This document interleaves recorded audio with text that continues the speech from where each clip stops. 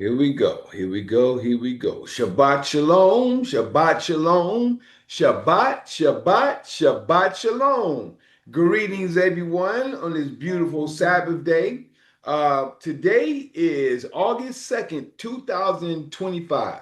This is August 2nd, 2025. Just want to say happy belated Earth Day, which is my brother King Malachi's Earth Day yesterday. His Earth Day is on the 1st.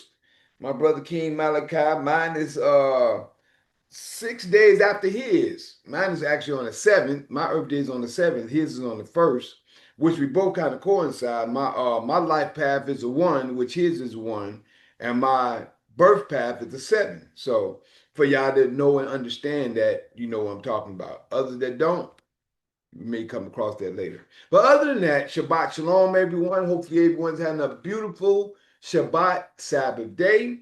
And today, just to let you know, I already know we're in the scriptures. We're going through Samuel, First Samuel. We're in chapter 15. And this, I'm calling today, this is going to be called Yah Rejects Saul.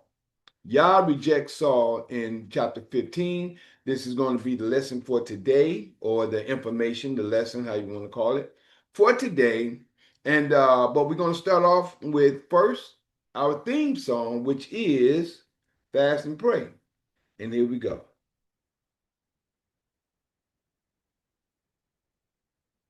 This is our theme song for today, which is our Sabbath song for this is Assembly of the Righteous. We're here every Sabbath day. The Assembly of the Righteous. Come on now. Say what? Say what now? This is what we need to do. Let's fast and pray. Fast and pray. Fast and pray. And this is the reason why I say let's fast and pray. And fast and pray. Let's go. Say what? Say what? So we need to do today. Let's fast and pray. Fast and Say pray. what? Fast and pray. Let's go. This is the reason why I say that. If you fast and if you pray, you'll hear from the Lord, the Bible saying. Just be real in your heart. You'll be off to a good start. Just be sure that you're sincere and the Lord will hear. First repent of all your deeds, good or bad. Take heed, fast and pray. Fast and pray. Fast and pray. This is what we need to do today. Let's fast and pray. Fast and pray. Fast and pray.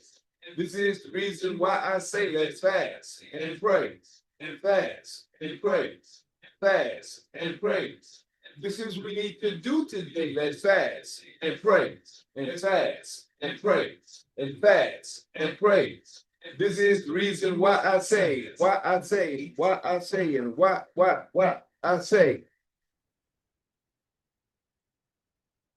Fast 1 day, 2 day, 3 day, 4, sometimes 5, maybe more. Some fast water, some fast bread. The best fast bar is dry instead. You must condition yourself, it's true. And this is one way you can do. First day, eat every 6 hours. Second day, eat every 12. Third day, don't eat at all. Fourth day, try to stall. Fifth day, try to make it through. Sixth day, drink a little juice. Seventh day, eat a little too. And within the week, you'll get the answer you want to see. It may not come the way you expect, but your answer you will get. And if you failed and couldn't make it in, fast and pray all over again. Fast and pray. Fast and pray. Fast and pray. This is what we need to do today. Let's fast and pray. Fast and pray. Fast and pray. This is the reason why I say let's fast and pray. And fast and pray. Fast and pray. This is what we need to do today. Let's fast and pray. And fast and pray. Fast and pray. This is the reason why I say it. Why I say it. Why I say it. And why I say it. This is another way you can do. Just as the first says I told you. Pray 6 a.m., 9 and 12, 3 p.m. and 6 oh well. 9 p.m. the prayer takes flight. 12 a.m. lay down all night. 6 a.m. wake up, my friend, and start the process all over again. Fast and pray. Fast and praise. Fast and praise. This is what we need to do today. Let's fast and praise. Fast and praise. Fast and praise. This is the reason why I say let's fast and praise and fast and praise. Fast and praise. This is what we need to do today. Let's fast and praise. Let's fast and praise. Fast and praise. This is the reason why I say and why I say and why I say and why I say. When you fast and when you pray, think about the Creator each day. Talk about your business, it's true. But keep your mind on the Lord. You must do in order to release from your sin. Repent and don't do it again. If something evil comes about, keep on fasting without doubt. Drink alkaline water of 9.5. Then your healing will arise. Imagine even your children, your life. Matter of fact, even your wife. Your time is the things we must do to prove that we're true. The Almighty will see you through. That's straight from me to you. Fast and praise. Fast and praise. Fast and praise. This is what we need to do today. Let's fast and praise. Fast and praise. Fast and praise. This is the reason why I say let's fast and praise. And fast and praise. Fast and praise. This is what we need to do today. Let's fast and praise. And fast and praise. Fast and praise. This is the reason why I say and why I say and why I say and why I say. All right, y'all. This is the time. We're going through the scriptures. 1 Samuel and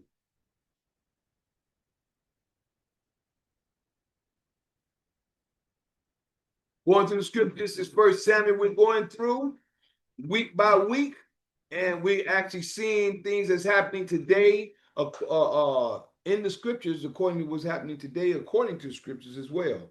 So right now, what we're getting ready to go into, we get ready to read the law. Exodus chapter 20, we're going to the law, and as we read the law, we also going to go into the understanding of the reason why we have prophets as well. I always read the law, and I also go into the point of the reason why we have prophets according to the voice of Yah and according to what was given from Yah through Moses. And this is what people fail to realize. A lot of people don't realize when the prophet spoke, that's the Creator speaking. They think it's just man speaking. That's the Creator speaking. There we go, right there. So what we get ready to do, we're going to take it now. We're going to go through the commandments. Then after the commandments, we're going to go through, or we're going to start at 1 Samuel chapter 15, which is, which like I say, today it's going to be called Yah Rejects Saul. That's the information of today. But we're getting ready to get started. Excuse me. Exodus chapter 20, verse 1 states, this is the 10 commandments. And Yah spake all these words, saying, I am Yah thy father, which have brought thee out of the land of Egypt, out of the house of bondage. First commandment, thou shalt have no other, I missed something. Got to pray first. Before we get started there, I always pray, then go through the commandments. Almost missing my prayer, shoot. Here we go. Blessed be thou, Father of the universe, that bring forth all living creatures forth from the earth. Blessed be thou, Father of Abraham, Isaac, and Jacob. Blessed be the Father of Israel. Blessed be the Father of 12 tribes of Israel. Thank you, Father, for all you've done, been doing, and plan to do. We ask you to keep giving us wisdom, knowledge, and understanding, life, health, and strength, food, shelter, and clothing. Let us be happy, healthy, wealthy, wise, and prosperous in all that we do. We ask you to keep leading and guiding us, that we can help lead and guide others in your knowledge, your word, your ruach, and your way. We ask you to keep your armor protection around us. Keep us from all danger, hurt, harm, and all things of the world. We ask you to keep us, help us in every way. Allow us to retain your knowledge and your word that we are reading, understanding, and growing in. Let us retain it to obtain it in our lives as we grow in our lives in this day and time. Let us help others in your word as we come to the knowledge and understanding of your word. We ask you to keep us in every way and help us in every way. Help us refuse the sin and keep the good. Let us help us in every way, and forgive us and our forefathers and our ancestors for sinning against you, your word, and your way. Lift the spirit of deep sleep from among us, and help us in every way that we may retain and do your word in all ways. We thank you for another beautiful day, and we also ask you to help us in every way, whether it's physical, mental, emotional, financial, or spiritual. And in all these things we pray. Hallelujah. Hallelujah. Hallelujah. Thank you, Father. Praise you, Almighty. Excuse me. Now, all right, let's go ahead and get this together real quick. And also, let's sit this right here. Now, we'll go through the commandments. Just have to make the prayer. Have to get the prayer so the Father will be with us. Prayer is a form of meditation out loud. Meditation is when you're actually meditating and praying in the spirit or quietly within your mind. That's two forms of prayer. A lot of people don't look at it like that. That's what prayer really is. And meditation. Out loud and in quiet. Now we're going through the commandments. The commandments, we're starting at Exodus chapter 20, verse 1. And Yah spake all these words, saying, I am Yah thy father, which have brought thee out of the land of Egypt, out of the house of bondage. First commandment. Thou shalt have no other deities which are gods before me. Second commandment. Thou shalt not make unto thee any graven image or any likeness of anything that is in heaven above, or that is in the earth beneath, or that is in the water under the earth. Thou shalt not bow down thyself to them, nor serve them. For I, Yah thy father, am a jealous father, visiting the iniquity of the fathers upon the children, visiting the iniquities upon the parents, upon the children, unto the third Greek and fourth Roman generation of them that hate me, and showing mercy, which is grace, excuse me, unto thousands of them that love me and keep my commandments. You keep your commandment, you keep the commandment, you love him by keeping the commandments. Verse 7. Thou shalt not take the name, which is the law of Yah thy father, in vain, for Yah will not hold him guiltless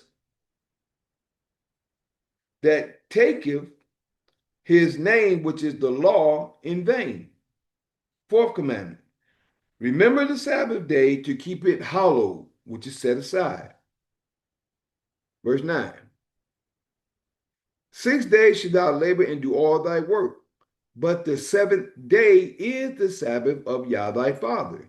In it thou shalt not do any work, thou, nor thy son, nor thy daughter, thy manservant, nor thy maidservant, nor thy cattle, nor thy stranger that is within thy gates. For in 6 days Yah made heaven and earth, the sea, and all that in them is, and rested the seventh day. Wherefore Yah blessed the Sabbath day and hallowed it. Verse fifth commandment. Honor thy father and thy mother, which are the elders, that thy days may be long upon the land which Yah thy father giveth thee. Sixth commandment. Thou shalt not murder. It says thou shalt not kill, but sometimes you may have to kill for a purpose, but murdering is taking life without a cause. All right? Just want to share that. Seventh commandment. Thou shalt not commit adultery. Adultery is when you laying with someone else's woman. A woman is a man's wife. And we shared that. And when you look it up, you'll understand that. A woman is a man's wife. thou shalt not commit adultery. So if a man laying down with another man's woman, you commit adultery because that's that man's wife. No matter how many women that he may have, that's that man's wife. And a woman that is that belongs to a man, you committed adultery when you lay down with another man if you haven't had your bill or paperwork of a divorcement. And that's whether if you went to the system or if you're with the man himself and he haven't given you a bill or a paper of divorcement, that means that you are still belonging to that man. All right. Eighth commandment, thou shalt not steal, which is take from another. We all know what that means in many different ways. Ninth commandment, thou shalt not bear false witness against thy neighbor, as I always share. Your prosecutors, which are persecutors, your prosecutors, your lawyers, and your attorneys break this commandment daily. Thou shalt not bear false witness against thy neighbor. This is what they do because they wasn't there on the scene when it happened. Only ones on the scene should be the ones speaking, and then the other ones as witnesses. And the false witnesses are those who are lying for the one, their friend or whoever it is they may be. Last commandment, before we go into the reason of prophets, verse 17 and the 10th commandment, thou shalt not covet thy neighbor's house, which is want. Thou shalt not covet, which is want thy neighbor's wife, nor his manservant, nor his maidservant, nor his ox, nor his ass, nor anything that is thy neighbor's. Praise Almighty Yah for his law that he's spoken to all the children of Israel in the wilderness. And right here we have the people's fear, starting at verse 18. And all the people saw the thunderings and the lightnings and the noise of the trumpet and the mountain smoking. And when the people saw it, they removed and stood afar off. Like I always say, if you were in the house and it's thundering and lightning outside, you cut the lights off and you sit back, get in the corner, or go to the bedroom or what have you, because a lot of people in the elk back in the day, they used to say the Lord speaking or Yah is speaking. So we have to understand and understand the difference when it says, and all the people saw the thunderings and the lightnings and the noise of the trumpet and the mountain smoking. And when the people saw it, they removed and stood afar off. 19 is your key verse. And they said unto Moses, speak thou with us, and we will hear. But let not Yah speak with us, lest we die. The people said that. Now, what did Moses say? And Moses said unto the people, fear not, for Yah is come to prove you. And what does the scripture say, or what does it say in the New Testament? It says, prove all things. Moses said unto the people, fear not, for Yah is come to prove you, that his fear may be before your faces, that you sin not. And the people stood afar off, and Moses drew near unto the thick darkness where Yah was. That means Moses went into the mountain at that point in time to receive the commandments from Yah, right? So from there, we move over to Deuteronomy chapter 18. This is the conclusion of the reason why we have prophets. And right after Yah spoke the commandments to Moses, this is the conclusion to that right here in Deuteronomy 18. And you're going to see same words written and spoken. What will happen right after Yah spoke the commandments in Deuteronomy 20, verse 1 through 17, verse 18 through 21. This is the conclusion to that. And it says a promised prophet. Deuteronomy 18, verse 15 says, and Yah thy father will raise up unto thee a prophet from the midst of thee, of thy brethren, right? Get knowledge, get wisdom, get knowledge, but in all thy getting, get an understanding. Why? Because understanding will keep thee. Of thy brethren, like unto me, unto Moses. Unto him ye shall hearken. Why is he like Moses? Because the Creator spoke to Moses to give you what he said. No different than when the Creator spoke to all the prophets to give you what he said, not man, but the Creator himself. All right. Verse 16, according to all that thou desirest of Yah, thy father in Horeb in the day of the assembly, saying, this is the key, in the day of the assembly, what was said. They said the same thing here, what was said in 20, verse 19. It says, let me not hear again the voice of Yah my father, neither let me see this great fire anymore, that I die not. Precept upon precept, here a little, there a little. This is the precept that was said in chapter 20. And verse 17 states what? And Yah said unto me, who spoke? The Creator. And Yah said unto me, they have well spoken that which they have spoken. I, the Creator, will raise them up a prophet. And I like to say a prophet in its time, because he rose many prophets up in the time that they arose, when the Creator gave them the ability to prophesy for him, to be his ambassadors, to speak for him. Now, verse 18 again. I will raise them up a prophet from among their brethren, like unto thee, and will put my words in his mouth, and he shall speak unto them all that I shall command him. Now, this is where Christianity took this, and I say Christianity, the ones who preach Christianity, took this verse and placed it, said, well, they talk about the New Testament. This is Jesus, Yeshua, and Emmanuel to come. This is who it's talking about. That's the no, it ain't. You're deceived. This is talking about all the prophets that he put his words into. If you don't believe me, you'll find it within the next 3 verses and have understanding to that.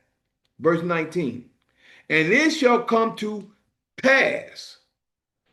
It shall come to pass that whosoever, not what man that came, but whosoever will not hearken unto my words, which he, that prophet, shall speak in my name. Every time you saw the prophet spoke, they always spoke, thus saith Yah. Thus saith the Lord speaketh. Yah said this and that. They said that was it. That's the Father's name. His name is the law. The law is his name. That's how you speak in his name. And from the voice of Yah that he spoke through the prophet to tell you what's to come. Which he shall speak in my name, I will require it of him. Verse 20. But the prophet which shall presume to speak a word in my name, which I have not commanded him to speak, and I shared that with you in the difference of a prophet. Y'all need to go and check that full video out. You'll have a better understanding of when the prophet spoke compared to when a man spoke, or what they put in the man's mouth to speak, or in that so-called prophet's mouth to speak. What man put in the words there for him to speak. Which I have not commanded him to speak, or that shall speak in my, in the name of other gods. What other gods are there today? Jesus is the main God of today. Yeshua is the main God of today. Prophet Muhammad is the main God of today, as well as the Emmanuel that they made to put the name there is the main God of today. And also Buddha and any other name of blasphemy that they use in the place of the Creator, which is his law and his word. Even that prophet shall die. 21. And if thou say in thine heart, if you say in your heart, how shall we know the word which Yah have not spoken? When a prophet speaketh in the name of Yah, when a prophet speak in the Creator's name, not, well, I say unto you. When I say, he's speaking in his own words. That's his words. When they say, thus saith Yah, it's a different story. When a prophet speak in the name of Yah, if the thing follow not, nor come to pass, That is the thing which Yah has not spoken, but the prophet has spoken it presumptuously. Thou should not be afraid of him, whoever that person, prophet may be. Don't be afraid of them. But a lot of them takes Yah's word and stole his word and made it for themselves. And I shared that last week in Isaiah chapter 45, verse 23, I think it is. When he says, every knee shall bow and every tongue shall confess. A lot of people say that's to Jesus, but the critics say that's unto him. They stole his word and put it in there for Jesus, Yahshua, Prophet Muhammad, and all the rest of them. Isaiah 45, I believe that's 23. Go check it for yourself. But other than that, we get ready to start in chapter 15. Saul's asked to destroy Amalek. But the name of the whole session of today is Yah rejects Saul. That's where we at today. That's the name of this lesson that we're saying, but we're in chapter 15. My heading right here is Saul asked to destroy Amalek. Saul asked to destroy Amalek. Now, verse 1. Let's get started. We're getting busy. Samuel also said unto Saul, Yah also. Okay, there's something that was said here because there also. So something happened before this situation. So there's things going on up here in chapter 14, continually going on. Because we find out chapter 14 is the actual 13, chapter 13. Now, just to give you an understanding and a synopsis, 13 gave you a conclusion of what 14 and I believe 15 is about. Matter of fact, 13, yep,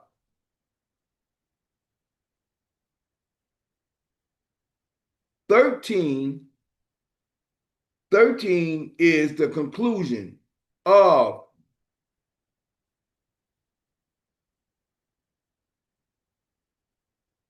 yep, 13 is the conclusion of 14 and I believe 15. 13 is the conclusion. It gave you a synopsis, shall I say, of 14 and 15. So let's see what happens here. Samuel also said unto Saul, Yah sent me to anoint thee to be king over thee. Okay.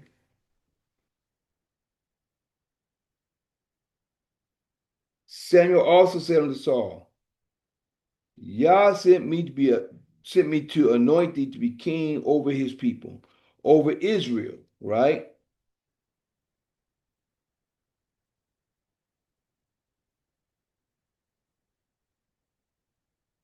All right. Now, therefore, hearken thou unto the voice of the words of Yah. Okay. See that? Now, therefore, hearken thou therefore, hearken thou unto the voice of. You see what he said, don't you? See who talking? Remember, I just got to sharing with you. We just come out of it. Who said those that spoke in the name of Yah? Everybody, the Christian world, and I don't care if you call yourself a Hebrew Israelite or whatever, you're still a Christian.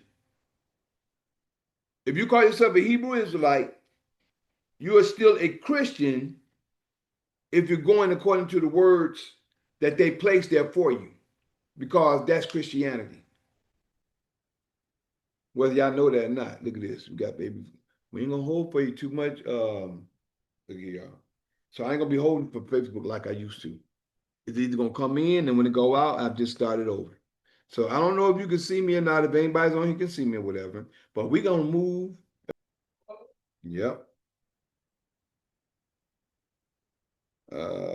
Let's see. Hold on. Where we at over here? Trying to pull you in.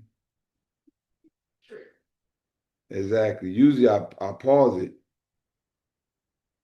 but now I see they can do it through the phone as well.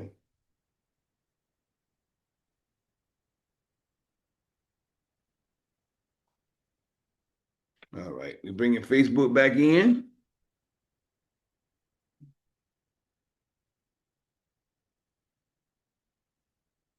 And here we go. So now we back. Now you understand why I don't allow just anybody to come in. That one slipped me because that was by an iPhone, but it ain't gonna happen no more. So other than that, we're back again. Now I'm going to start back again. This is Saul asked to destroy Amalek. This is where we at. So again, as we can see, Samuel also said unto Saul, Yah sent me to anoint thee to be king over his people, over Israel, right? Now, therefore, hearken thou unto the voice of the words of Yah. Listen to what's being said. Now, therefore, hearken, hearken thou unto the voice. This is the Creator talking through Samuel to the people or whoever he's talking to. This happened with all the prophets. Everybody once we understand, all the prophets was done this exact same way. The Father spoke through the prophet spoke to the people. This is the voice of Yah and not the voice of man. Once we understand that, Robert Craig, I guarantee, he says always an Edomite, I guarantee. It probably is, bro. And good to see you. I'm glad to see you, Robert. But it probably was the Edomite, whoever it was. It was a demonic spirit.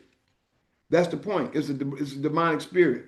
And the fact that I'm getting on this today, in particular, is a disruptive demonic spirit. Yeah, we did talk about that, didn't we, baby? So again, one more time, as we move on, since we're past that little so-called intrusion, we're still at the beginning of 1 Samuel chapter 15. It says, Saul asked to destroy Amalek. Here we go. Samuel also said unto Saul, Yah sent me to anoint thee to be king over his people, over Israel.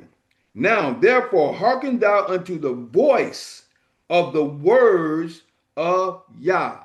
The voice of the words of Yah. Thus saith Yah. You see that? The prophet that speak in my name. Thus saith Yah of hosts. I remember that which Amalek did to Israel. You see that? I remember that which Amalek did to Israel, how he laid wait for him in the way when he came up from Egypt. You see this? This right here is the Creator talking about this is the beginning of the reason why. Not the beginning of the reason, the beginning is in Numbers. When they set up Balaam to curse him, but that's when the ass spoke. When the ass spoke to him. But the first key to this, I'm just going to give y'all a synopsis. Maybe y'all can go check the story out. When the Creator was talking with Balak, he sent messengers or people to come and teach to Balaam. He asked Balaam to curse Israel. Hadn't done nothing. Israel just coming through. But he wanted to, which is the king. He was the king of, I believe, the Amalek at that time, I believe. He sent Balak to come, Balaam to come and curse Israel. I think he sent messengers twice, and he said he couldn't do it. So I think the last time he sent messengers, from my recollection, from my remembrance, he sent them to come to ask him to do it again. And he told me, he said, if he give me half or all his house or whatever, I still can't go beyond the word of Yah, of the Lord, of Yah, right? So the men came. So the Creator talked to Balaam. This is in Numbers chapter, I believe, 22. Y'all can check the story out. So, and a lot of people miss this. I seen this way back in the place that I was being learned at. They didn't even see it at the time, but I saw it because of the conversation that they was having. But I saw it because I was reading and studying. And how I understood was this. When the Creator told Balaam, if the men come to call, that means if they come to you in the morning, because they're going to sleep, they're going to bed, they're going to sleep. He said, if the Creator told Balaam, if the man come to call, matter of fact, let me read it for you real quick. I like to give facts when I'm doing what I'm doing. And this is the reason why. So I'm not getting off the subject. I'm telling you facts. But this is the reason why the situation happened.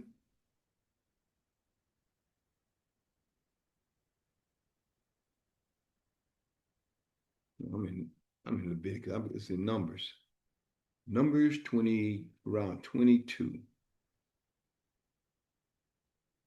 Balak, Balak sends for Balaam, right? You start in 22. But the key to the story,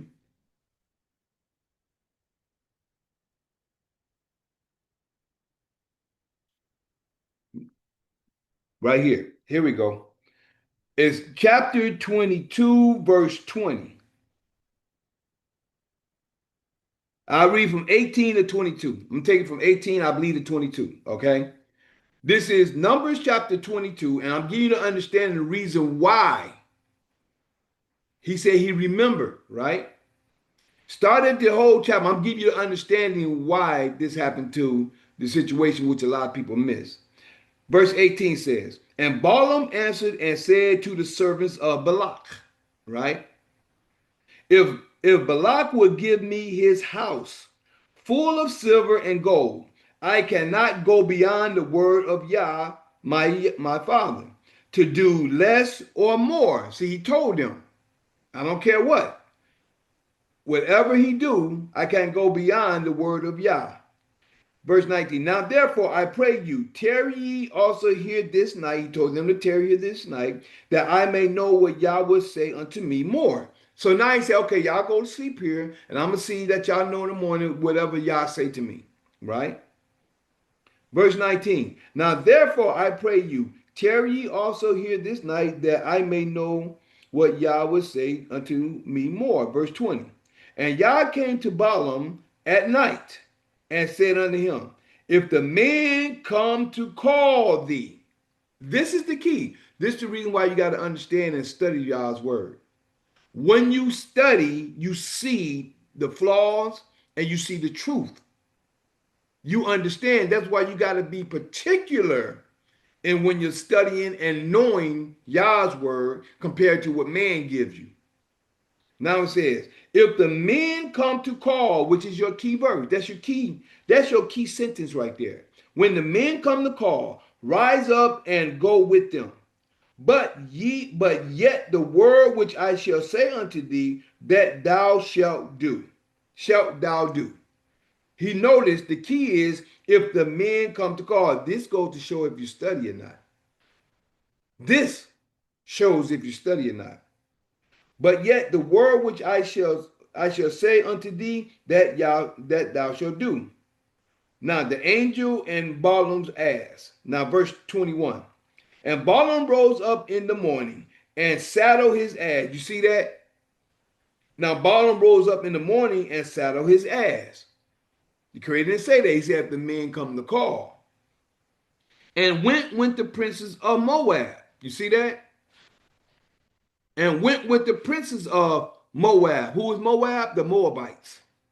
You'll notice it's in chapter 20, Deuteronomy chapter 23, the first, I think right after the first 2 or 3 verses, it talks about, I'm going to give you that as well. I like to give facts and the reason why to have understanding. I have to do this to give you understanding according to the word. So I have to take into history and the word of Yah to have understanding of certain things. So now, you have to understand that Moab is the Moabites.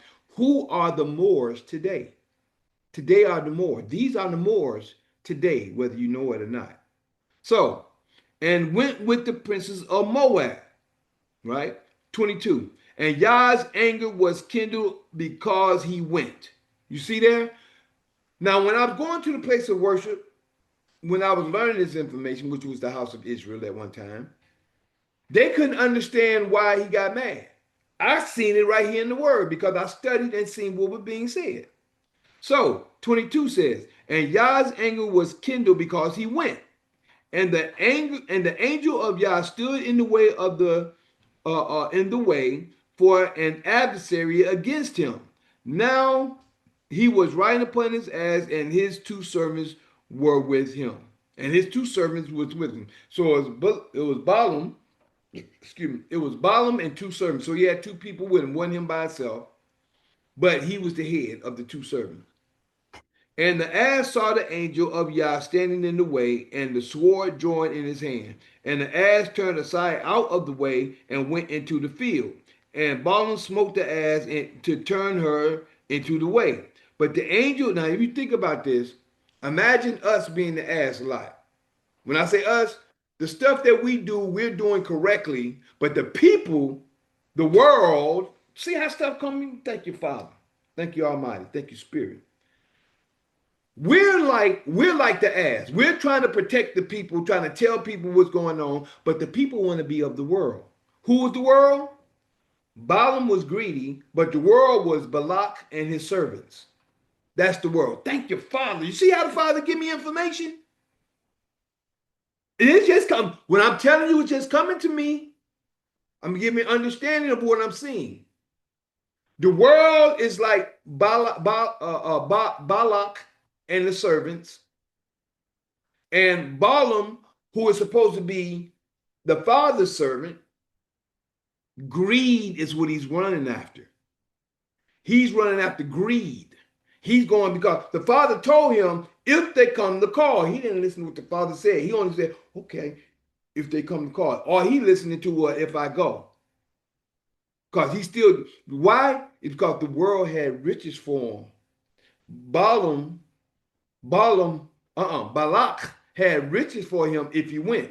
But the father said, if the men come to call, if is the key. They never came to him and said, well, what did the Creator say? They never went to go find out what he said or not. He just got up in the morning, sell his ass, and said, okay, I'm going to go with them. They never came to him to find out because they already knew Balak sent men first 2 times, once or twice, and he sent them back. And he told them the exact same thing. But he told the men, go lay down here this night, and I'll tell you in the morning. The men didn't even want to wait. Well, we know what he's going to say. We got to go. Let's go. That was already in their mind. They didn't want to waste no time. But he said, I'm going to get up. I'm going to go because Father answered me and said that if they come to call. But he didn't understand if. Every word, every jot, every tittle of Yah is true. This is what people don't understand. And this is the reason why the world has been deceived right now because they don't study. And that's the problem. People look at me like I'm wrong. I'm the ass. Look at me. You see that? I'm the ass, though. No, I'm trying to help you. But y'all look at me like I'm wrong. I'm the ass trying to help the people, but I'm getting beat down. Oh, you don't know what he's talking about. This and that, laughing and pointing. And they don't know what they talking about. This goes to show how off everybody really is. See, the ass see the Father. I see the Father. He's seen the angel, which is the representative of the Father. I see the Father's word. I'm studying the Father's word. The ass see the angel. He see what's coming. He see danger. Warning comes before destruction. The ass seen the warning, and he tried to get out the way. No, man, come on, we're gonna go do this, we're gonna do. No, that's greed talking, and he's still of the world in his way because he's greed. See, me and my wife, we don't run after money. And that's what's wrong with a lot of these people today. With this Bitcoin and all this other stuff. People is running after money. Mammon. And I'm telling you, I'm just giving you the message right now. Y'all don't understand when this message comes through. A lot of time when you're reading the word, you have to understand when the Spirit gives you something to understand, it's giving you something to see and be understood by according to the word and according to today's time. That's really why when I'm speaking, I'm not speaking according to what I'm saying. I'm showing you according to what the word's saying in today's time and according to what's being said at this point in time. And if you can't get it, your spiritual eyes isn't open. And I'm giving it to you in layman's terms. Thank you, Father, for allowing me to be your vessel. Love you. So, and we say it turned out way, but the angel of Yah stood in the path of the vineyards as vineyard, a wall being on this side and a wall on that side. 25. This is still Numbers 22 for the moment. And when the ass saw the angel of Yah she thrust herself into the wall and crushed Balaam's foot. Because she was scared. Yeah. She was scared. And crushed Balaam's foot against the wall. And he smote her again. Well, you better go. And that's the problem that we as Yah's followers today.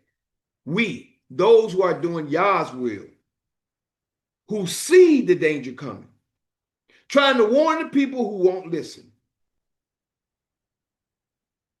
26. And the angel of Yah went further and stood in the narrow place where was no way to turn, either to the right or to the left. I mean, not nine. You stuck. You stuck in the hard, like say a hard place. You stuck between a rock and how do I say a rock and a hard place, whatever. 27. And when the ass saw the angel of Yah, she fell down under Balaam. She fell down. Balaam's anger was kindled and smote the ass with the staff. See that? Now he popped him. That's what goes on with us.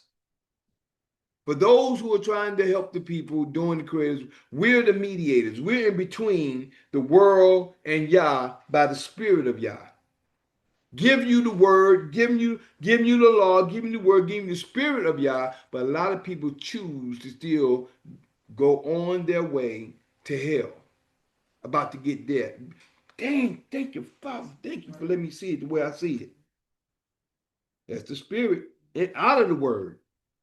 And Yah opened the mouth of the ass, and she said unto Balaam, what have I done unto thee? What have I done unto thee?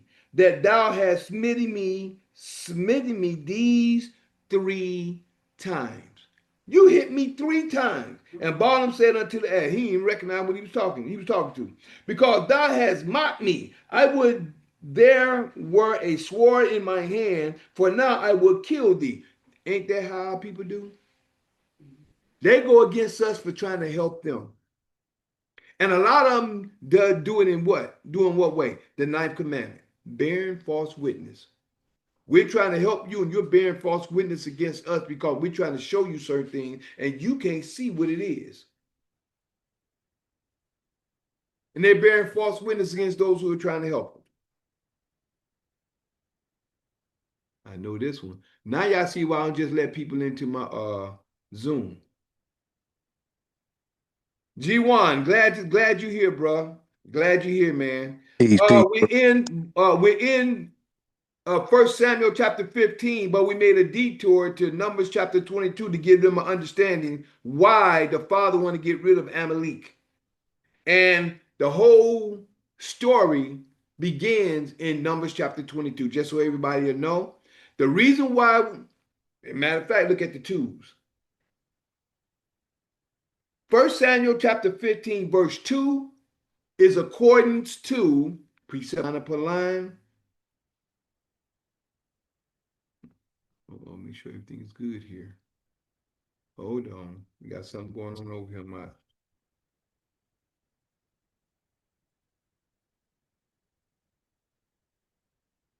Hold on, let me send a report. Oh, okay.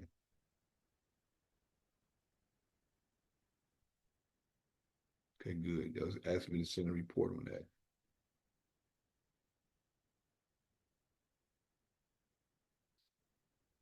I look like I'm stuck over here. Hold on, buffering now over here on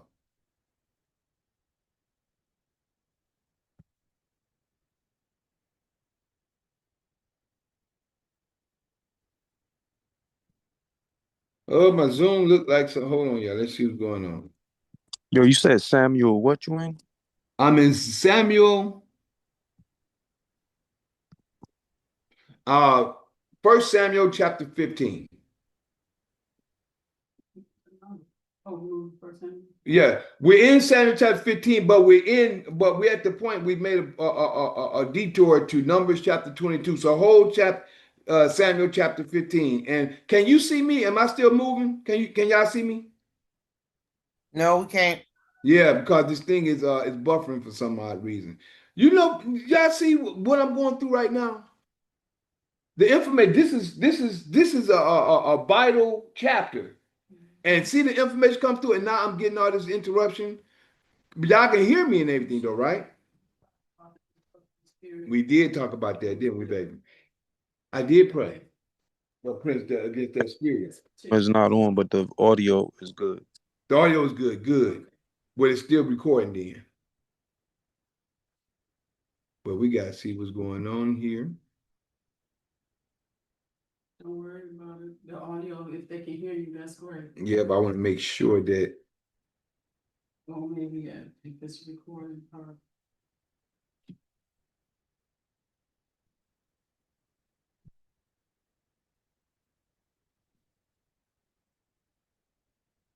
Well, long recording, long audio on.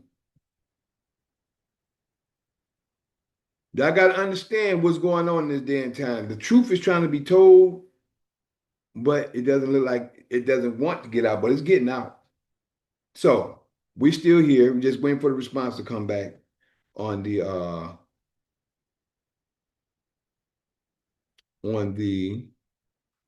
there we go. On the Zoom. But other than that, let's keep it moving. Verse 30. And the ass said unto Balaam, am not I thine ass, upon which what thou hast ridden ever since I was thine unto this day, until I was yours unto this day? Was I ever one to so unto thee? And he said, nay. I mean, like, I would never want to do this to you. And he said, nay, no, you wouldn't want to do that. Then Yah opened the eyes of Balaam, and he saw the angel of Yah standing in the way, and his word drawn, and his sword drawn in his hand, and he bowed down his head and fell flat on his face. That's when Balaam bowed down, fell on his face. He seen where he was wrong. And the angel of Yah said unto him, wherefore hast thou smitten thine ass these 3 times? See, the ass is of, like I said, it's like us. Why you smitten your ass? Why you hitting him? And that's like the Holy Spirit, which is the ambassador of Yah, speaking directly to Balaam. Because the ass was the mediator, because he was one trying to protect him. And the angel of Yah said unto him, wherefore hast thou smitten thine ass these 3 times? Behold, there we go. We back on. Good. Can y'all see me now? Hello? Erica, Yeah. Jawan? Yeah, Yes. We can Okay, see good. you. We back on. Good. Verse 32. And the angel of Yah said unto him, wherefore hast thou smitten thine ass these 3 times? Behold, I went out to withstand thee, because thy way was perverse before me. See, that's the angel speaking in the name of Yah. A lot of people are like, well, that was Yah there. That was Yah. The angel and anybody who, even the prophets, actually Israel themselves, are ambassadors to the Creator. A lot of people don't realize that. We are ambassadors. An ambassador is someone who comes in the name of the Creator. No different, like I always say. When the president sends a vice president or whoever he sends in his name or with a message, they're coming in the name of that president. It's just like the president was there. So people have to have an understanding. The Father has never shown himself physically. The closest that you could say he showed himself physically was to Moses, was his hinder part. Because no man can see Yah's face and live. That's the closest any individual, any being, human being that is, came the closest to seeing Yah.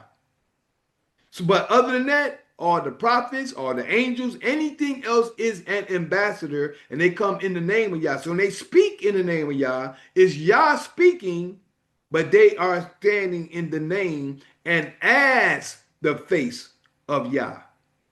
Now, I'm going to throw something in there real quick with that. No different than this system stands in, or shall I say, in the executive office as you. You are the only one who can stand in the executive's office, but the system stand as you in your office of executive. I just want to throw that in there for those who have knowledge. But behold, I went out to withstand thee because thy way is perverse before me. 33 in this last verse at the moment. And the ass saw me and turned from me these 3 times, unless she had turned from me. Surely now also I had slain thee and saved her alive. You see that? But you see that? See the ass, like I said, like I'm the ass, and many other people of Yah. I would have slain you, but I'd save her alive. No different than the ass was a watchman. The ass was a watchman for Balaam. Balaam couldn't see what was coming. But the Creator said, I set you a watchman, which is the prophets, to tell you what's going to happen. If you listen, you saved your own life. If you don't listen, you won't die in your sin, but the prophet has saved his life because he warned you. No different than the ass. No different than all the people of Yah trying to help the people. Now let's get back over here. And also another point of view.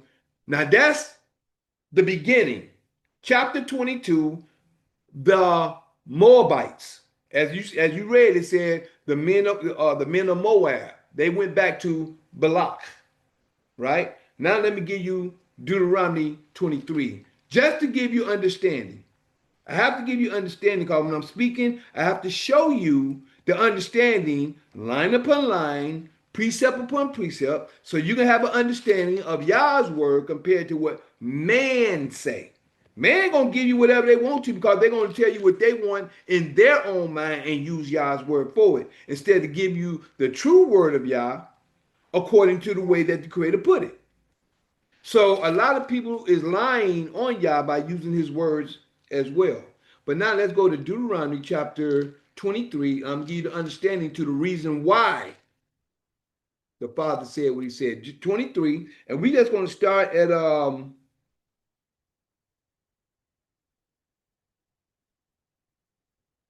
verse 3.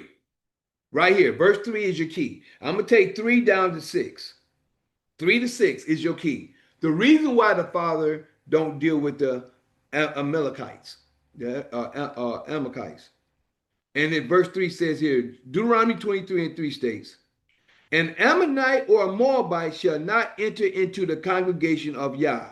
Even to their 10th generation shall they not enter into the congregation of Yah forever.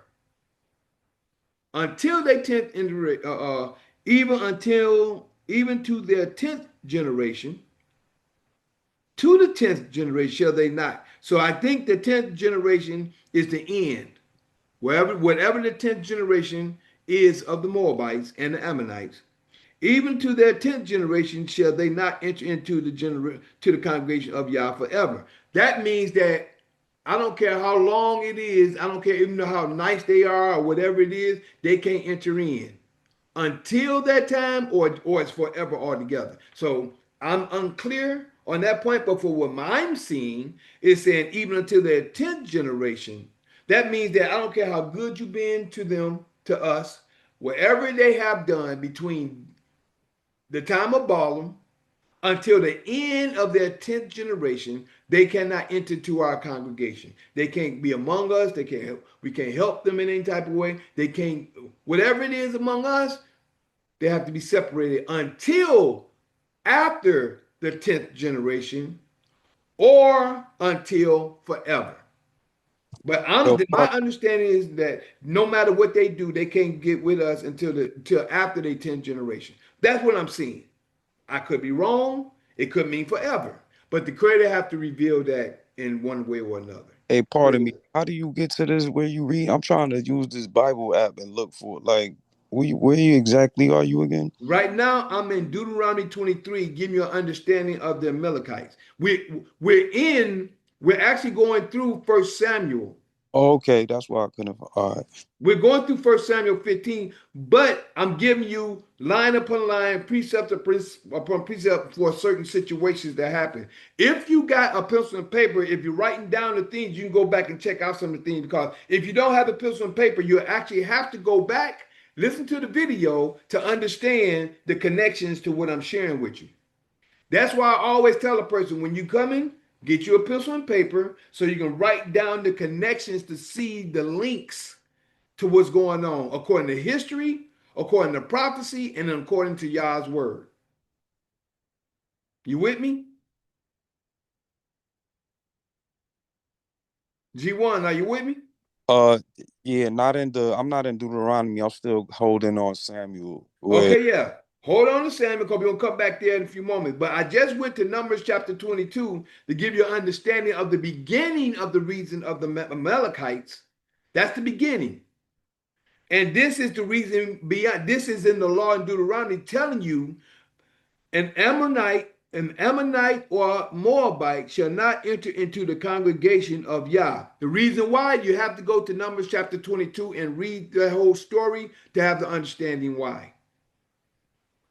An Ammonite or Moabite shall not enter into the congregation of Yah, even to their 10th generation shall they not enter into the congregation of Yah forever. For, because, here we go. See, there's always a cause and effect. And this is the reason why. Because they met you not with bread and with water in the way, when ye came forth out of Egypt. See, the Creator don't forget nothing. And he don't allow nothing to pass. And what is this? When you came out of Egypt. And, see, there's an and there. And because they hired against the Balaam. Remember I just told you about Balaam? The one who went after when the Creator told him, he said, if the men come to call. But he didn't wait for the men to come to call. He got up and left. He jumped on his she-ass and she went. And he went to follow after the two men for what? Because greed. And it actually talks about that in Jude as well. Because of greed. He was greedy. He wanted the money. Even though it was riches and stuff like that, he still told him no matter what happened, whatever the Father say, whether good or bad, that's what I'm going to speak. But it was him.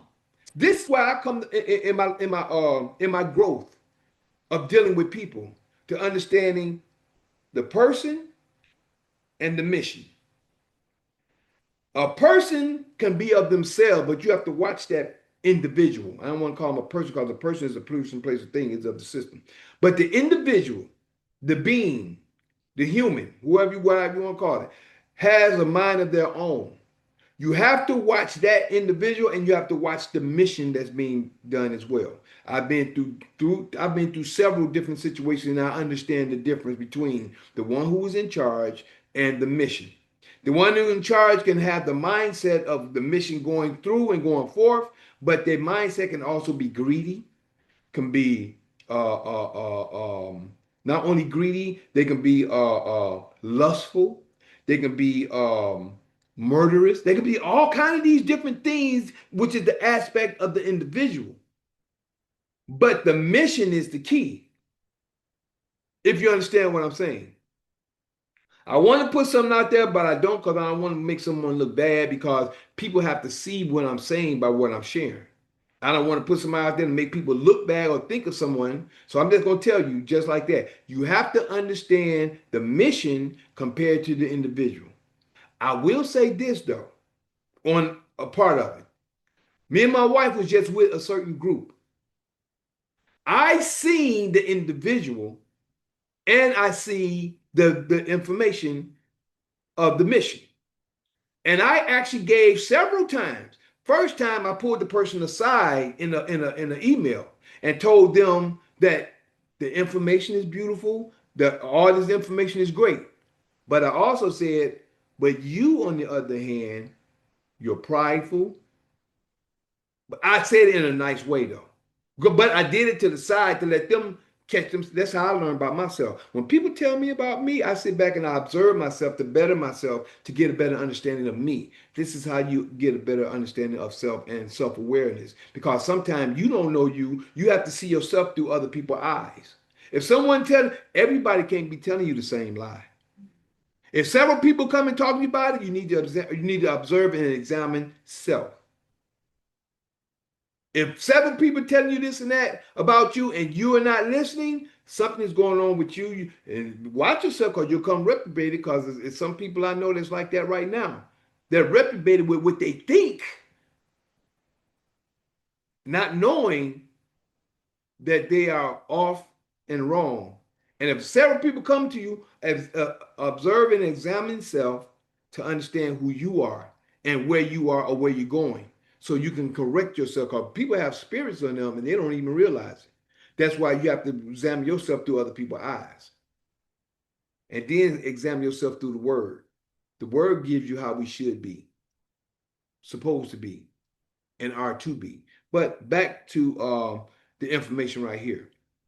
It says, because they met you not with bread and water. This is verse 4. This is Deuteronomy 23. Now we're in 4. Because they met you not with bread and with water in the way. When ye came forth out of Egypt, they didn't meet you in that way. And this is another.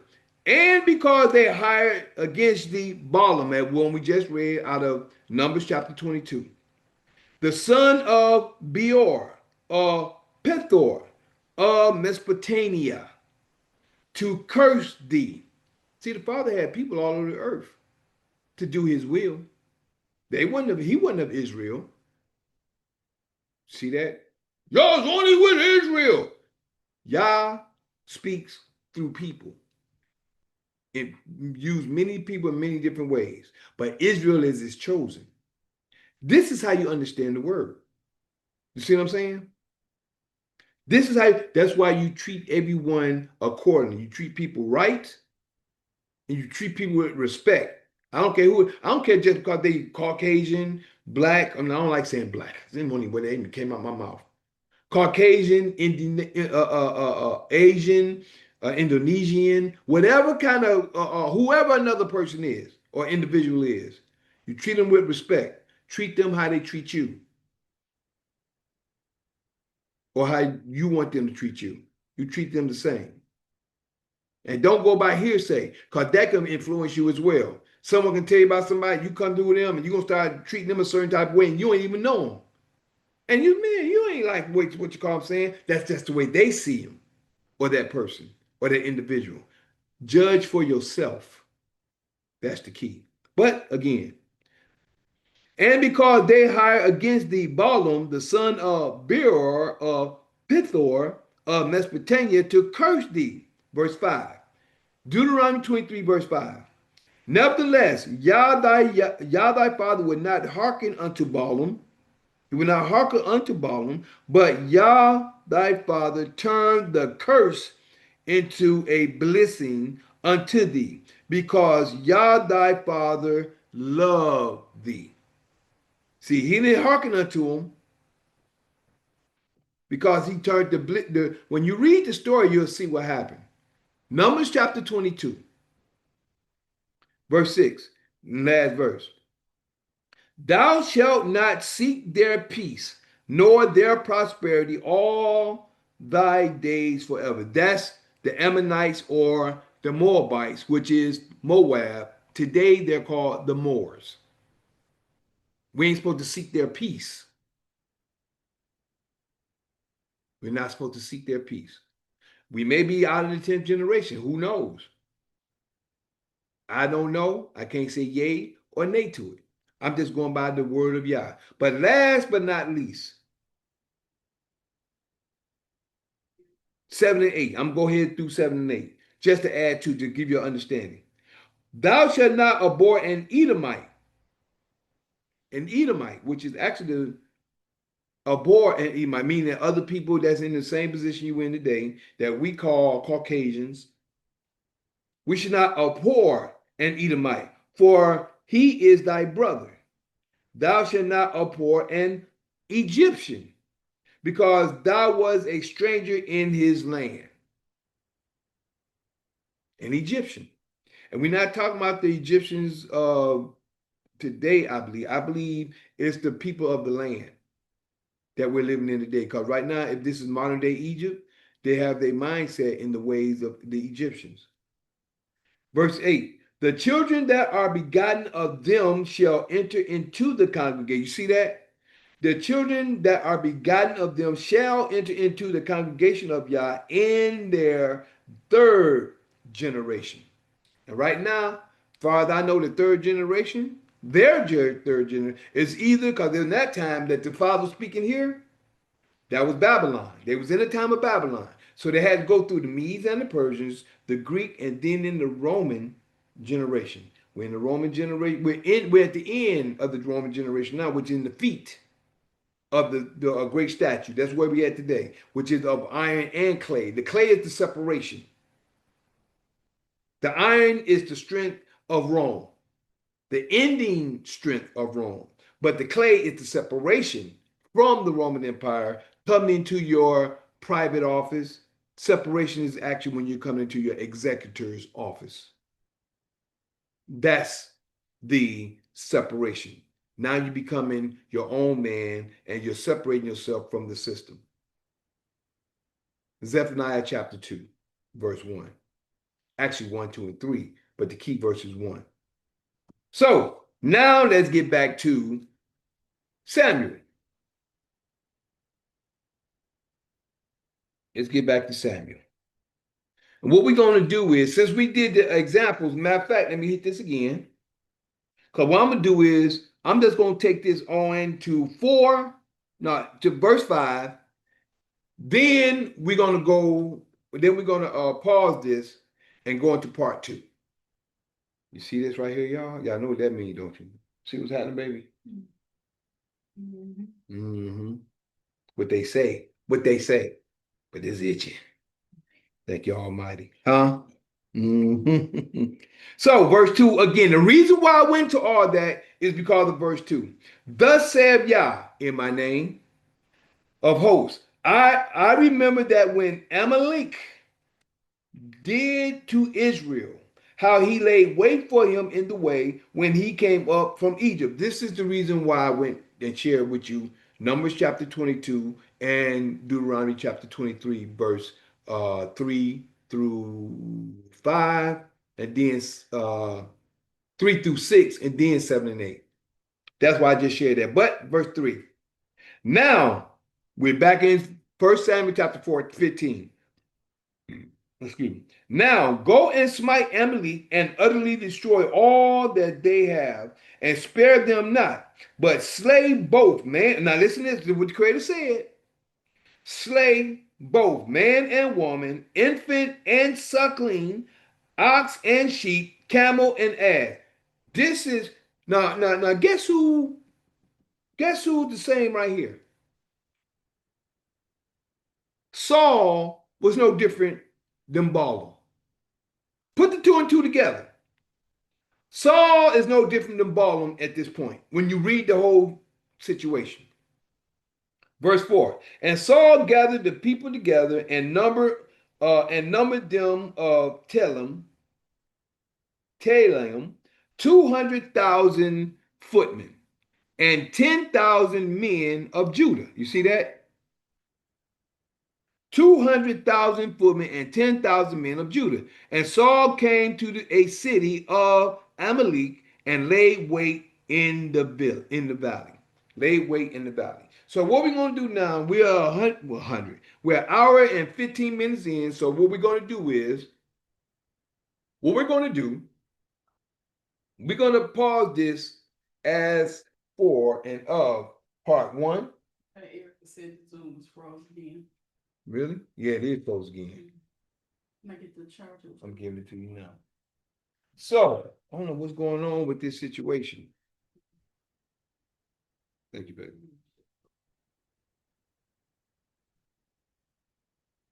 What we're going to do,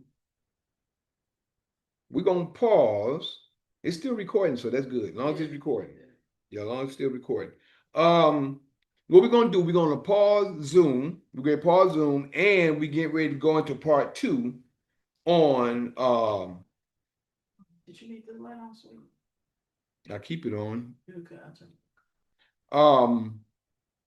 We're gonna pause Zoom, and we're gonna go to part 2 of which is as we're calling this today,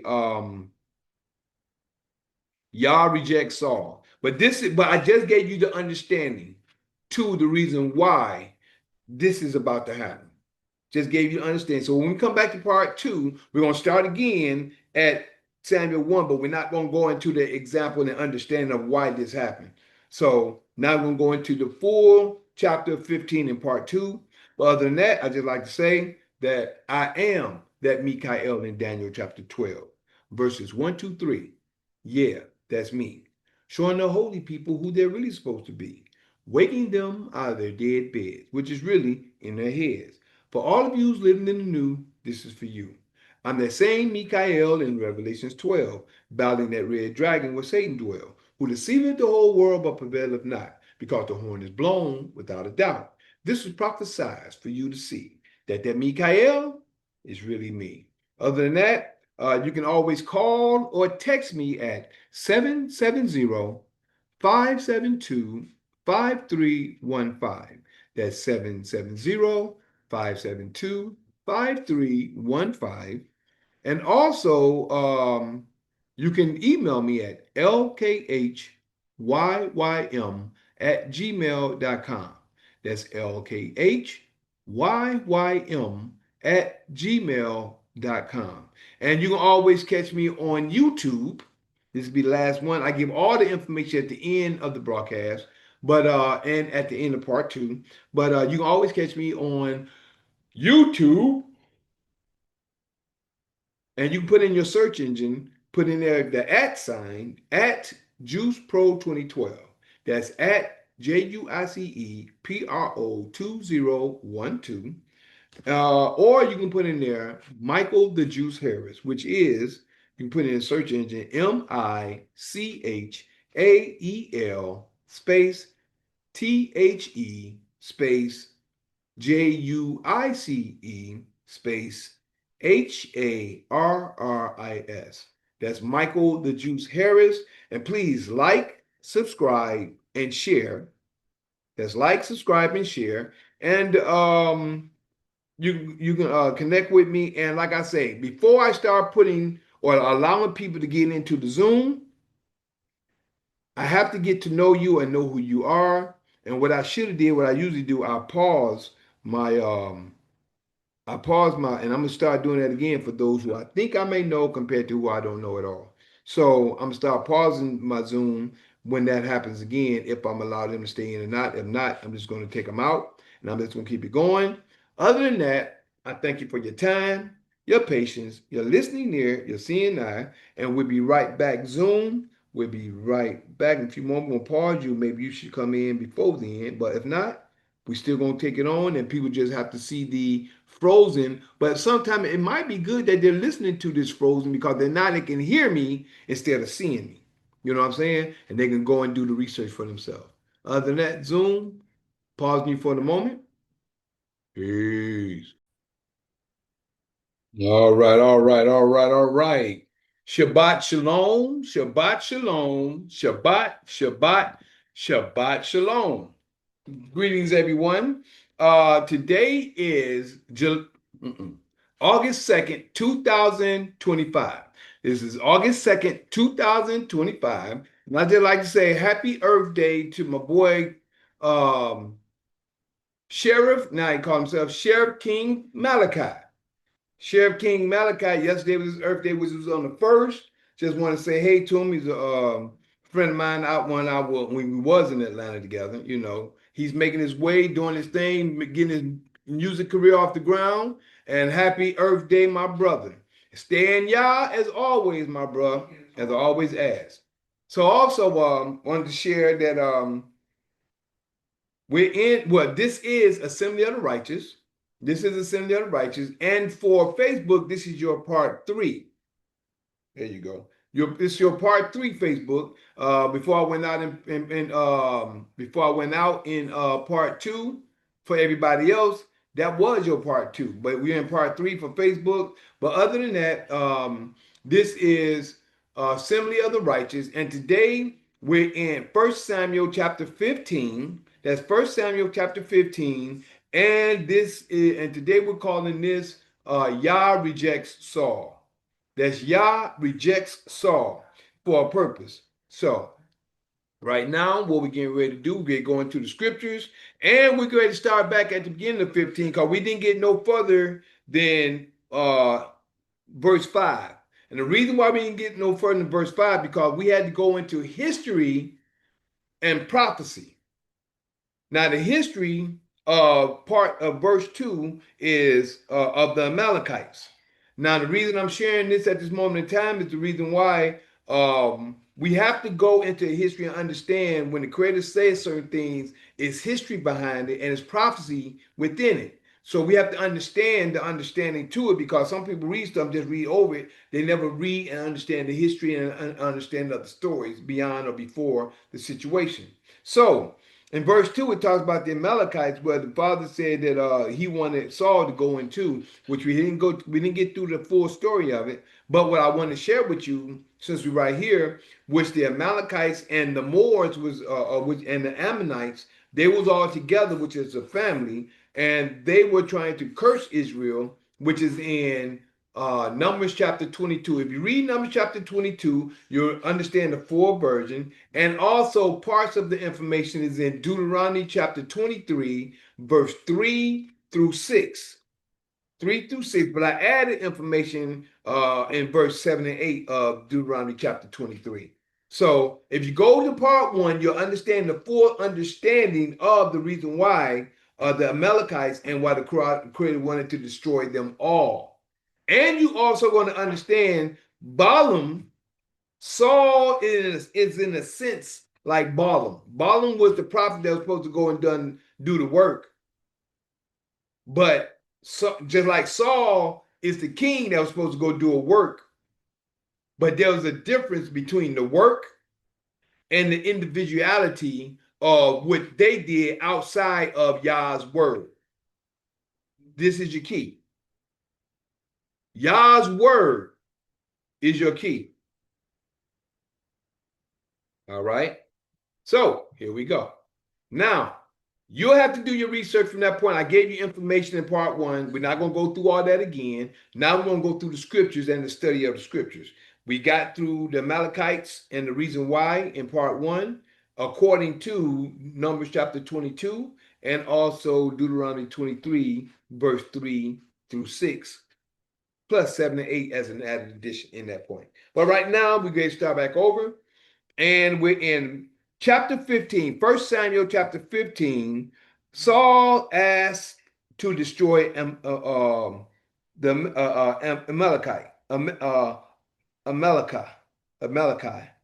which is this whole concept is Yah rejects Saul. But here we go. Samuel 15, 1 Samuel 15 and 1. Samuel also said unto Saul, Yah sent me to anoint thee to be king over his people, over Israel. Right? Now, therefore, hearken thou unto the voice of the words of Yah. Also wanted to share with you these, I believe 15, because we haven't got through it yet, but also Samuel 14 is both the stories of chapter 13. 13 is a synopsis, a small portion of what we read in 14 and I believe 15 as well. So when you read 13 and then you go on, if people just read, you don't get an understanding. But the more you read, you understand what's being said. And you understand the synopsis of the story compared to the full story. So going into the story now again. Samuel said unto Saul, Yah sent me to anoint thee to be king over his people, over Israel. Now, therefore, hearken thou unto the voice of the words of Yah. Therefore, thus, verse 2, thus saith Yah of hosts, thus saith Yah of hosts, in my name, I remember that which Amalekah did unto Israel, how he laid wait for him in the way when he came up from Egypt. When we came up, you see, he said he as a nation. See what I'm saying? That's what I try to get people to understand. Something they look at it as plural, but it's talking singular. Israel is that he. Israel is the he. Israel is the he.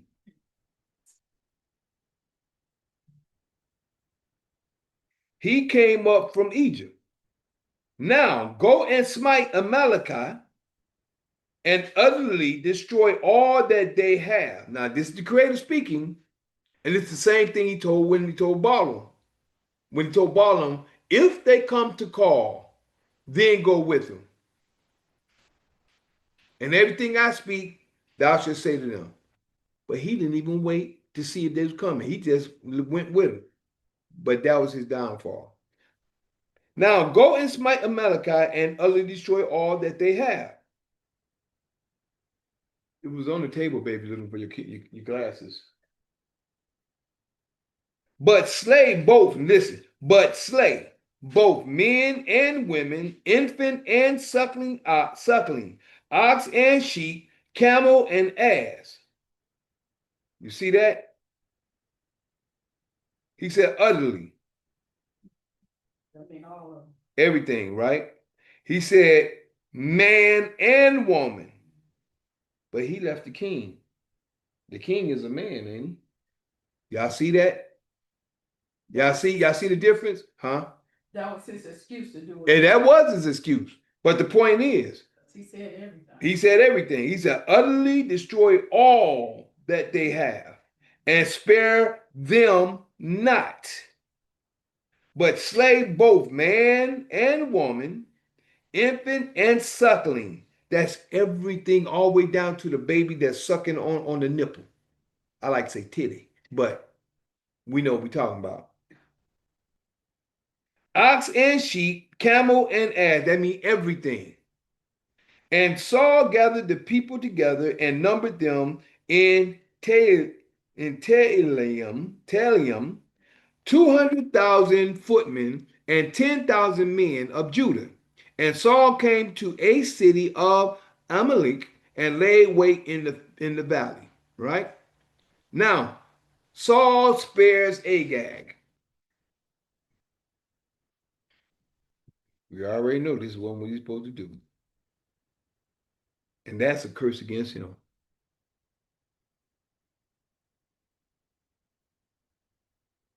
Saul spares Agag. And Saul said unto the Canaanites, go up, go. Okay, now these are Kenites. Now, okay, they Kenites. They not now he said the people of Amalek. And Saul spares Agag. So Man, what verse are we in? we in verse 6. Oh, And Saul said unto the Kenites, go, depart, get you down from among the Amalekites, lest I destroy you with them. For ye showed kindness to all the children of Israel when they came up out of Egypt. Okay, well, okay. That don't, because Kratos told him to get the Amalekites, right? yeah. He ain't saying nothing about them, huh? He ain't want touching them. He ain't right. So the Kenites departed from among the Amalekites. So they departed from them. Okay, so okay, he saved them alive because the Creator did speak on one people. And Saul smote the Amalekites from Havilah until thou camest to Shur, and that is over against Egypt. Saul smote the Amalekites from Havilah until thou camest to Shur, that is over against Egypt. And he took Agag, the king. See, here you go. Agag is the king that he spared. He did. I believe. I'm telling you what I believe. I ain't gonna say I was told you, but I believe verse 6. He was right on what he did with them, the Kenites. The Kenites.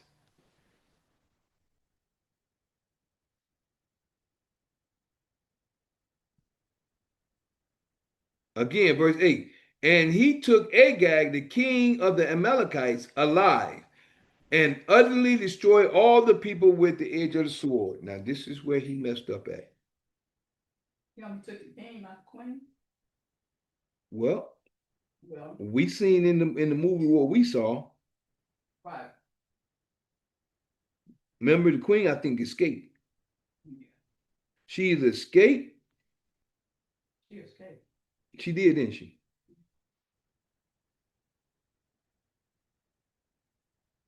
And this is the reason why the book of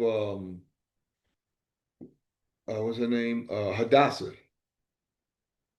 Hmm. Hadassah. Got the name of the book. Esther. Esther, the book of Esther, right. And this is why the book of Esther was formed. Wow. And he took Agag, verse 8. First Samuel chapter 15, verse 8 again. And he took Agag, the king of the Amalekites, alive and utterly destroyed all the people with the edge of the sword. Verse 9. But Saul and the people spared Agag. But Saul and the people spared Agag and the best of the sheep. You see that? And the best of the sheep and of the ox. See, he still didn't do that. And the best.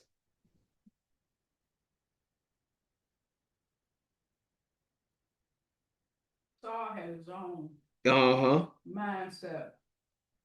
He probably think he's saving it for the Lord, but he was actually doing it for himself.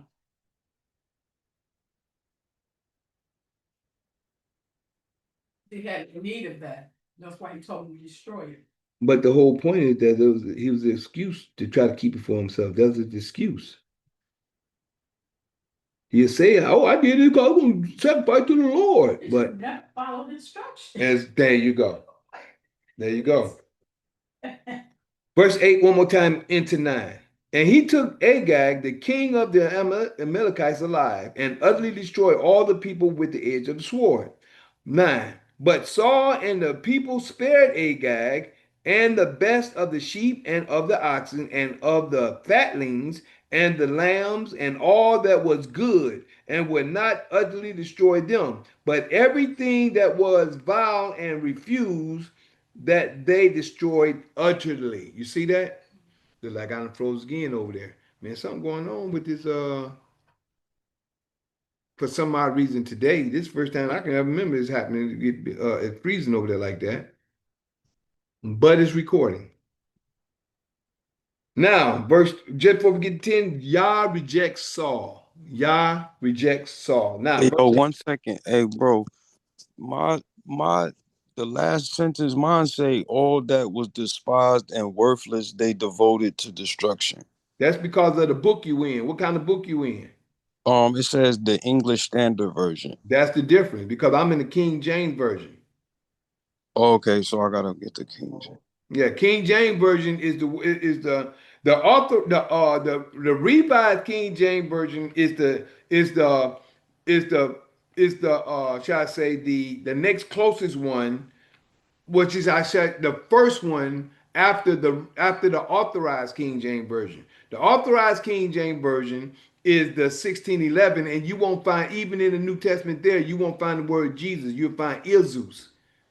That's the reason why the new king, the author, the revised King James version is the first book. You'll find the word Jesus, and the rest of all the rest of the Bibles from beyond that point, that's with the English version, is will have the word Jesus in it. So this is the reason why you have a lot of different others books that's altered, and they try to rename and put things in different situations. So you have to understand that the authorized King James version is when they made the 66 books the way they are, and the revised King James version is when they added the word Jesus and took the idol god Isus out and put the idol god Jesus in there. But that's how they do our history. Yeah, that's how they do history. Yeah. It'd be so many years because the change, the new people come along and they take whatever's in there to be Fact. You're right. Right. And that's the different. It's the different kind of books that you now. Do But you have a regular book, or do you have a are you looking at it through? Are you looking on the computer in the I got phone? I had the application, one of those apps you download, the Holy Bible app. So Okay, well, you might can go in there, and in and that change. part, you should go in there and see in there where they're gonna show you all the different versions they got. And just push King James version. That's what we got. Okay, bet. You ready? Nah, not yet. But while you doing that, I don't want to slow you down. Keep going. Okay, I'll yeah, catch but up. I'm glad I did. I shared good that we shared that for other people that's reading or listening to understand the different Bibles, type of Bible, because it's one international version. I remember when I was reading the New Testament, just to let everybody know, when I was reading the New Testament, when you go to St. John, the first chapter, it says, in the beginning was the Word, and the Word was with God, and the Word was God. That's in the King James Version. But when you get to international version, I believe it's that one, it says, in the beginning was the Word, and the Word was with God, and the Word was, they put the word letter A God. The Word was a God. They changed the whole narrative just by putting the letter A in there. Because that opposes to many. Yeah. It says that there's many, and the a God means that's more than one. Exactly. Saying that the word was a God. So this goes to show the authorization that they have done, and they are. This is why I told you a lot of stuff. You got. That's why when you study, you come to know. When I saw that, I was blown away. That's what mine was. A God. Yeah, what yours was too. Yeah, a God. And what kind of book was it? It was the. Was it the international? Yeah, NIV. Yeah, international. NIV international. No international. New international version. Yeah, the new international version. NIV. That's how you know the difference by studying. So let's get back here. Verse 10. Yah rejects Saul. Then came the word of Yah unto Samuel, saying, see, what did it do? Yah spoke. That's why I tell people But Yah spoke to. Yah is the prophet is the ambassador. Or the mouthpiece. Yes, the mouthpiece or the ambassador of Yah. Then he said, it repented me that I have set up Saul to be king. You see that? Yah said, it repented me that I set him up to be king.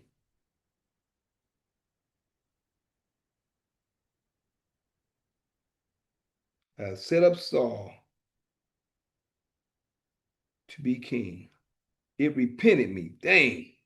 For he is turned back from following me and has not performed my commandments. It grieved Samuel that, and he cried unto Yah all night. And he cried unto Yah all night. And when Samuel rose early to meet Saul in the morning, you see that? Now, what happened was, while Saul went to go do all this, while all that was going on, son was at home. He was asleep. And the father came to Samuel and said, the word came unto Samuel saying, it repent me that I have set up Saul to be king. I bet Samuel was like, what? Why you say that, father? Because he wasn't there. He don't know what's going on. Samuel wasn't in the position to know what was going on because all he knows is that he sent him to go, that Yah sent him to go do a work. That's all he knows. See, this is what I mean by you don't have to be nowhere, and the father just give you the information and let you know what you need to know. And it repented me that I have set up Saul to be king, for he is turned back from following me, and has not performed my commandment. And it grieved Samuel, and he cried unto Yah all night. So it grieved him that father said that, because you know what, you set him up, and it grieved Samuel. And when Samuel rose early to meet Saul in the morning, it was told Samuel, saying, Saul come to Carmel, and behold, he set him up a place. He set him up a place and is gone about and passed on and gone down to Gilgal. So I don't know how he went or the way he went, or did he go around about, or did he go straight through? So let me ask a question. I'm listening. You said that it grieved. I didn't say it. Well, okay, the book said. The book said that it grieved Samuel. And it grieved Samuel, and he cried unto Yah all night. Right. So why would it grieve Samuel that and I know the answer, but I'm just wanting to put that out there. Well, tell me your answer.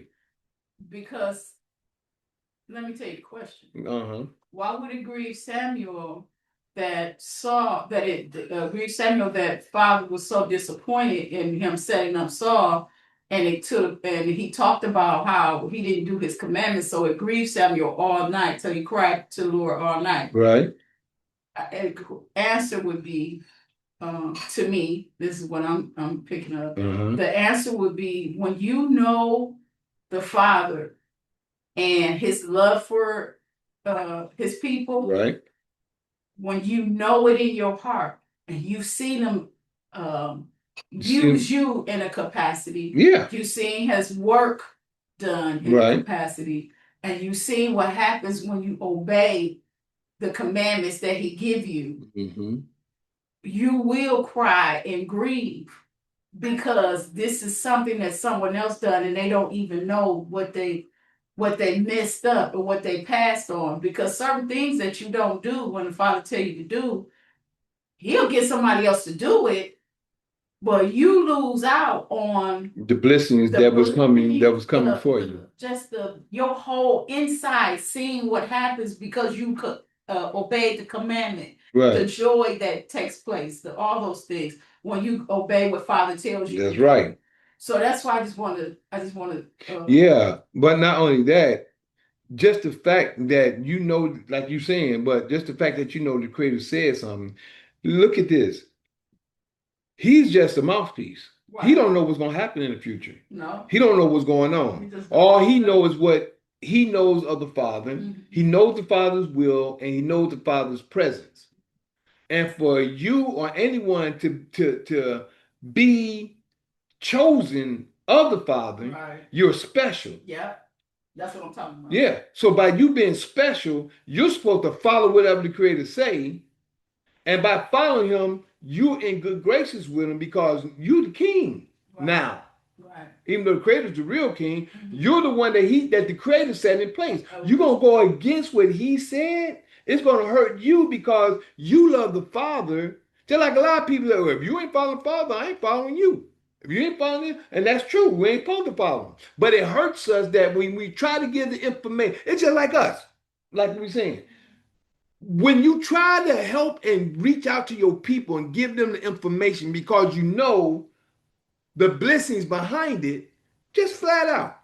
When I know the blessings behind the Father and what he's going to do for us, to us individually or as a nation, and you go against it, it hurts you because you know, that's why Samuel said, I can't sin against Yah. Where is it at over here? Just to share with you, because that's why I went into the reason of a prophet. When he said, right here in Samuel 13 and 23, moreover, as for me, Yah forbid that I should sin against Yah in ceasing to pray for you. This is the reason why Jeremiah was a weeping prophet, as they call him. In ceasing to pray for you, but I will teach you the good and the right way. Only fear Yah and serve him in truth with all your heart. For consider how great things he has done for you. Now, this was just for you that may not know. This was 1 Samuel chapter. Since I know you can't see me, I'm not moving over there in Zoom. But it says, moreover, as for me, Yah forbid that I should sin again. This is 1 Samuel chapter 13, verse 23 and 24. And he always prayed, and he had love. See, when you have love for people and love for others, when you have love for people, you want to see the best for them. Even the ones that goes against you, you want to see the best for them, that they come out of that ignorance and come to love so all y'all can grow together. I want that. You know what I'm saying? I know there's a lot of people who don't like me for whatever reason. Some of them is ignorant to knowledge and whatever, but I understand that because I understand where I am compared to where they are. So by me understanding that and understanding that, I just sit back and wait. But a person have to show that sincere, not just, well, forgive me and this and that, and still just do what they doing. No, you ain't changed. You ain't changed, and you may not go. You may be reprobated to the point you're not going to change. But that's on them. That's the reason why he cried all night. It grieved Samuel because Samuel, he loved Israel, and maybe him and Saul was close. He anointed Saul. You the king now. Saul came to him to find the ass, and the ass going back to the father, Saul's father. Now, and I made not in honor of father, I made you king in honor of Yah. So Samuel probably got close with him. I mean, Saul probably got close with Samuel, and Samuel probably was close with Saul. You know. That's the prophet that was giving him instruction and wisdom. Exactly. So the whole point is that by him doing what he's doing, that's why he went looking for him after he passed. I gotta find Samuel. Let me find Samuel. I ain't got nobody to talk to. Let me see if I can find Samuel. He's looking for the physical in any ways necessary. Not thinking like a lot of people, not thinking y'all see everything you do. Saul saved certain things that wasn't supposed to save, as the Creator told him, destroy everything. But let's keep it moving. That instruction until this part. Let's keep finding out what else happened. Again, verse 12. And when Samuel rose early to meet Saul in the morning, the next day, it was told Samuel, saying, Saul came to Carmel, and behold, he set him up a place, and is gone about, and passed on, and gone down to Gilgal. Right? Verse 13. And Samuel came to Saul, and Saul said unto him, Blessed be thou. See this? And Saul said to him, Blessed be thou of Yah. I have performed the commandment of Yah. He conformed the commandment of himself. That's what he did. Yo, can you put? And Samuel said, What meaneth then? Bro, I'm trying to keep up with you. Where's this again? 1 Samuel chapter 15, verse 14.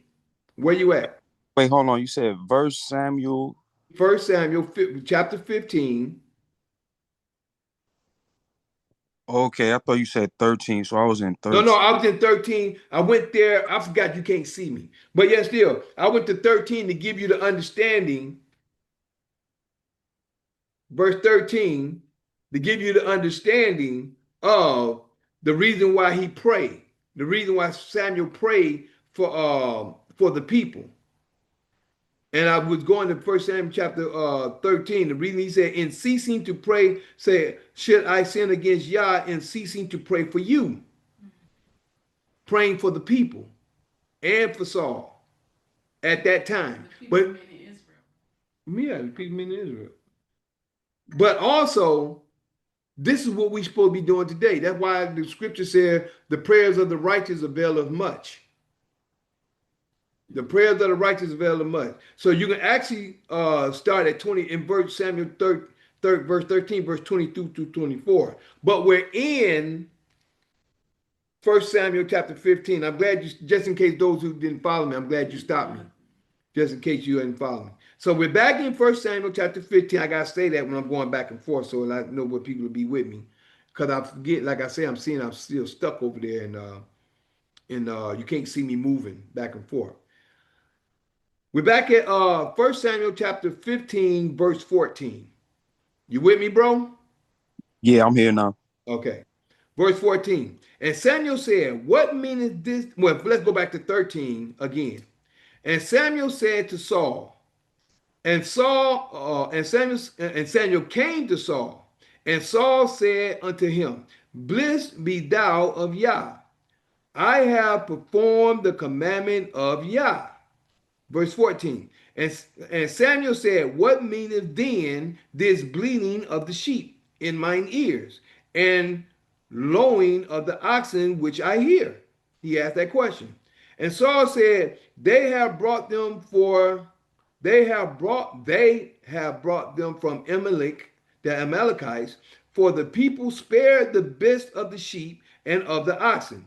For the people spared the best of the sheep and of the oxen, to sacrifice unto Yah thy father, and the rest we have utterly destroyed. You see that?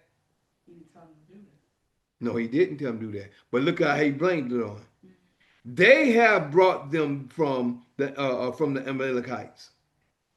Saul said, they, the key word is they right here, right, which he tried to put it off on them. Right. They have brought them from the Amalekites, for the people spared the best of the sheep and of the oxen to sacrifice unto Yah thy father, and the rest we have utterly destroyed. Verse 16. Then Samuel said unto Saul, stay, and I will tell thee what Yah have said to me this night. I'm gonna tell you what happened to me this night. You notice he said this night?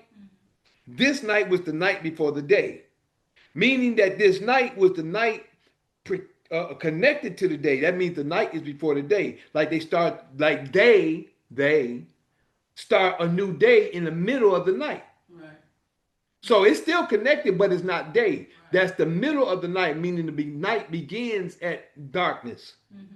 When the sun goes down today, it begins the night of the first day of the week. The night of the first day of the week, not the first day. The night of the first day of or connected to the first day starts at sundown, darkness. So you're saying night comes before day? Night is before the day, just like it says in verse 16. So that from sundown all the way to midnight, right? Because midnight is the new day, right? No, midnight is the middle of the night. That's why they call it midnight. The day is. Wait, hold on, before you go. But at midnight, when the clock strikes midnight, it starts on the calendar. It'll switch to like. Whose calendar? Right now it's August 2nd, but when midnight strikes, it becomes August 3rd. Whose calendar is it? I mean, yeah, okay. Huh? Whose calendar? Yeah, that's the Greek Roman calendar. Okay, right? then. But right here, according to the Creator's time, darkness starts the new cycle. When the sun goes down, that's a new day. When the sun goes down, that's the beginning of a new cycle. A cycle pertains to 12 hours a night and 12 hours a day. You got 2 halves to a day. You got 6 o'clock, what they call in the morning. You got the breaking of day to noon, which is the morning, which is the rising of the sun. Then you got from noon until sundown is the going down of the sun, which is the evening. The evening is from noon to sundown, darkness. And the morning or the rising of the sun is what they call morning, which is the breaking of day to noon. That's the day. That's why it's called the evening, and the morning is a day. Mm-hmm. You got it? Okay. Now, what about when the days are like longer and shorter? Like, it don't make a difference. Okay. A day is from breaking of day to noon. And from noon till sundown is the evening, which is still the second half of the day. You have 2 parts of the day. Doesn't make a difference when. You have 2 parts of the day. When the sun starts to go down, that's the ending, which is the evening. Noon is the point of going down and rising. Okay. So you got at noon is when it starts going. This is the start of the evening. This is the start of the evening. A lot of people, time you say evening, a lot of people look at the end of the evening, which is at sundown or sunset. Right. That's the end of the evening. The end of the day is darkness. So when the sun is at the highest point is noon. That's when it starts going back. It's not going down, but that's the start of evening. Mm-hmm. But the beginning of the day is the day break. When you see the light, that's the beginning of the day. But the full cycle is from when the sun goes down, like when the sun goes down today, that's the beginning of night. Think about it. 12 o'clock is the middle. What's the middle? They call that the afternoon, the midday, yeah. Right, midday and midnight. Middle, you got an arm. You got one half the arm. You got another half of the arm. You can't see me on which column, but you got one half of the arm, and you got 2 arms. But the elbow is the mid part of the arm. Am I right? Right. So how can you have a beginning of an arm if that's the middle of the arm? Mm-hmm. So that's the middle of the night, just like you got the middle of the day. Okay, I think I see it a little better, but yeah, And okay. this is what the world has been programmed to. And I'm trying to break that curse. Hmm. They change laws and times. Yeah, that's in Daniel chapter 7, verse 22, verse 23. They should think to change laws and times. Think is the key. They should think to change laws and time. So we got to put things back in order. We have to put things back in order. A lot of things is coming out in this chapter. So as he said, then verse 16, then Samuel said unto Saul, stay, and I will tell thee what Yah have said to me this night, meaning the night of this cycle. So during that night, the father talked to him. He said he repented. Well, over here when he said in verse 11, it repenteth me that I have set up Saul to be king, for he is turned back from following me. But over here, where we at?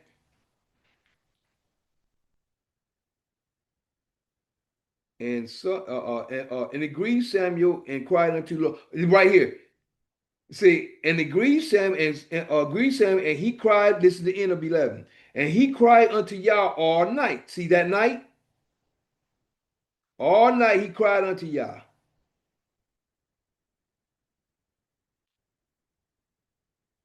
He cried unto Yah all night. And when he see right here, verse beginning of 12, and when he rose early,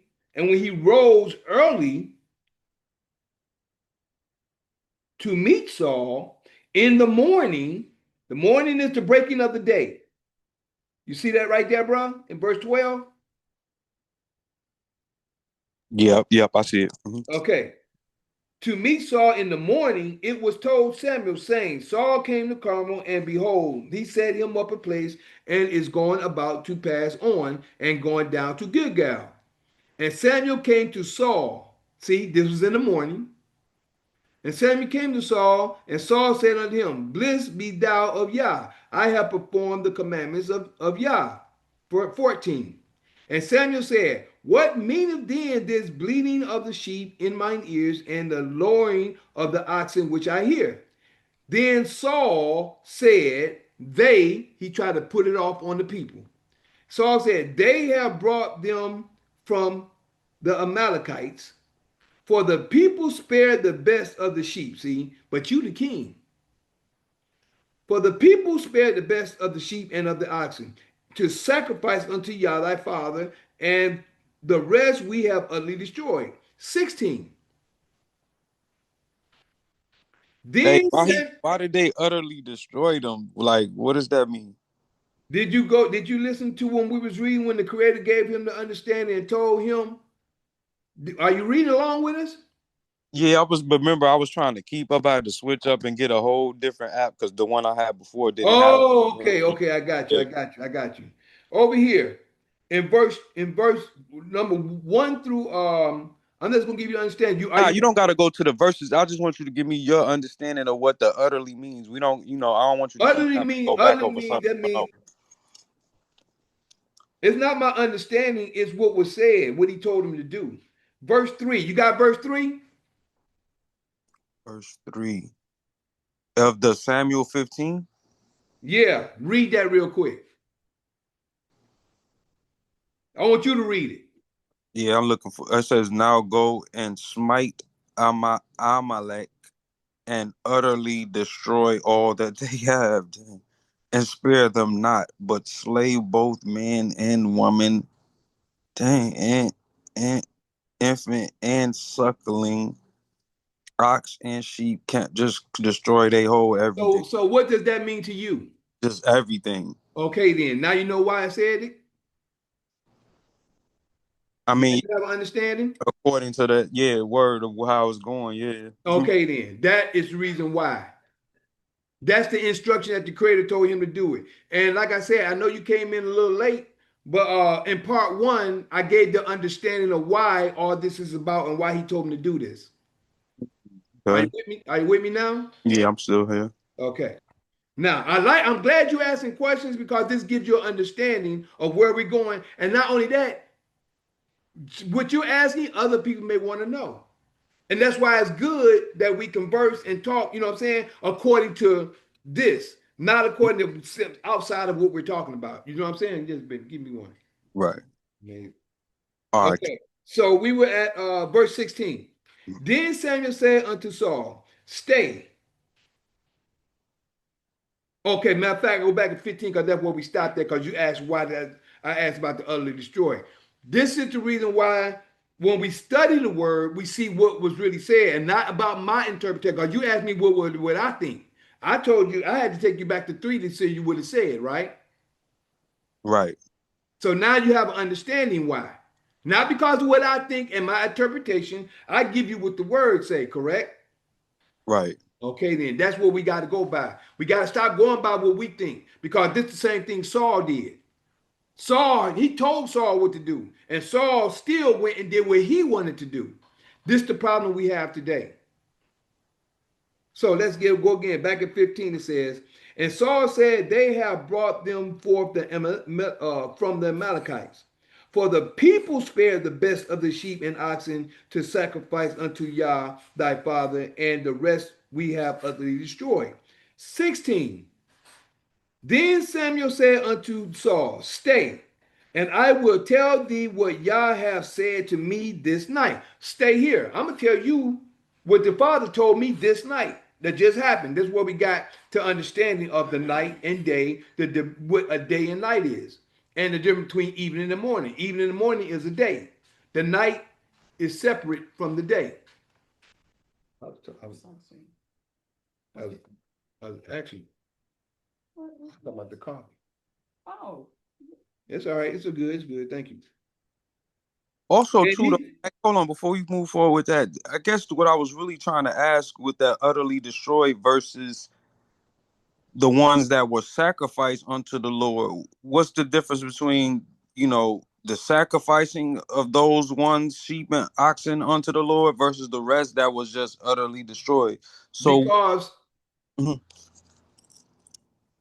I'm going to show it to you. Read verse 8 and 9. 8 and 9. Read verse 8 and 9. Yeah. And he took Agag, the king of the Amalekites, alive and utterly destroyed all the people with the edge of the sword. Now verse 9. But Saul and the people spared Agag and the best of the sheep and the oxen and of the fatlings and the lambs and all that was good, and would not utterly destroy them, but everything that was vile and refuse that they destroyed utterly. Okay. What did he say in verse 3 compared to what you just read? No, What did he say in verse 3 compared to what you just read? he said, "Spare them not." Right.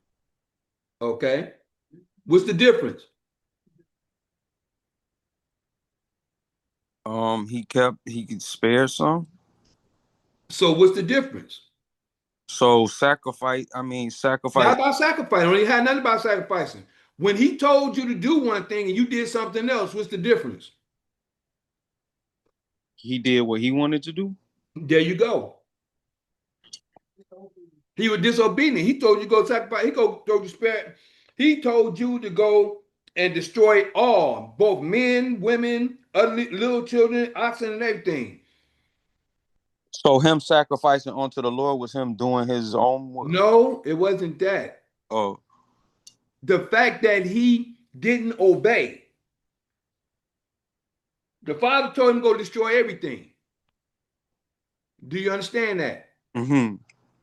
When he didn't destroy everything, he disobeyed. It's not about just sacrificing because we can sacrifice. Put it like this. Let me give you an example. You got a bike, right? Yeah. Okay. You got somebody you do not like. You say you got an enemy. Yeah. Right? Let's say you got a son. Mm-hmm. Your son, you give your son to go to the store. Uh-huh. Your son go to the store. And it's somebody you know you don't like that he might steal your bike just in case. Mm-hmm. So you go to the store, your son go to the store, you can see him from the window. The enemy that your son may not even understand or may know that you like him or not. Your enemy say, ask your son, man, let me go run. While you in the store, let me go run let me take your bike and run and get it. Well, I can't let you do that, but I'm just gonna be gone for a few minutes. Okay, my daddy might see you, but yet still he let your enemy go and use the bike while he go in the store, and the enemy come back and give your son the bike, and then your son come back home, right? Yeah. You ask your son, did you go get everything and did you do what I said do? And he said, yeah, I went and got everything from the store that you got. But did you let anybody use my bike? Well, yeah, he just wanted to ride it for a minute. Did I tell you did I tell you to allow him to ride my bike? Because you know that he might steal it. Well, you don't know what he did. Or what he could have did, or he could have used it to go get some dope or something. But the point is, your son let that guy use the bike when it wasn't his purpose was to go to the store for you, get something, and come back home. Mm-hmm. You understand what I'm saying? It got nothing to do.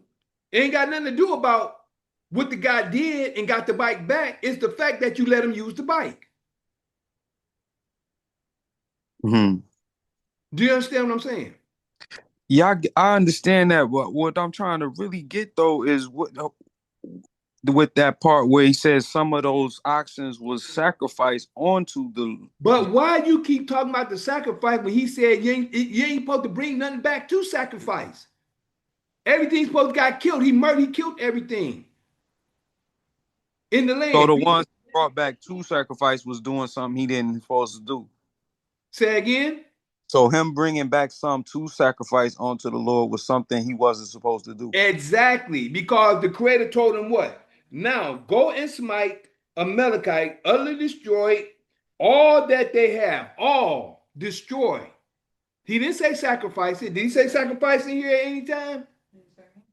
Yeah, no, it says utterly destroyed. Exactly. So what excuse do he have to bring back something to sacrifice for? What excuse do he have for that? None. There you go. So we got to, and this is the point what we do. I was talking to, now I got to go here since we talking. I was talking to these brothers a couple of weeks ago at a little gathering that the Hebrew Israelites had, right? These brothers trying to use, he said, well, Jesus trying to use these words and he's trying to use us to comfort it. I said, did the Creator say that? He talking about some, what he say, you have heard of old time, that eye for eye, tooth for a tooth, but I say unto you. They going by what he said instead of what the Creator said. Right. And people do eye for eye today. We're the ones who is following this Jesus and Christianity situation where, okay, he just love your enemy. And the Creator never said love your enemy in here. He never said love you. He said thy neighbor. Said if thy neighbor do this and that against you, you know, you should still help him. But if your neighbor kills somebody, you gonna kill him. But if he did some in a way like if he killed somebody by mistake, if a mistake happened and he didn't do anything before then to have a grudge against this man, and that happened by mistake, that man is a place of refuge. There's 3 cities of refuge that he can go until so he can come back safely.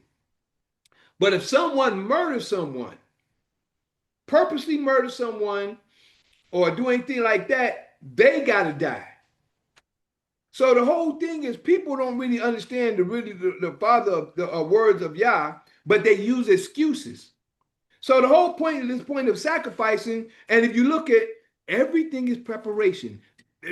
The key word to this, what we're sharing right now, is this: the Creator used the Sabbath day for the sixth day for preparation for the Sabbath. So we're not supposed to be doing any work on the Sabbath day. We're not supposed to be cooking. We're not supposed to be washing clothes. We're not supposed to be doing. The Father gave us that day to rest. So preparation day is the sixth day. You prepare your food on that day and everything doing throughout the week. So the Sabbath day you can rest and relax.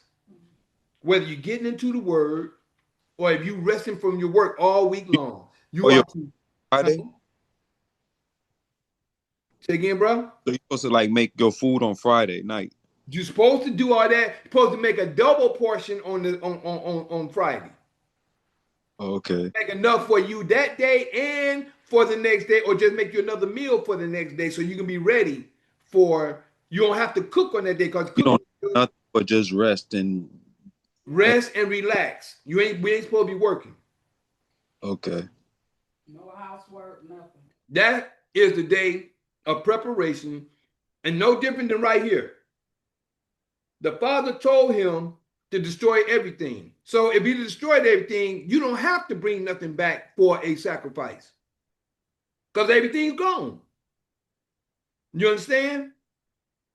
Yeah, what I missed is that this is Saul speaking, not this is not like Yeah, but you got to just understand that's what I'm saying. We got to follow the story. A lot of times we pick up this and that and we don't look at what's being said. That's the reason why when I'm taking you through the scriptures, I show you the difference from one point to the next. And then when we get to this point, I take you back the reason why, because everything is cause and effect. Everything is cause. All this unconditional love is a BS. Everything is under condition. No matter what it is under condition. So man talks stuff out of the side of their neck that they don't believe themselves. So we're gonna jump back on 16. It says, then Samuel said unto Saul, we back at 1 Samuel chapter 15, verse 16. Then Samuel said unto Saul, stay, and I will tell thee what Yah have said to me this night. And he said unto him, say on. He said, say on. 17. And Samuel said, when thou was little in thine own sight, was thou not made the head of the tribes of Israel? And Yah anointed thee king over Israel? He said, and Yah anointed thee king over Israel? 18. Okay, let me go ahead and I'm gonna mark this right here because this is when he's giving him the rundown now. Verse 17. Verse 18. And Yah sent thee on a journey and said, go and utterly destroy the sinners. The sinners, you see that? You see that word in there, sinners? yeah. The Amalekites. And fight against them until they be consumed. Verse 19. Wherefore then didst thou not obey the voice? See, the voice. This is what people fail to realize. They think they're going against me. When they listen to the stuff in the New Testament and it speaks against the words in the law, they think they're going to, they think they're going against the people that's speaking for the law. They think they're going with that prophet or the person that they say the prophet said in the New Testament, but everything they're doing, they're going against the Creator. Because the Creator said one thing, they're doing something else. When the Creator say something, he mean what he say, and he say what he mean. And he gave it through his prophets to speak. No different than I'm speaking to you what the prophet said, what the Creator gave to the prophet. So if the Creator gave it to the prophet and he put it in the book, it's up to us to read it back and give an understanding of the situation going according to the story. All right, now that goes in line with what I was about to ask you anyway before you was about to say all of this. Now, it's back to how you was talking about we're not supposed to do any work, cooking, none of that on the Sabbath. Now, right now, as I listen to you, it's like I hear leaf blowers, somebody outside, blowing their yard and cutting grass and, doing all of this stuff. What does the God say about those who break this and do? Okay, I'm glad you asked that question. Mhm. A lot of people are still waking up. A lot of people, put it like this. You got some M&Ms, right? Skittles, M&Ms, right? Mm-hmm. Let's just say all the yellow Skittles or M&Ms are righteous, right? Right. All the yellow ones. You got brown ones, blue ones, red ones, green ones, orange, but the yellow ones are righteous, right? Mm-hmm. Does that make all the other ones yellow, or are the other ones of their own color? They're their own color. Right. That means that they're not righteous. Until now, we just talking about candy. Now let's take those candies and turn them into people. Yeah. You see what I'm saying? Now, people has to become the yellow. I'll just say the yellow. I ain't gonna say yellow Skittles or the yellow. I would just say they have to become the yellow Skittles and the yellow M&Ms. Until the key, until they become the yellow Skittles and M&Ms, they're going to stay the color that they are. You understand what I'm saying? So you're saying that they can do it because they're not the yellow. No, they're not that they can do it. That's the whole point. Everybody has free will to do what you want to do. But in order to become the yellow, you have to study to become the yellow. You have to research to become the yellow. And then you have to do to become the yellow. You understand what I'm saying?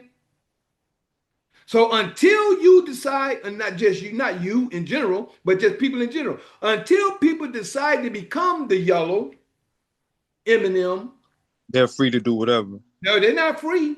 Yeah, they are free, but they have free will, but they're not free outside of Yah, because no different than they have a chance to grow and know, no different than what we're doing right now. You're Uh-huh. asking these questions for a purpose. The purpose is to have an understanding, understanding, or overstanding. This is how you become a yellow. But it's up to you or whoever to become the yellow to change. Not just know the information, you have to do the work to change, to know, to do, and to be. You got me? Yeah. Once you come to start to do the work, to know, to understand, and to be the yellow, you'll still stay whatever color that you are. And I'm glad the creator has given me understanding, but that's where I can explain it so people can get an understanding. And I'm gonna tell you, the M&Ms and the Skittles just came out of nowhere. You see what I'm saying? Yeah. But you see what I'm saying? That comes from the spirit. Huh? It's relatable. Yeah. It's the spirit though. It don't be me, it's the spirit. And I know it's the spirit, because stuff just be coming out of nowhere. And I know it's the spirit that's leading and guiding me to make the assumption and the examples. Like they say, the prophet in the New Testament, these are parables. These are examples to make a person see things in a I would different way. say that spirit, it made me think about, I was watching another brother, he says he's a laborer, for God and everything like that. But he was saying how some people are they think just because they're religiously doing something that makes them right. And just because you are always following all of these, like, so-called religious, type of ritualistic, like, things we must do, like you said, follow the Sabbath, do this, you must be on church on Sunday, but does that always make you of the yellow just because you're doing? Nope. You know what that makes? You know what that does? Let me show you what that does real He was quick. saying it's kind of like just it's a difference when you're just being overly like religious or something. No, let me tell you what that is. I can break that down real quickly to you.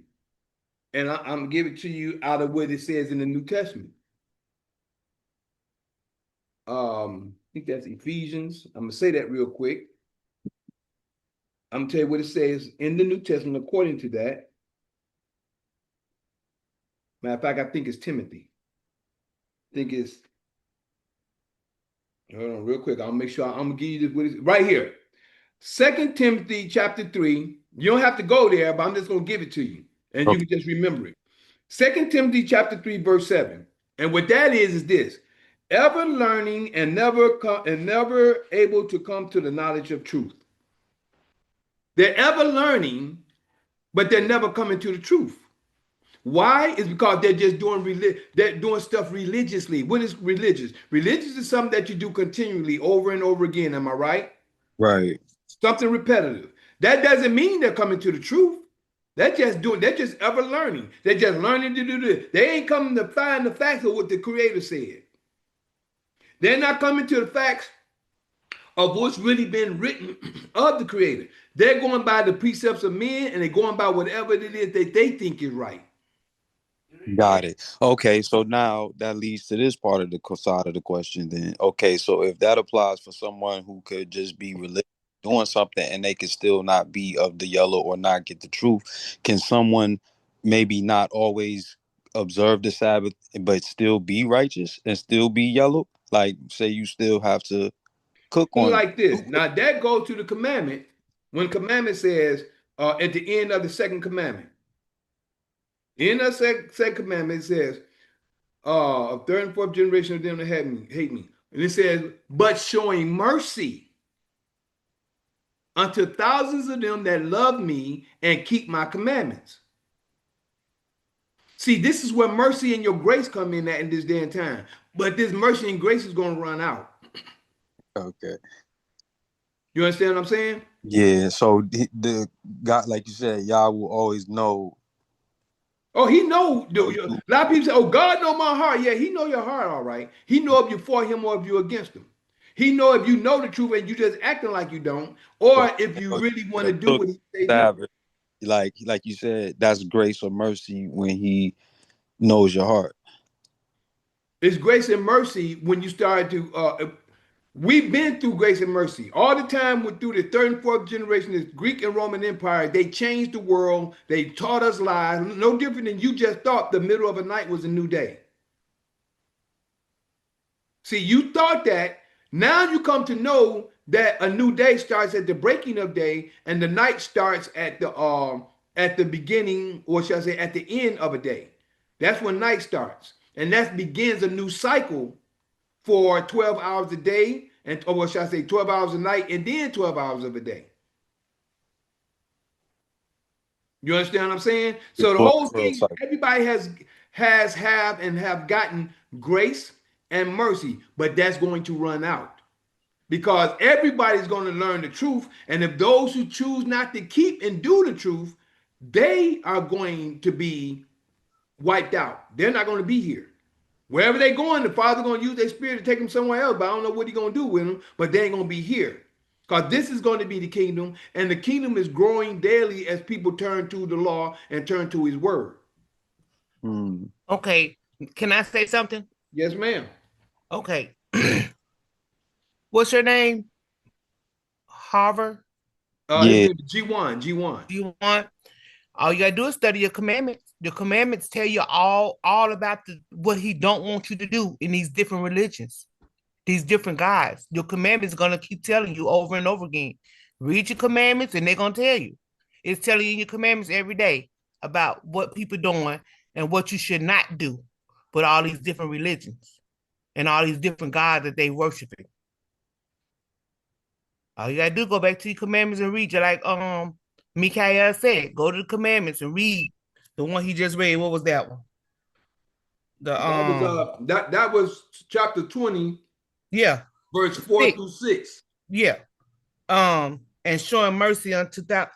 All you gotta do is read the fourth and 10th generation. Read your commandments and you understand it.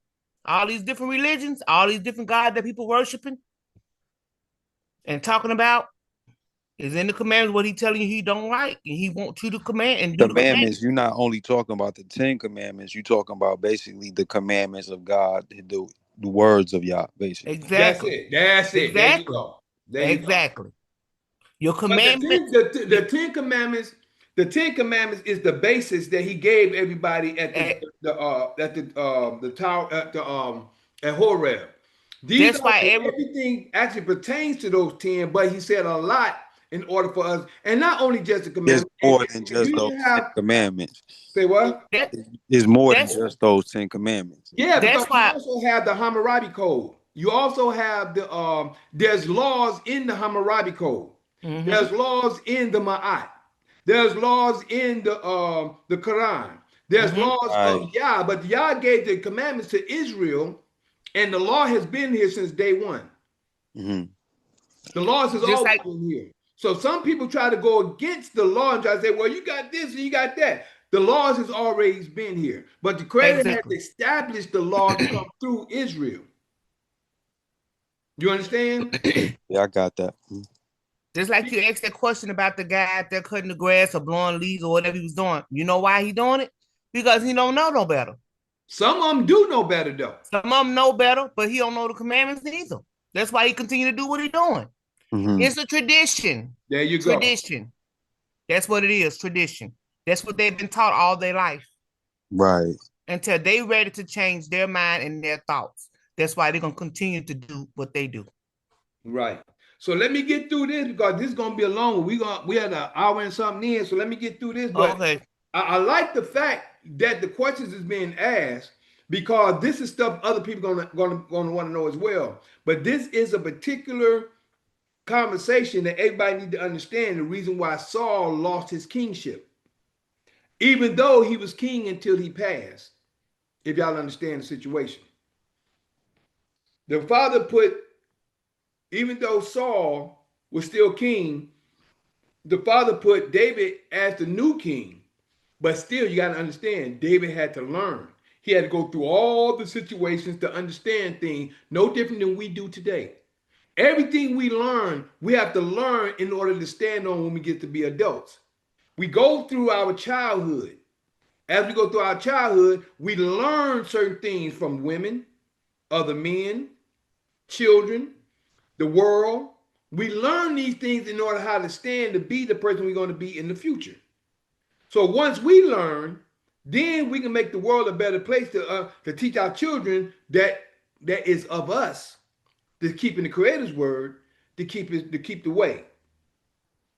Because what you install in a child, it won't depart from them. Some of them want to go their own way, but that's where Deuteronomy 13 comes in at. And when y'all get time, y'all can check that out. All That's right, what look, one Deuteronomy. last question, bro, before you go into that. Now, I'm still thinking about this cooking on the Sabbath thing. So say Friday you get something too busy, you miss the chance to prepare the food for Saturday. Is it better to just sacrifice and not eat anything and keep the word, or is it okay to just go ahead and cook because you have to eat? Well, let's look at it like this. You can do that. You can fast if you want to, or you can cook throughout the night. Because I'm gonna tell you where I see this. And I'm glad you asked that question. When the Sabbath starts, it actually starts at sundown Friday, what they call sundown Friday night. When the night comes in, the Sabbath start. Now listen how I say it. The Sabbath, which is the seventh cycle, starts, but it's not the Sabbath day until daylight. That's Sabbath day. But the Sabbath start at that night, the seventh night.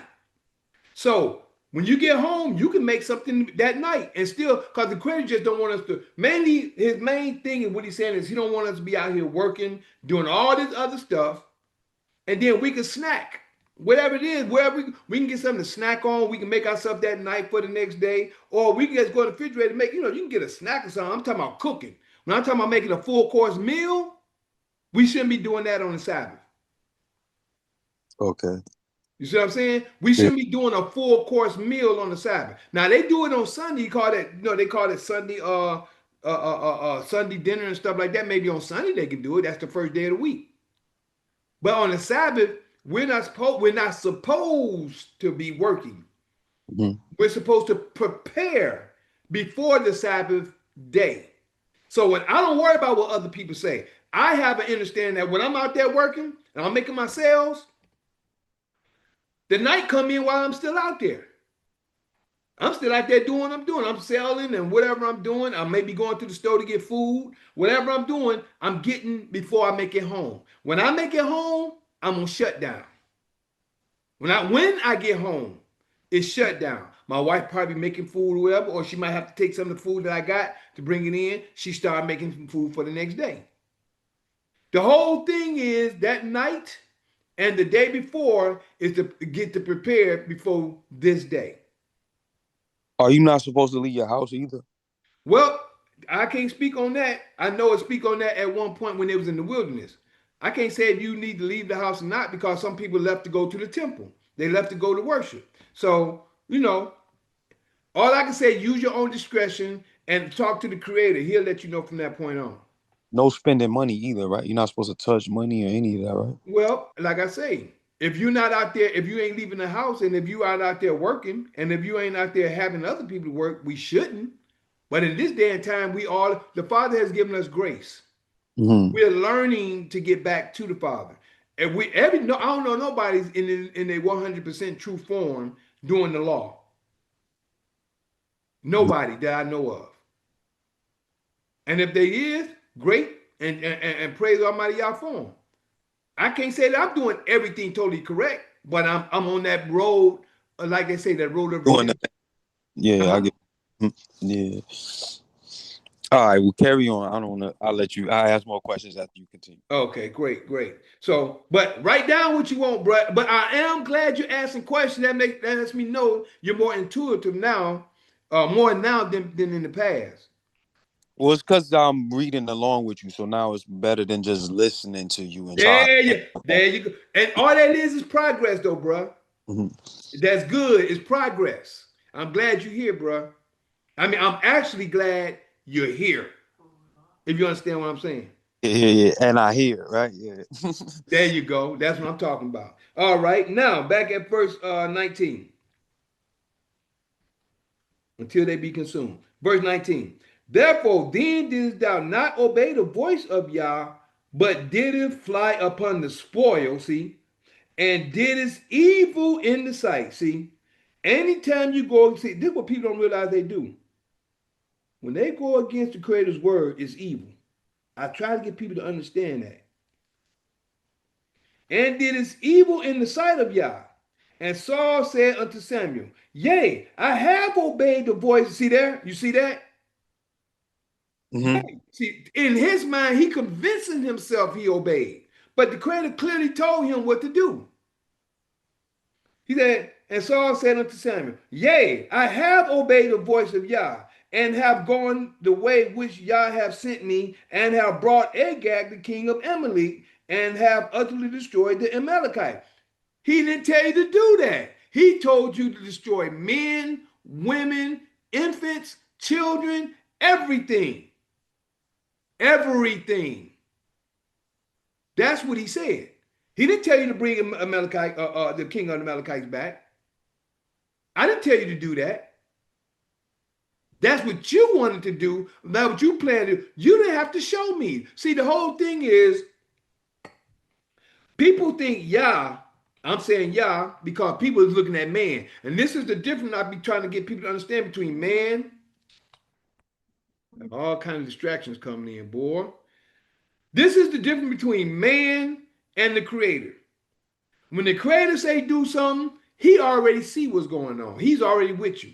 The reason why he's with you because he's within you. The creator is the breath of life. Like I shared last week or the week before last. No different than the dirt and the grass. The dirt is life. Grass is life. The air that we breathe is life. All this is the creator.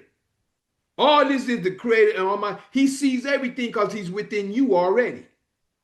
So the key is that he said, and have which and Saul said unto Samuel, Yea, I have obeyed the voice of Yah, and have gone the way which Yah sent me, and have brought Agag, the king of Amalek, and have utterly destroyed the Amalekites.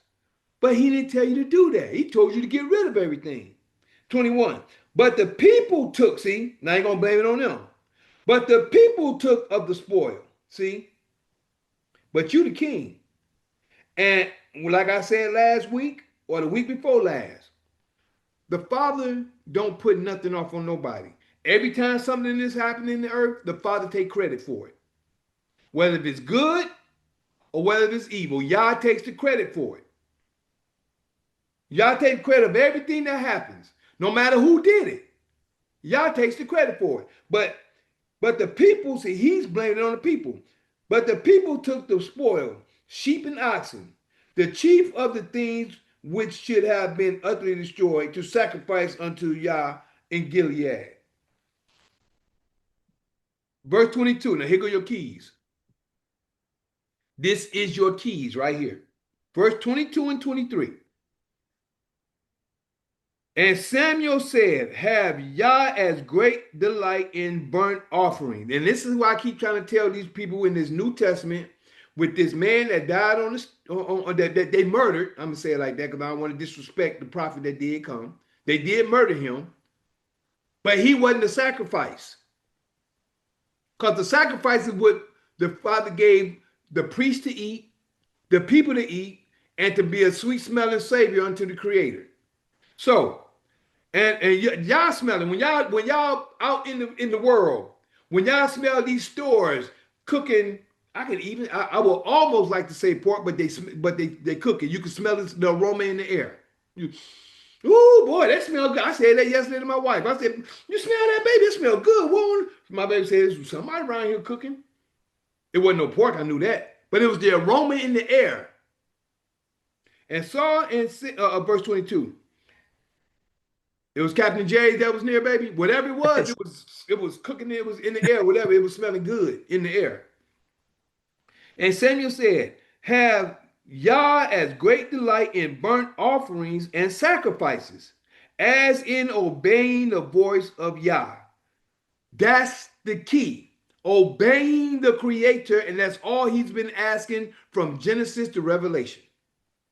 But you have man, which is the Roman Empire, who gave you a man that died on the cross for your sins.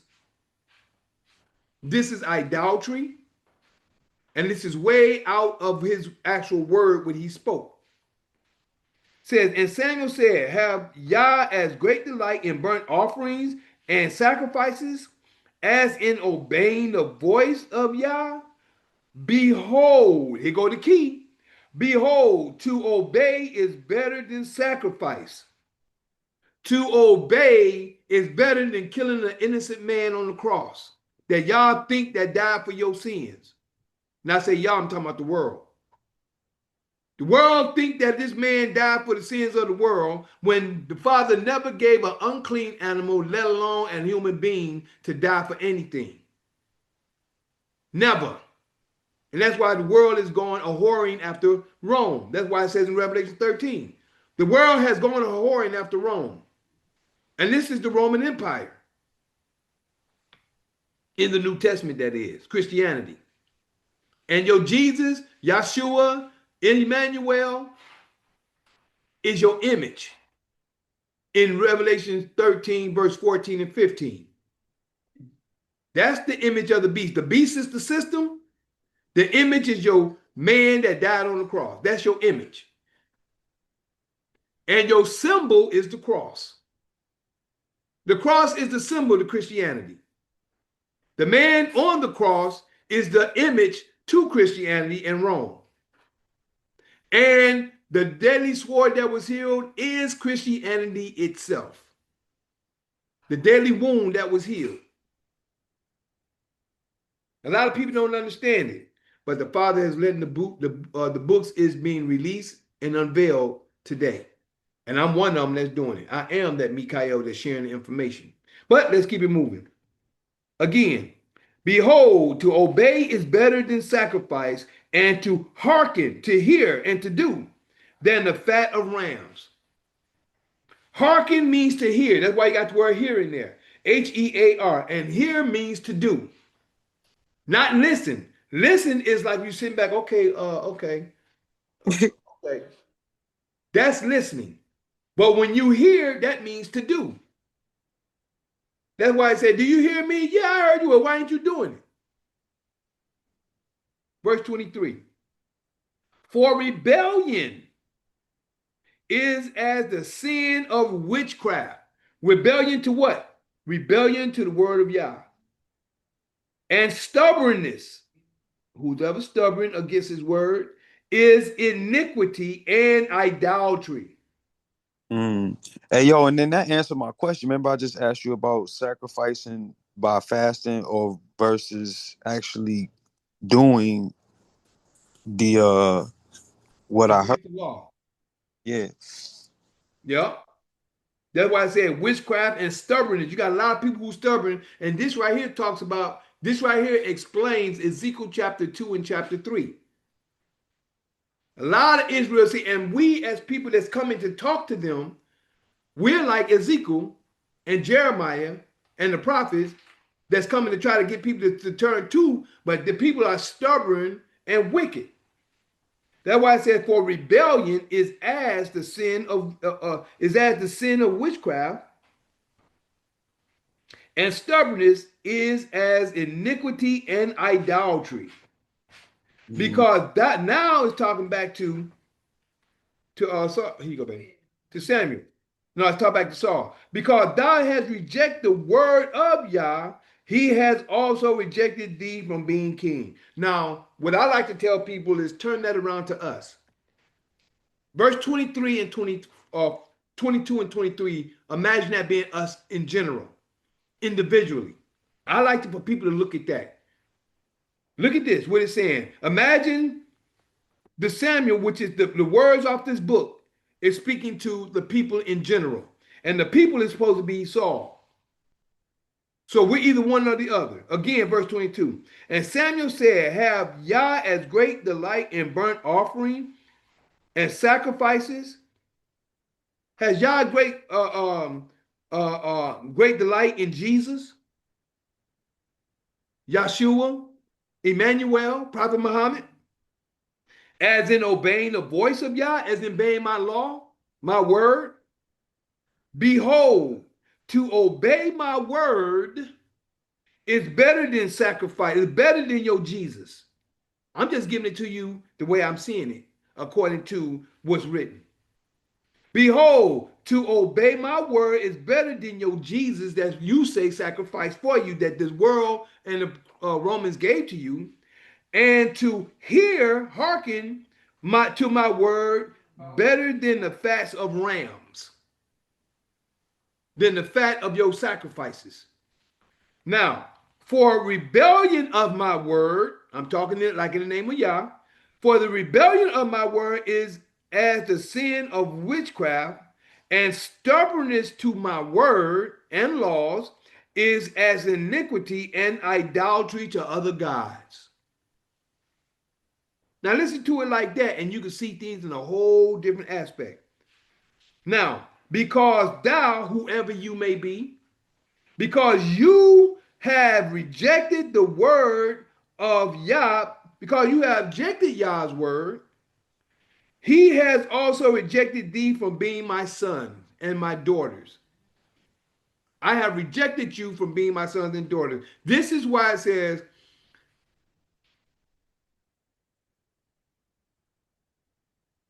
make sure I hit it when I say it. My people are destroyed for lack of knowledge. But thou rejected knowledge, I will also reject thee. My people are destroyed from rejecting me, my words. By thou rejecting my word, which is me, I will also reject thee. Seeing that thou hast forgotten the law of Yah, I will also reject your children. Why I'm going to reject your children? Because you rejected me and you're teaching your children to reject me. That's what people do. That's why it says in the second commandment, thou shalt not worship anything in heaven above, earth beneath, or waters under the earth. Thou shalt not bow down thyself to them, nor serve them.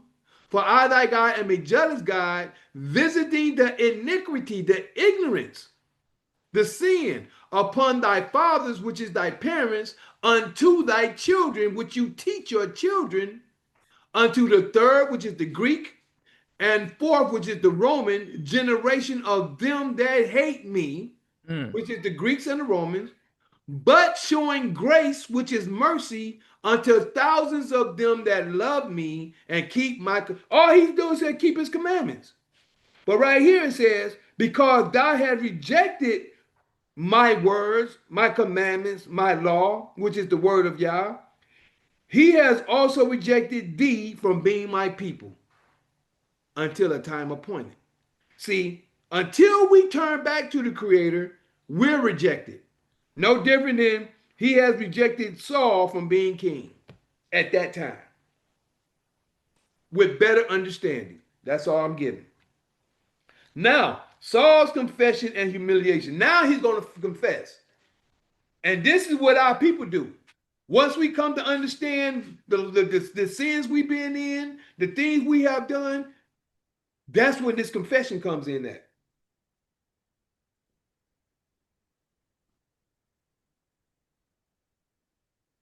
Excuse me, y'all. I just drank some water. Then it says, Saul's confession and humiliation. Now verse 24. Now we're in verse 24. And Saul said unto Samuel, I have sinned. You see that? It's too late now. You stuck with your lie. You try to blame it on the people.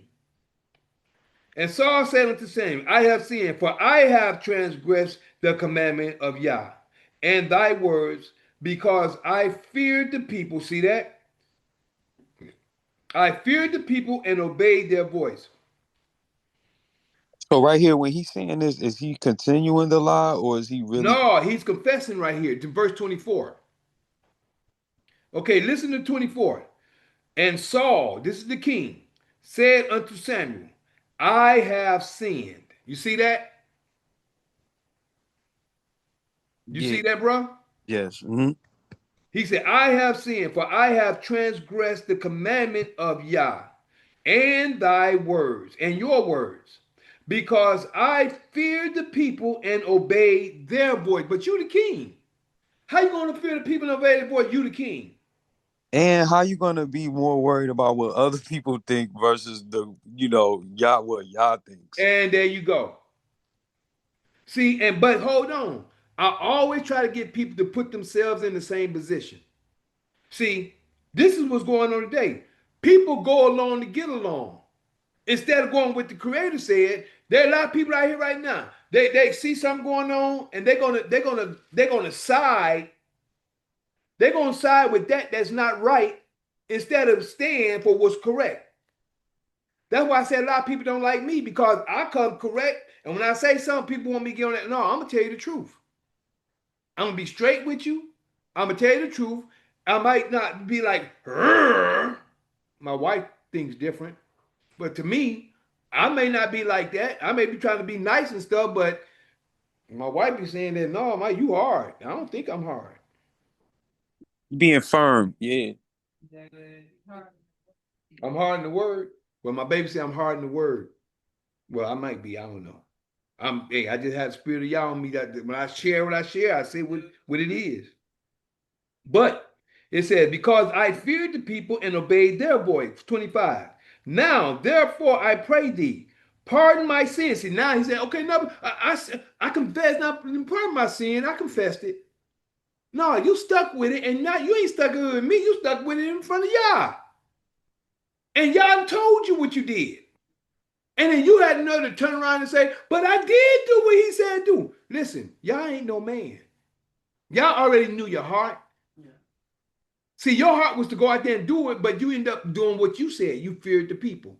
So if you fear the people, how many people do that today? People are out here doing things because they fear other people instead of doing what they know that's right. Say again, baby. A lot of them do that and they call it peer pressure. They call it what? Peer pressure. Peer pressure. It's not peer pressure. It's just that you won't do what you know is right. But you'll hearken to what the other people tell you that's wrong when you know it's not right.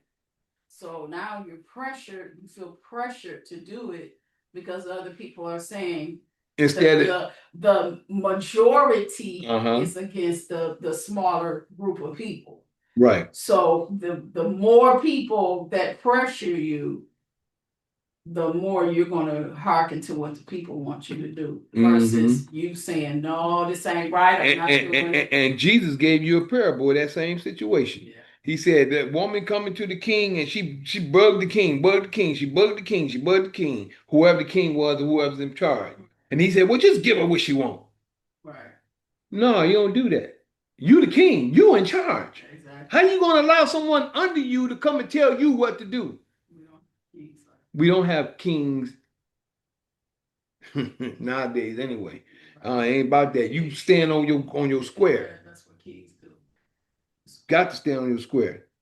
As long as they're, I think, in truth, in justice, and in honesty, and honorable, they need to stand on their square, because that's the reason why a lot of the people, even the world, is out of order, because there's no truth, no justice, no honorable. There you go.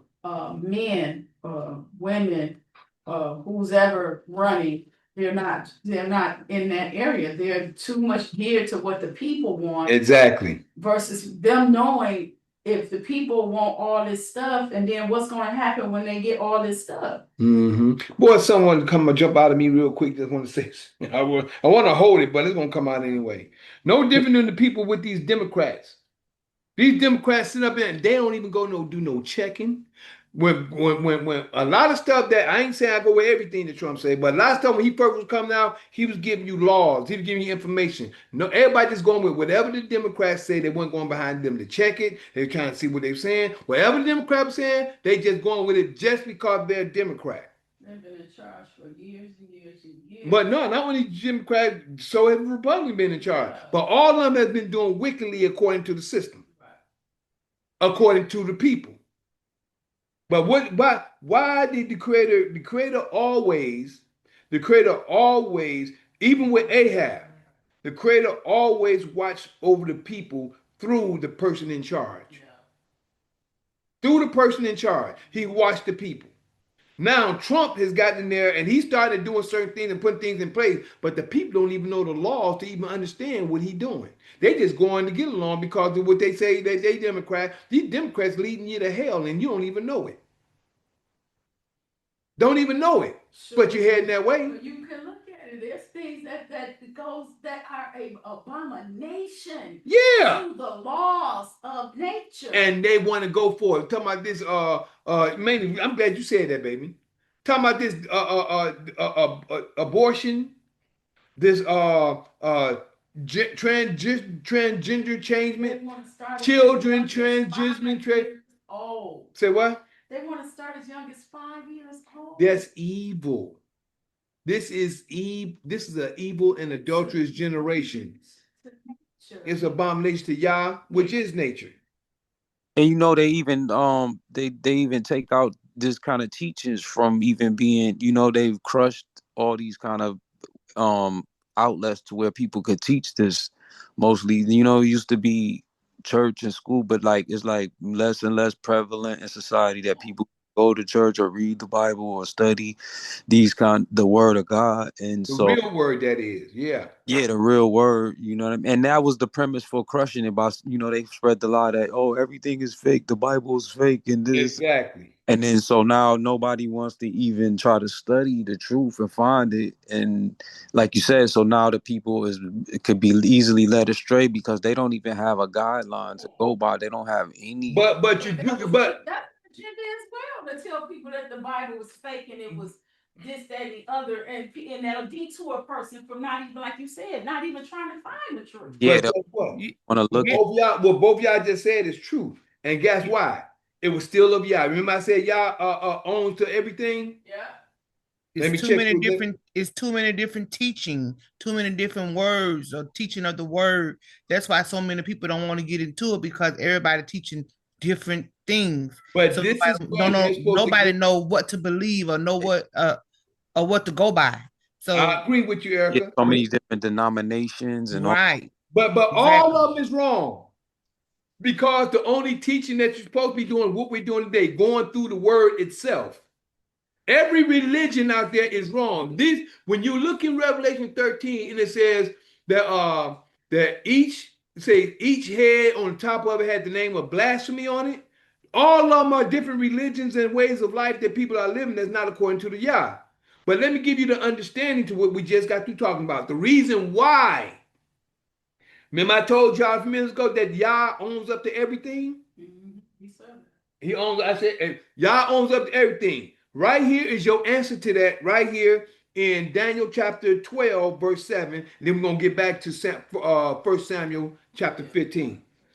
We ain't off. I'm just giving you understanding to things. That's the reason why it's not about going off. It's getting an understanding to what we're talking about. Because if we get on something, we don't get an understanding to it, then we're left. Like a lot of people is left with a lot of stuff. You need to have the understanding of certain things, what's being said. And the understanding to the reason why everybody is going off. Number one, it was prophesied. Number two, it came to pass in this day and time in Revelation 13, because in Revelation 13, I just shared with y'all about the image of the beast, which is Jesus, Yeshua, Emmanuel, and whatever man that y'all think died, not y'all, but everybody that the people think that died for their sins. That's number one. Number two is Christianity itself, which is the New Testament outside of the law of Yah. And this is your key right here. Verse 7 of Daniel chapter 12, it says, "And I heard the man clothed in linen, which was upon the waters of the river, which when he held up his right hand and his left hand unto heaven, and swear by him who is Yah, which is Yah, that liveth forever." The key is right here. "That it shall be for a time," Greek, times, Romans, and a half, which is the 400 years we just come out of. And it says, "And when he shall, when who? The Creator. When he shall have accomplished to scatter the power of the holy people." That's it right there. That's our answer. "And when he shall have accomplished to scatter the power of the holy people, all these things shall be finished." That's your answer. All these things shall be finished. It's finished now. Now it's time for the truth to be retold. It's time for the people to wake up. It's time for people to be retold. And what I just shared with everybody, if you like to know, that's Daniel chapter 12, verse 7, the end of 7, when it says, "And it shall be for a time, times and a half." Then it says, "And when he shall have accomplished to scatter the power." The power is Yah and the knowledge and the information that we had. "Of the holy people," which is us. We are the holy people. "All these things shall be finished." This is the reason why we have so many denominations, all this other stuff. It's been scattered. But the power of the Creator has been scattered. Now it's time for us to get back to the Creator in our rightful state, our rightful knowledge, and what we're supposed to know. And this is the reason why we're where we are today. Going through the book, listening to the word of Yah, and listening to the errors that happened along the way, and the errors that happen or happening to us today. So to understand these things is to go back and go through the law, go through the word, study the voice of Yah, which is his commandment and his laws, and what was spoken through his ambassadors, which was his prophets. Study them, learn them, understand them, and do them. Then we will be the angels, and we will be the army of Yah, standing in his truth and his righteousness according to his words through his prophets, from the law and from his voice in the scriptures. Once we do that, then we know Yah. Then Yah is really with. I guarantee you. I'm going to tell you what I guarantee. You start keeping his word and his laws, you're going to see the Creator is with you. You ain't going to have to do nothing. You have to talk to me, baby. You have to talk. You have to fight no battles. Am I right or wrong? No, talk to me, baby. Let me hear what you got to say on that point of view. You don't have to fight any battles. Let's talk where they can hear you, baby, because I'm getting you over there. Make sure they can hear your voice. I was dabbling in Daniel 12. What was the question again? My question is about the Yah. When you start keeping Yah's word and start following and doing his word, his laws, and knowing Yah by his voice, give him your point of view. I'm getting hurt because I know. And a lot of people look at me like, okay, he's just talking, or maybe they just know I'm real or not. But I want you to hear from my baby's point of view. Well, from my point of view, when you begin to follow his words, his commandments, and striving in your heart, because your heart first, I don't care about your lip service. Right. It's what's in your heart. And if your heart is truly looking and seeking to follow all his laws and commandments and his ways, then Father will open that door and show you. And not only will he show you, he will protect you in every step of the way. you will be searching for one thing, but Father will take you to another thing to bring you back to the thing that you're searching for. And let me make this clear. I used to smoke and drink. And I wouldn't believe it. And curse like a sailor. I would not believe that. If not worse. Because that was in me from age 3 on up. The cursing, the smoking, and the drinking came later. I sat in my room one day, tired of cursing. And I was trying to stop smoking. No, I was tired of smoking. And I was a cursor, and I could drink. So doing all of that, though I was asking Father to take the taste of cigarettes out of my mouth, and I'm going to say it was the Spirit, because the book says that the Spirit is our comforter, our guidance, and He's our teacher in this earth. That's what the book says. So the Spirit spoke unto me and said, you cannot serve me with a dirty mouth. Flat out. I'm looking for an answer to stop smoking cigarettes. He said, no, you're going to stop cursing. So I began to stop cursing. When I say okay, the moment you can't say it with your mouth because it has to be lined up. Whatever comes out of your mouth has to be aligned up with your heart and your mind. So those 3 things have to be in sync. A lot of people don't understand why they can't stop doing something.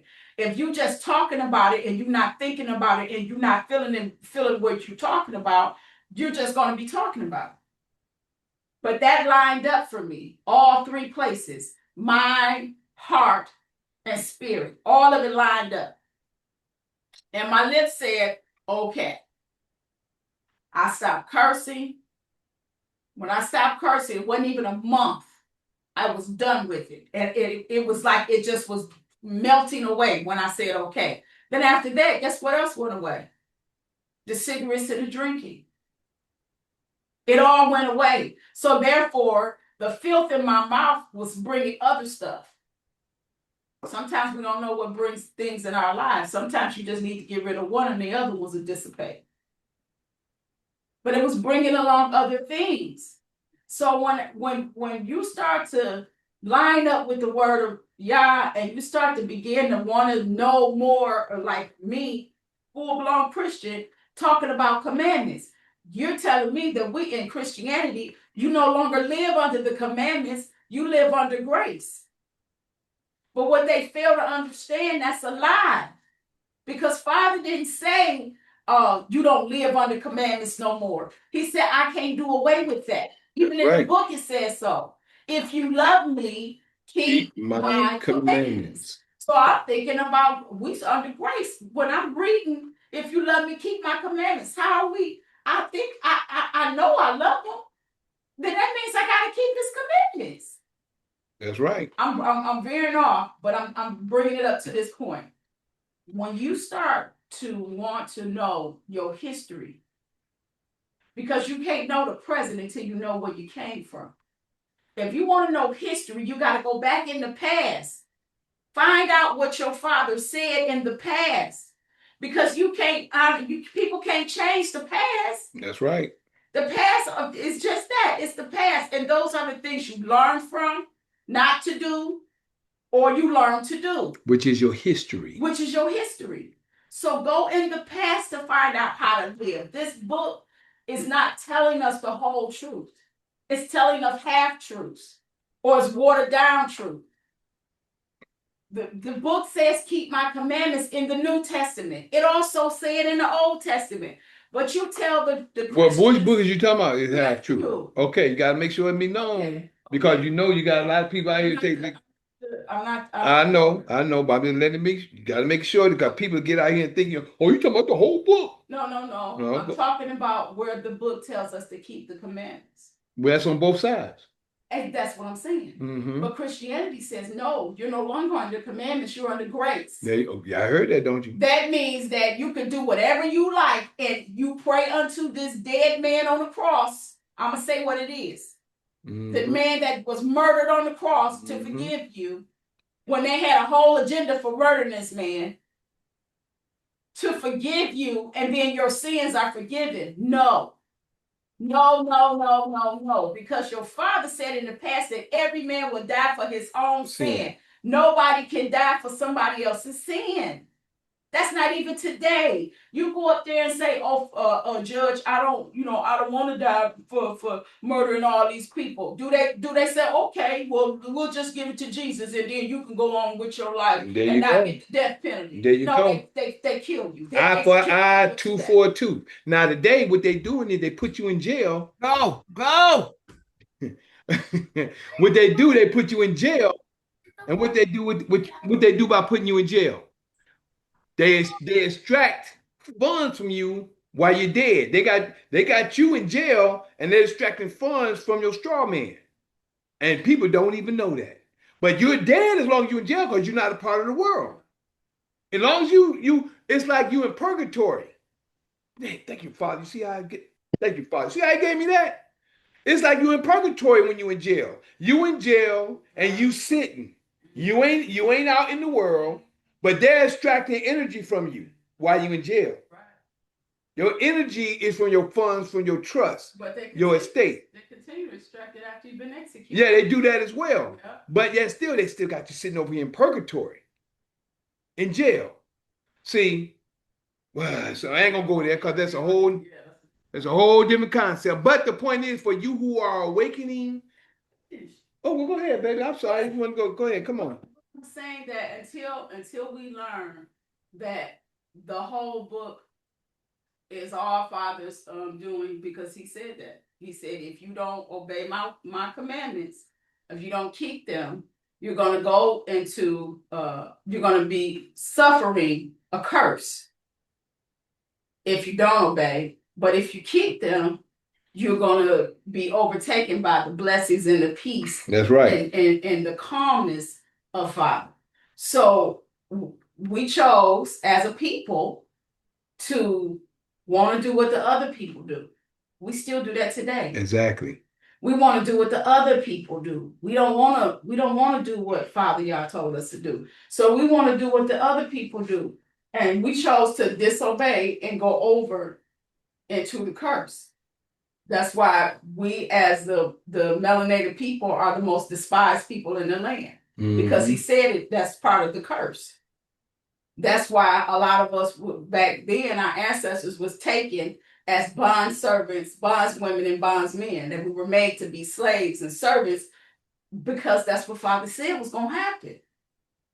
Because if your disobedience is what you want, then this is the repercussion of disobedience. You're going to get out in this world and you're going to find out that this world ain't what you really think it is. I can see who that is just joined in. It looks green. That grass look green over there, but it's really brown and disgusting. When you had real green grass and fruits and vineyards and estates that were met, we had it all, but we wanted to do what the other people were doing. So Father said, just like he did with the herbs, and I'm going to go there too, when he said you have meat, which were plants, herbs, trees, fruit, but we wanted meat. We wanted flesh. We wanted to eat some flesh. Herbs preserved us. Flesh kills us slowly.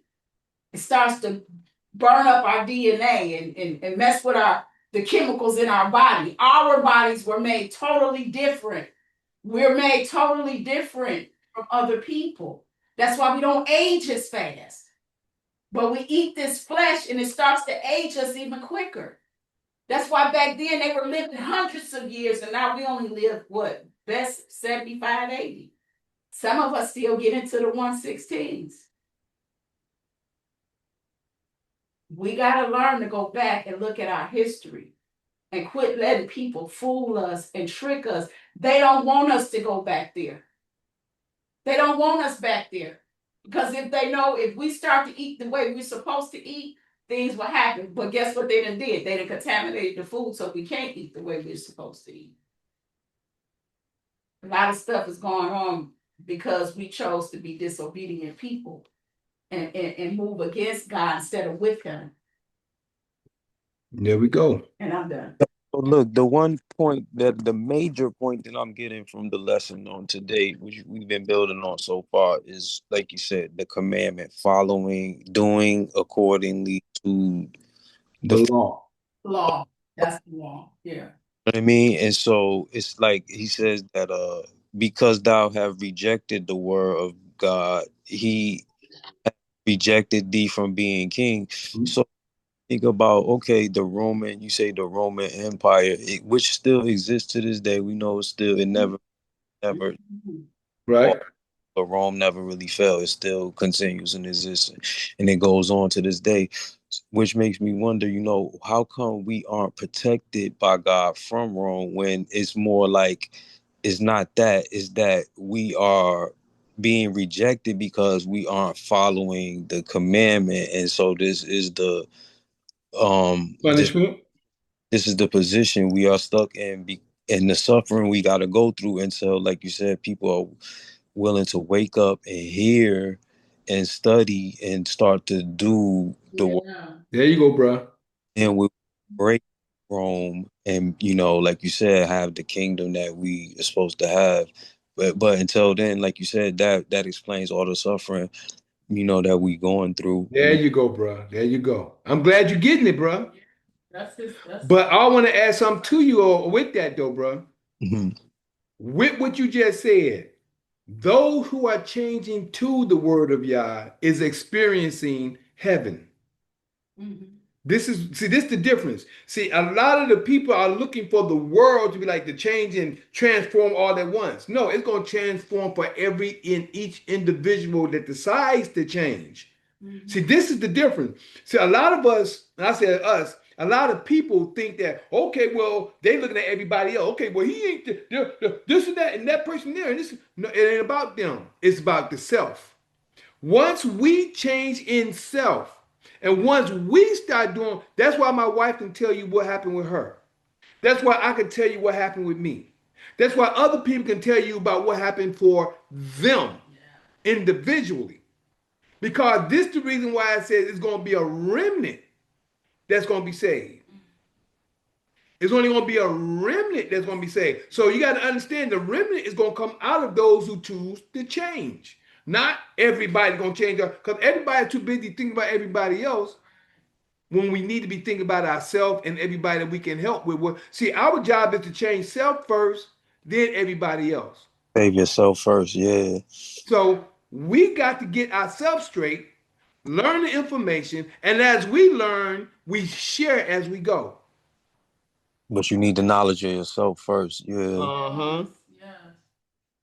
Hey, I wanted to ask you too. You might have already, because I came in late. You know what I mean. But the Amalekites, who are like, what people are these? Who are these? Okay, I'm glad you asked that question. But remember, I was saying you got to go to understand the reason why this started off with chapter 15, verse 2. The reason why he said, "Thus saith Yah of hosts." I remember. See, listen to this. I remember that which the Amalekite did to Israel, how he laid wait for him in the way when he came up from Egypt. When he, talking about not he as an individual, but he as the nation of Israel, came up from Egypt. This is the reason why he told Saul to go destroy them, because you have to go in order to understand that. The key is understanding, and the key is in order to get to understanding, you have to go through the scriptures to find out. That's why I shared with you. If you go to chapter the first part 1, and I shared with you in Numbers chapter 22 gives you the story. Numbers 22. Okay. Numbers 22 will give you the story of why we're at this whole chapter 15. This whole chapter 15 is because of Happened in Numbers 22. Numbers chapter 22. Numbers chapter 22 is the reason why this whole conversation is happening. Yeah, it makes me think about that name too. There was a teacher by the name of Malachi York. I remember Malachi York. Malachi York. You know what I mean? So yeah, that's why I was wondering about the Amalekites. You know what I mean? But yeah. No, Malachi's a York. Now I don't know. He could be a Malachi. I don't know. But there's also a name Malachi too, because Malachi was a prophet in the last prophet in the Old Testament, or shall I say in the Torah, the Tanakh, the last prophet before you got to the New Testament. So he's not that name Malachi is not necessarily connected to the Amalekites. Right. It's just a Malachi mean that's just a certain Hebrew name as well, or a certain Oh, name that's oh, used for a prophet. got it. Right. Thank you, baby. Thank you. So I'm glad, but that's good to explore all options though, bro. You see what I'm saying? Hmm. No, indeed, bro. Yeah, like you said, that's the key to studying. Is everything is studying the word. You know what I mean? Like you said, trying to find the truth in everything, and understanding that we just need to follow the commandments. That's what it is. Yeah, and that's the bottom Any line. See, suffering, any suffering people go through is usually, like you said, you lose grace with God because you didn't follow commandments. You there know. you go, bro. You, bro, hey, I am so glad you're here, and I'm glad you're getting the understanding. Yeah, it's much better when you read along with you versus me just trying to listen to you. You know what I mean? Like you said, hear, listen is much difference. You know what, bro? That might be the reason why I got stuck today, just so you can read along.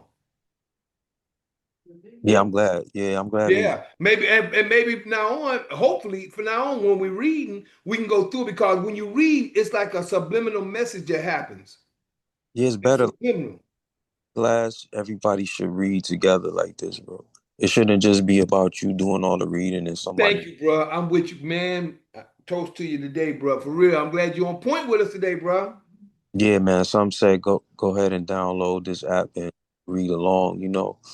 Or if you got a physical Bible, Yeah, and I would suggest the King James version. I mean, a lot of people have different versions, but my main thing is the Creator has allowed me to be able to see in the scriptures as we read. I can see according to what's being written. So let's get on back started. We already an hour in. Oh, we almost 2 hours in. That's because we had questions and answers according. But this is a strong. Yeah, a lot of times you just read straight through. You know what I mean? So yeah, this time we into it. We going back and Yeah, but this is good because interjecting, as long as we're on the word, not just having an open conversation, because that's tomorrow night. But as long as we in the word, I'm wide open for it, brother. As long as we in the word, we have conversation talking about the word, and that way we can give understanding as we go. Yeah, we're studying. This is studying. Yeah, we're studying the Bible. Yeah. And a lot of people may come back and they might listen to this. They be like, oh man, I didn't think to ask that question. Or I didn't know this. But we got the understanding according to history, prophecy, and the voice of Yah. And that's how you study. Mm-hmm. Study. And then even in the conversation, in order to get a clear understanding, this is how we make examples, like I did with the M&Ms and Skittles. yeah, I like that. That was good. That was the creator, bro. I'm glad you liked it, bro. But that was the creator, though, for real. Yeah, man, you do give a easy way to gather. That's it. It ain't. Well, I thank y'all, and I thank y'all. I'm thankful to be a vessel that the creator is working through. I'm so thankful. But let's go to verse 25. You and your queen. You know what I mean? Y'all both powerful together. Props two over there. Yeah, hey, she's a prayer warrior. She done been through some things before getting to this point, even dealing with, I'm gonna say it, demons. Not with her, but her and the place that she's been, they dealt with evil spirits and stuff like that. So the creator put me with one that's a strong prayer warrior. You know. So there's a lot of things that's going on, bro, that I know the creator had already set me up to do, and I'm thankful for it too. Verse 25. Well, the end said, because I feared the people and obeyed. No, yeah, we'll go with 24 again because this is his confession. This is his confession. He was confessing and humiliation. And Saul, verse 24. And Saul said unto Samuel, I have sinned, for I have transgressed the commandment of Yah and thy words, because I feared the people and obeyed their voice. 25. Now therefore, I pray thee, Pardon my sin. He gonna have nerve to tell him to pardon his sin. I pray thee, pardon my sin. Like just doing it just to get the. It's like he's doing it so that he can get the result, not because he really means it in his heart. I feel like this.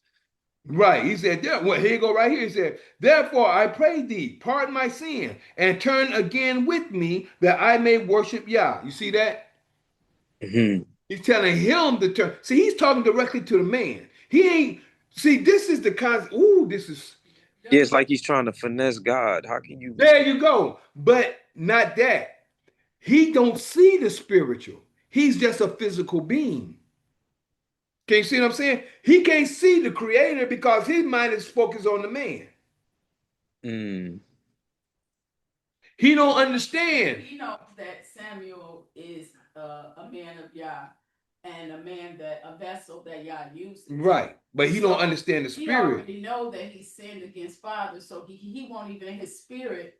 I mean, that's just with children. Children, once they know they made their parents mad, it's hard for them to go and apologize. So they look for other things to try to smooth things over with, like draw pictures. I'm telling you about my children used to do draw pictures. But they won't come and say, I'm sorry. You know, he didn't even try to go to Father Yah himself. His father knew his heart. But the point is that he didn't know the father. He knew that there was a man that's like right now. You hear people take Yah, God. Yeah, people talking them well with their lips and speaking them well with their mouth, but their hearts are far from him. Yeah. Right. A lot of people don't know the creator. A lot of people talk that talk. You see what I'm saying? Like you said about the people, like you ask about people in out there mowing the lawn. Oh, I know God. Yeah, I know God, but they ain't out there working on the Sabbath. It's like I know God, but they don't know His word. And my mother and father make us apologize, and you give that fake hug, but you really don't mean it. Exactly. You see what I'm saying? Yeah. And that's the point I'm getting at. A lot of people do a lot of this. They do this, but their heart, their mind. But see, what Saul is doing, he's trying to appease Samuel. Yeah. He's looking at Samuel. Okay, well, why don't you go to God and talk to him? Like, see, his mind don't realize that the creator is everywhere. That's where the people are today. They don't realize the creator see everything that's going on, everything you do. People think they hiding and think they're over here messing around, and they don't understand that the creator is already right there looking at you. The all seeing, yeah. Yeah. And this is what people fail to realize. They don't understand that. Their mind can't even comprehend it because they're looking at, okay, he going to work. I'm gonna go ahead and sneak up in here with his wife. Yeah. Okay, she going to work. Let me go up in.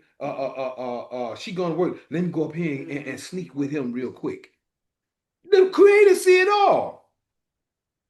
But when the Father reveals it, right?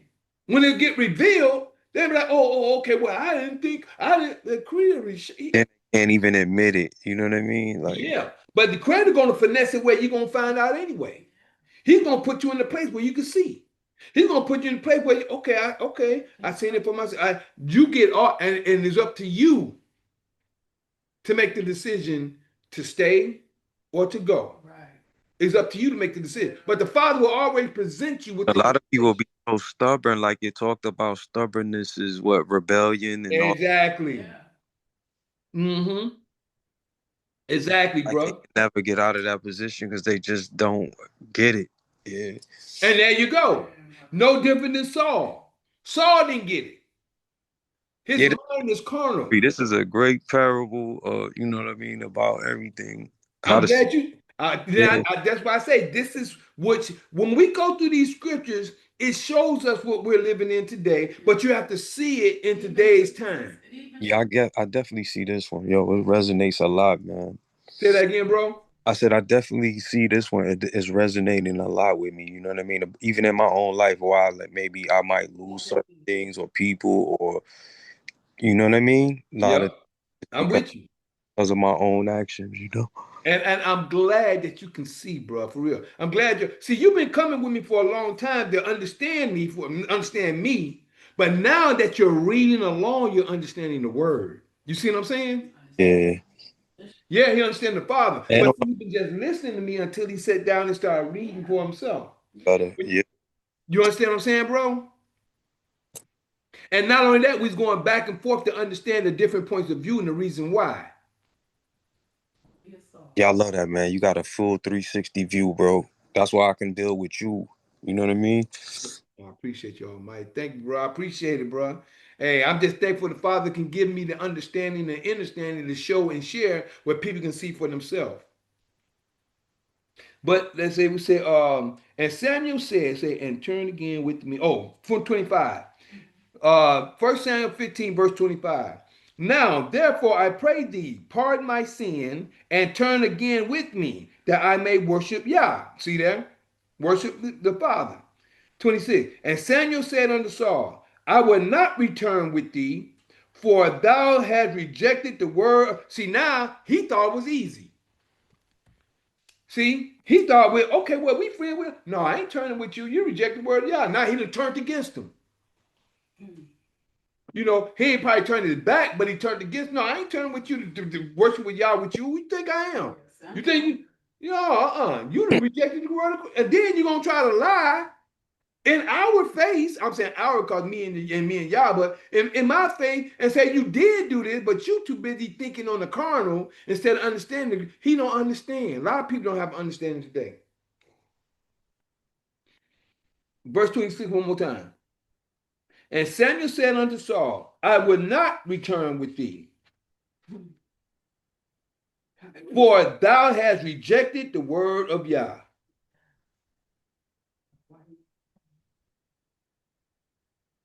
Thou hast rejected the word of Yah. And Yah has rejected thee from being king over Israel. See, he think it was Saul that did it. Yeah. And he probably still do. He don't know he fired, right? He don't know he's fired. That's right. He rejected thee from being king over Israel. And as Samuel turned about to go away, he laid hold upon the skirt of his mantle and rent it. So so when Samuel was getting ready to turn and walk away, he said, wait a minute, hold on. Oh man. I bet his what? 27. And Samuel turned about to go away, and he laid hold upon the skirt of his mantle and rent it. What that mean? What do you, because that's funny, that word, because you know how we pay rent. What is that? What are they? That rent means to tear. He tore it by mistake. Mm. That what that rent mean. I know we looking at rent in today's time, like rent to go and get paying the landlord. Oh, yeah. Like, No, it's not that. It meant rent. When he grabbed him, he tore it. He tore it by mistake. And we understand the words of today. These words are different. Yeah. Maybe when we maybe if we look, yeah, they probably got something. Yeah, but if we have the understanding to it as you're reading, you can see it. But we need to start looking up words in the etymology dictionary. If you look up words in the etymology dictionary, this is the beginning of words for the English language. I'm gonna put it like that. This is the beginning of words for the English language. I can't say it's the beginning of words for all languages. Right, it don't mean the same. So that's why you gotta look at the etymology and to give you the understanding to the meaning of words for the English language. And the reason I say this is so we can have a better understanding of things. So when you start to look up words in the English language, these Oxfords and all these other information, all the other dictionaries, they give you the terminology of today's time and things like that. But you have to go to etymology because this is the beginning. No different than we're reading in the book to understand the beginning of everything where it came from. So the key is to understand the beginning of all things. And like my wife said earlier, go to the past. Because if you don't know what your past is, you can always repeat it. Yeah. So, verse 28.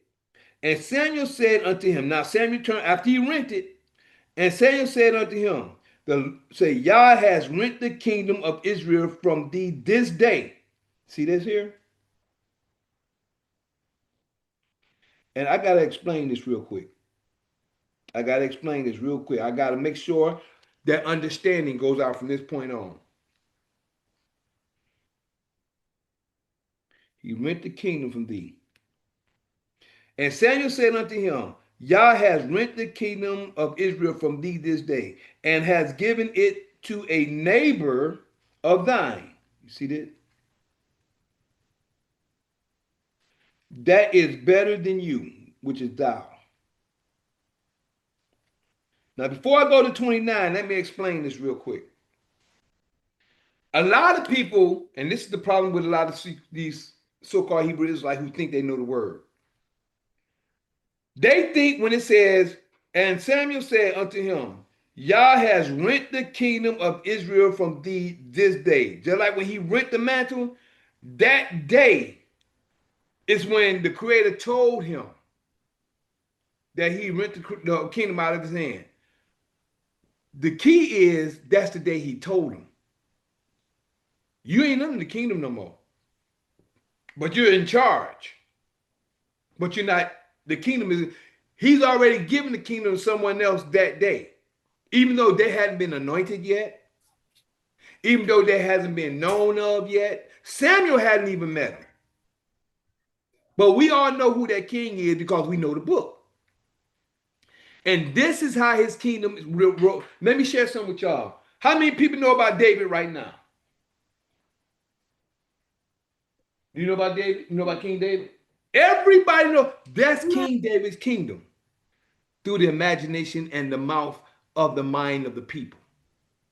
That's how come his kingdom will stand forever. David's king, Saul is only the first king. It's not his kingdom. David is David's kingdom because right here is when it was rent from him. So Saul is only known as the first king. But the kingdom is David's kingdom, and David's kingdom will last forever. Why? Another point in this, let me show you. I thank you, Father. When he says, rent the kingdom this day and has given it to another of thine. Check this out. The kingdom is of the seed. Woo, that just hit me. Now when I feel like that, the seed of David, Saul and David is not the seeds of each other. Am I right or wrong? Right. Saul is from Benjamin. David is from Judah. That's why David's kingdom will last forever, because it's the seed of David that's going to make the kingdom and be kings throughout that time. But David is the first one because David followed Yah all the way through. This is the reason. That's when you understand by studying. He said right here, verse 28. And Samuel said unto him, Yah has rent the kingdom of Israel from thee this day. This is me. He found what he said, and have given it unto a neighbor is your key. The neighbor is your brother. Somebody that was better than him. Huh? That's what he did. He gave it to somebody that was better than him. Yeah, who's better than him? But the key is, it's his neighbor. It's not of his seed. See, he's the seed of Benjamin. See, the key is this. The key is this. Your seed carries on your birthright. It carries on your fortune. It carries on everything that's of you because it's your seed. Your seed is the children beyond you. Yeah. And I'm gonna get to something in a few minutes, but first I'm just understand you understand Saul's point of view. Huh? Labor is also your you know what I mean, come from your seed, what you plant, like what you do. There you go, what you plant. But yeah, this so what is the individual or destroy you. Huh? I said what you do can either build you up or destroy you. Exactly. And what he just did destroy his kingdom. Huh? And what he was saying. Yeah. His kingdom. Understand this. His kingdom would have been of his seed. His seed was taken from him, which I say the kingdom was ripped from him. That means that, see, a lot of people is looking at things physically. Thank you, Father, let me see if what it is. That's why we're reading. See, you got to understand. When the Creator picked Saul, he was of the seed of the Benjamites. Benjamin, it would have been Saul's seed, and maybe Jonathan would have came up after him, and whatever seed after Jonathan, and the seed after that, and their seed would have continued being the kingdom of Benjamin. But now, who is always talked of today? Judah. Judah. And matter of fact, it was already prophesied back in the time when Jacob in Genesis 49, verse 8 through 12. But the key verse is 10. Judah, the scepter will always be in your hand. Judah. So the father already knew it. The father had Jacob prophesize it. But the key is this: David is from the tribe of Judah. And when did you? Now I'm going to break down. Now I'm going to break down how the kingdom of David is always expanded. It's always the kingdom of David. Because Saul was the first king, even though he was the king from Benjamin. But David is the first king and the king, even though he's the second king, but he's the first king of Judah. Judah is the king at this time when David comes in. When David had a son that took over his kingdom was who? Solomon. That Solomon was the son of David. David is Judah. Solomon is the seed of Judah. But let's go on beyond Solomon. The kingdom was split off. You had Rehoboam and Jeroboam. Jeroboam is the seed of Solomon. And if you go through the whole book until you get to the Medes and the Persians, all those children were the seed of Judah, through David, through Solomon. But what the world forgets, and everybody try to criticize, is Solomon is for the 1,000 wives that he had. 700 wives and 300 concubines, but all of them was his wife because they was his women. A woman is your wife. So the 700 concubines, 300 concubines and 700 Israelites, I'm going to say. But all these women had the seed of Solomon, which is still the seed of David. And every last 1,000 of those women had children. Now imagine that seed being spread throughout the earth today. It's going to be all Judah mostly.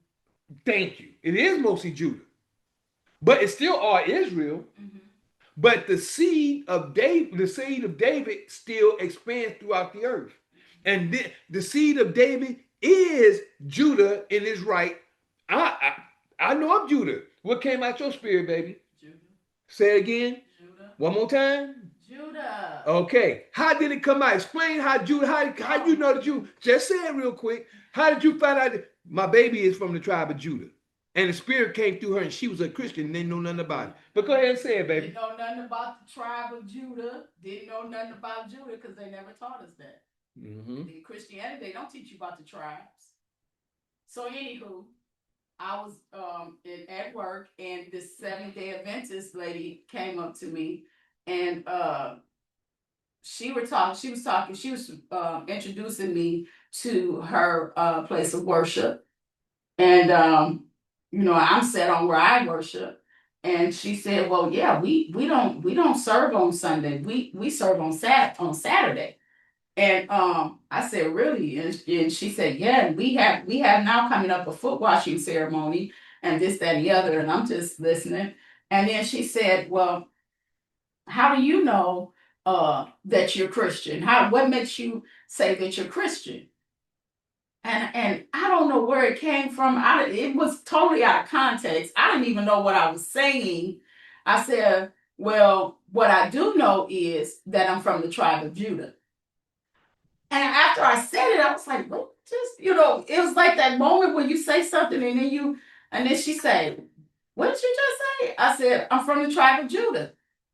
And then that was cut off. She said, oh, okay. And then she walked away. And then I was left to the question of, why did I say that? And where did that come from? And that was one of those things that you place in the back of your mind.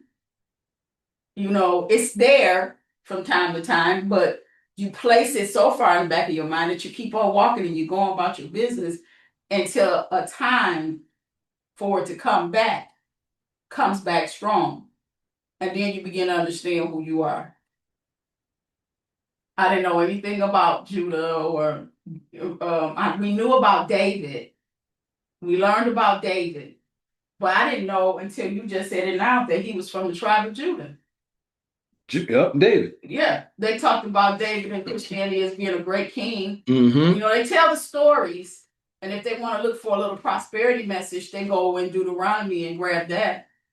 But for you to sit over there in the New Testament and the Old Testament for too long, they won't allow you to, because you just might find out something. So And you she have to come found out. back. You have to come back to the New Testament. But the spirit came out of her and Yes. said that she was from the tribe of Judah. And like I was just sharing with you, Solomon had 1,000 wives. And do y'all know from that time until today how many people in this earth is of the tribe of Judah, of the seed of David? That's why the book says there will be a number that no man A can number, yeah. No man can number this number that's coming. And this is what studying gets you. This is what studying gets you. But the more you study, the more you know. The more you know, the more you grow. All right. Now, as 28 said, then go into 29. And Samuel said unto him, Yah has rent the kingdom of Israel from thee this day. That day is when he did it, because that's when he told him. And has given it to a neighbor of thine, which is Judah, that is better than thou. 29. And also the strength of Israel will not lie nor repent. Also the strength. Who is the strength? Yah. He said the strength of Israel will not lie nor repent. For he is not a man that he should repent. There you go. That's the strength. God is our strength. Yep. For he is not a man that he should repent. Now, how many times we have seen that? How many times? This is the first time you'll see it in here. Every other time you see it in Isaiah or other places. But this is the first time you'll see it. For Yah is not a man that he should repent. Yeah.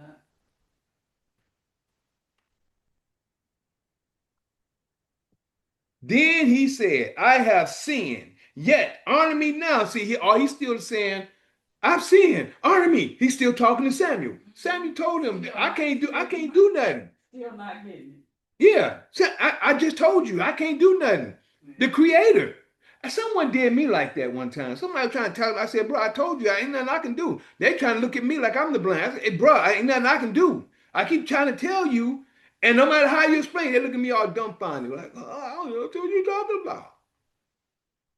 Now I explained to them, I forgot what it was. I just remember it, but I forgot what it was. They just couldn't understand. Verse 30. Then he said, I have sinned, yet honor me now. I pray thee before the elders of Messiah. Now he want to be shown in front of the people. Yeah, that's what he was doing. Yep. It went from his heart. Yep. Yet he said, I have sinned, yet honor me now. I pray thee before the elders of my people and before Israel, and turn again with me. That I may worship Yah, thy father. Thy father. There you go. Another word. There you go. Worship Yah. Not mine. Yours. No, worship Yah, thy God. Either he's saying thy God, I'm saying thy father the way it is. Thy God. Thy God. But he said thy. He didn't say I. Exactly. He sure didn't say our. That's why he was going through all the stuff he was going through, because he had not had the heart for Yah. He was in the kingship doing what he wanted to do, but he hadn't had that closeness. What it said, his heart is far from me. Yeah, that's what he didn't have. His heart close to Father. And so Samuel turned again. I'm sorry, baby. Yeah. So Samuel turned again after Saul, and Saul worshiped Yah. So I guess he said, so Samuel turned again after Saul, and Saul worshiped Yah. So I guess what he's saying is, even though the creator rent the kingdom from him, he said, honor me now, I pray thee, before the elders of my people and before Israel, and turn again with me, that I may worship Yah thy father. Well, I guess he's saying Yah thy father, but I guess what he's saying is Yah. He's saying thy father, which is actually our father, but it's the way he's put it. So Samuel turned again after Saul, and Saul worshiped Yah. So he didn't go with him. And Samuel said unto him, Yah, I said, oh, see, and Samuel said unto Saul, I will not return. He said, I will not return with thee. So that's the difference. Verse 26 says, and Samuel said unto Saul, I will not return with thee, for thou hast rejected. So he said, I'm not going with you. But he did turn with him so he can worship Yah, but he didn't go back with him. Wherever Samuel came, he went his own way. You see what I'm saying? Mm-hmm. So right here in verse 26 is the key. I will not return. Return is the key word here. For thou hast rejected the word of Yah. Return is the key word here in verse 26. But then over here he said, I have sinned, honor me now. He said, honor him, I pray thee, before the elders. He said, honor, but he was still the king. The father rent the kingdom, but he was still the king. You see what I'm saying? He didn't want to disrespect the king in front of the people. But between Samuel and Yah, he's not the king no more. But between him and the people, he still had to show that he was in the place of the king. You see the difference? Then he said unto me, I have sinned, verse 30. Honor me now, I pray thee before the elders. Might as well say, honor me before the elders. You might as well say it. Honor me now before the elders of my people and before Israel. Because they would have disrespected him if Samuel would have went away. They would have even though he's the king, they would have disrespected him. And turn again with me, because the creator still picked him, even though it rented the kingdom from the creator still picked him. Right. Yeah. That I may worship Yah thy father. So Samuel turned again after Saul, and Saul worshiped. See, he still worshiped Yah. Yeah, father may have told Samuel to do that. He may have. He didn't say that he told him to do it, but father may have told Samuel to do that, because once the kingship is taken away, the people disrespect the king. They don't respect him. That's right. So father had to go raise up a king. Meanwhile, Saul was going to hold this position. And he had to. Because David wasn't ready yet, and we haven't even met this. He just said he gave it to him, but nobody don't even. At this time, you put yourself in the story, nobody knows who the king is going to be. Right. If we don't have these books ahead of us or these pages ahead of us, all we know is the same thing that they know. Right. This is what people. This is the disadvantage, and this is the advantage of the people, and disadvantage of knowing the story. Because sometimes when you just know the story, you just reading it as a book. Right. But when you put yourself in the story, you can see it as they're moving. Find out why things happen. Right. Find out what Father's plan was making, why he was making them happen that way. Exactly. And you can find out a lot of stuff. Okay. It's just a story being told. Exactly. And right here, Samuel slays Agag. Yeah. Okay, now this is the beginning. We're going to take this on down to, we only got about 3 or 4 verses left, and then we're going to end it. But right here at verse 32, we're in 1 Samuel 15, verse 32. Then said Samuel, bring ye hither to me Agag, the king of the Amalekites. And Agag came unto him delicately. He came all delicately. He came all scary. And Agag said, surely the bitterness of death is past. He think he ain't finna be. He said, surely the bitterness of death. Okay, I guess everything is going. You're going to save me. And Samuel said, as thy sword has made women childless. Okay. There you go. There's a lot of stuff he done did. Samuel telling him why he's in the position he's in. Yep. Now I ain't gonna give you no excuses. I ain't gonna even put nothing in there. Samuel said, verse 33, and Samuel said, as thy sword has made women childless, so shall thy mother be childless among women. And Samuel hewed Agag in pieces. Dang. What does hued mean, bro? Huh? I can kind of guess what it means, but what do it actually mean? I never heard that word before, hued. Hewed. Yeah. Hewed me, and he hewed Agag. He hewed, he was I slinging. know it reminds me of chewed if you put the word C in front of it, like There you chew. go. Hey, it's chewed, but not with his mouth. It chewed him with that sword. Yeah. And Damn. Samuel hewed Agag in pieces before Yah in Gilgal. Mm, mm, mm. Yeah, that's a word you could write down so you can look up. Hewed. He hewed Agag in pieces. That means he sliced him up. Man. Then Samuel went to Ramah, and Saul went up to his house. You see that? So he didn't go with Saul. See what I'm saying? He didn't go with him. He said he wasn't going to return. Yeah. Then Samuel went to Ramah, and Saul went up to his house in Gibeah. So they went two separate ways. So he didn't leave with him, but he did turn with him for the people. Went up, let's see, Samuel. They need to do a Bible movie, like do the whole Bible, like and really do it. You know what I'm saying? Like, Yeah, like what you see now, and what you know they're not gonna do it because there's gonna be some stuff. We're gonna have to do it. We get the money, we can probably do it. yeah, that would be a great movie to do. The whole just do the Bible, even if they made it a series, like a Netflix series. There you go. That would be great. Yeah, I would watch that. But it would be in real truth, according to what we're reading. Nah, like how we breaking it down, like we really give it to them. Like, yeah.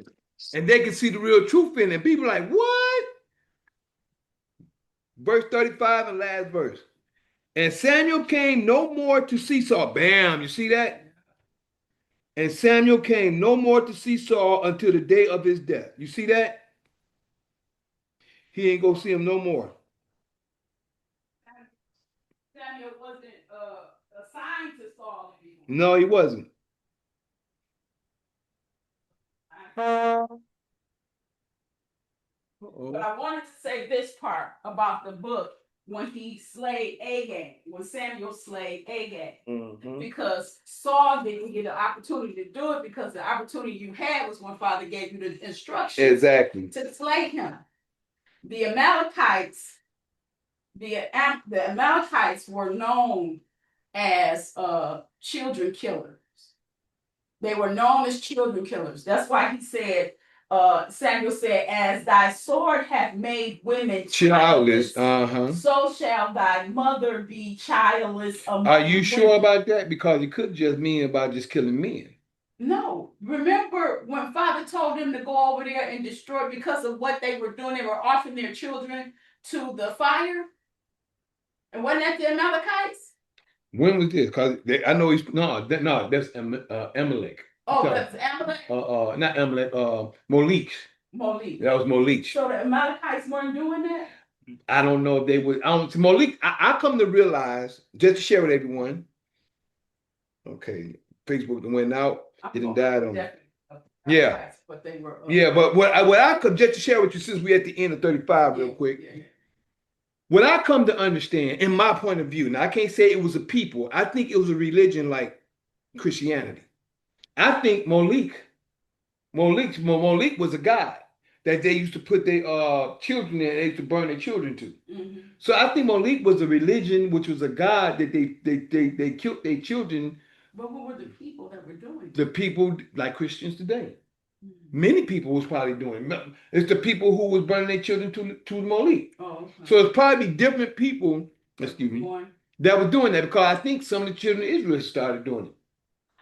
I think some of the children of Israel started doing it. They was burning their children. When they say burn their children in the fire, they was burning it to Malik.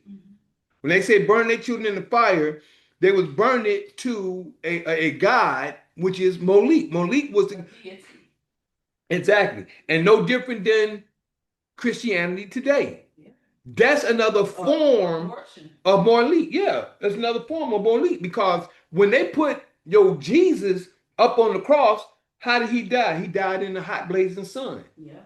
He suffered to death. He suffered. They even call it in Christianity. They talk about him suffering on the cross.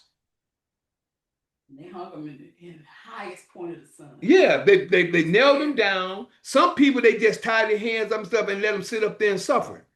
Meaning that they didn't eat or drink. They just sat there in the sun. Hot sun. You know the sun get hot now. When it gets so hot, you can't stand out there in that sun all day. That's right. That stuff will burn your skin up. And then what did they do before he brought him out? Before they brought him out of prison, they beat him down. They beat him down. So you beat down and stuff like that. They beat him. And then, your body, to recover, you want to eat something, drink something, but they done beat you down already. Now they done put you up on this cross. Then they make him made him carry that big old cross out there in the sun. And then they laid him down. They didn't tie him down. They hammered his nail so he could suffer. They hammered his nails and feet. They hit through the main arteries. And so he's bleeding to death. No, they didn't say he bled. Remember, I don't think he was bleeding according to that point. Do this, man. You nail somebody, you won't bleed. I know he's gonna bleed. I just don't know if it was the main artery. I don't know if it was through here or through his hands. It doesn't matter. He's going to bleed. I agree. I don't know if they'll bleed to death, but yeah, still, I agree that he's gonna bleed. It'll weaken him. Yeah, definitely. That's definitely. Okay. Well, either or. All that in the same situation. But lost a lot of blood. Right. After the beating. After the beating and all that other stuff, and then hanging them up in the sun.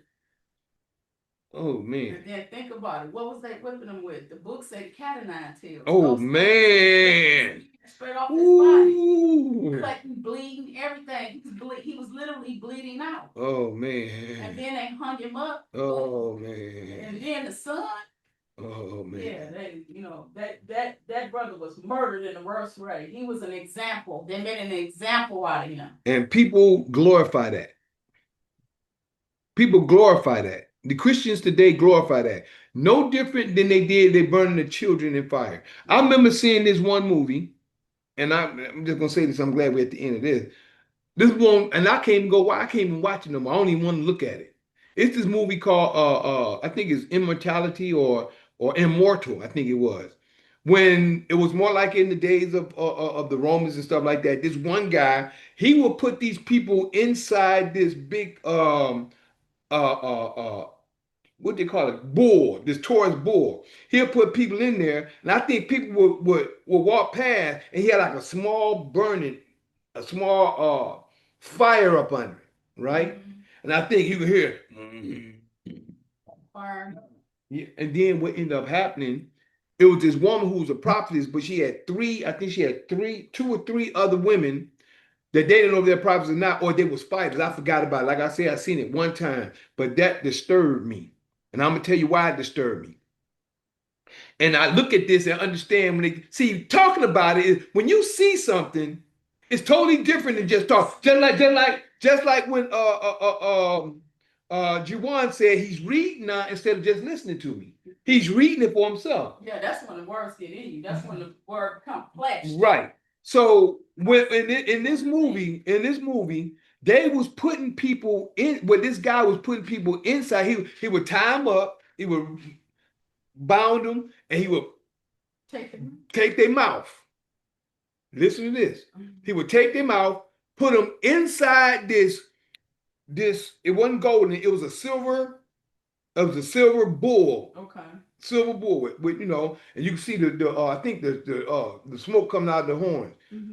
But what happened was, I seen him go by the first time, but when near the end of the movie, mm-hmm. the woman that was the prophetess, they pushed over the thing and they opened up the thing and it was people inside, burning under that slow roast.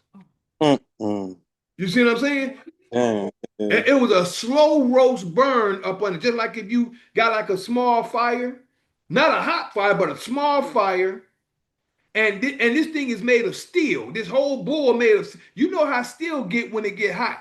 It's like iron, yeah. Yeah, iron. There you go. An iron bull It was an iron bull, and the people was inside of it, and they were, you know, these people dying.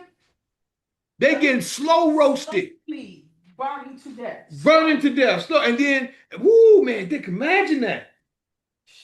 I would, yeah, I'd rather just be shot dead. Say again, bro. I said I would rather be shot dead, right? Yeah, that's what I'm saying. Man, that is horrible, man. I couldn't even look at that movie no more. It's an actual movie, and what's that guy? If y'all remember the Gladiators, right? The Gladiators, the one that act like he was the Emperor of Rome, the not glad, the one that couldn't fight at the end. He was the brother that killed his father on the movie Gladiator. He was supposed to be Zeus in this movie. He was supposed to be Zeus in this movie. And you know, it's called I think is it Immortal or something like that. It's some years old. Will Hayes. I don't know who this is. But all I can say, it was horrible. When I seen that, I couldn't. I was like, man, I couldn't. I'm scared. I don't even. When I see that, I just pass by. I don't even want to look at them. Because when I look at the movie, I want to see the whole thing. But that disturbed my mind. Mm-hmm. That that kind of torture is just like, what are you doing? Yeah. My brother Will Hayes, if you're looking at me on Facebook or Instagram, or now Facebook is gone now, on Instagram or on YouTube Live, if you're looking at me at either one of these, I have trolls, or I like to please get to know me outside of here. I could have put you on pause to see who you was, but we just had an interruption in part one, and we're almost done anyway. But I got to start putting it on pause, and I start finding out what people. That's what I'm gonna start doing. Let me in you. Okay, look at that. Let me in you, big itch. Enter the waiting room. Yeah. See what I mean? Yeah, no. Yeah, he disqualified his own self, so now you already know. Mm-hmm. Yeah, I was looking up real quick trying to see if it was any new modern day Bibles, but it ain't anything. The closest thing I could find out was something that came out in February on the Amazon Prime Video. It's called House of David, and it's a new historical drama series telling the story of King Saul and David, and is rooted in the Hebrew Bible. So, yeah, I might have to Say that again, bro. I was looking up to try to see if there's any modern day like Bible stuff, Mm-hmm. but they said the closest thing is a story called House of David that came out this year in February. It's on Amazon Prime, and it's about telling the story of King Saul and David. So y'all might have to try to look that up and watch it. Yeah, but when you look at it, when you read the story and look at the story, you'll see the difference. You'll see if they coincide or if you can see something different or what have you. Well, yeah, that's why it's always good to read any movies that are made on a book to read the book. Mm-hmm. Mm. Okay, well, I'm glad we got to this point. I'm glad a lot of information came out today, or that was asked, and for to get a better understanding. Let me hit this last part again. It says 35, and Samuel came no more to see Saul until the day of his death. And it says, nevertheless, Samuel mourned for Saul. I didn't finish that, did I? Nevertheless, Samuel mourned for Saul, and Yah repented that he had made Saul king over Israel. Samuel did mourn for him. He cried because I guess they became good friends. He mourned for him. He cried for Saul. I'm sure he felt bad that he had to go out like that. You know what I mean? Yep. But it was his choice because he obeyed and then lied in his face. But you did, I did. And then gonna sit up there and then he confessed it. That's sad.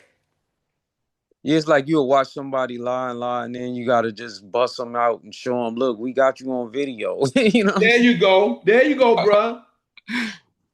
Yeah, man. Just like that.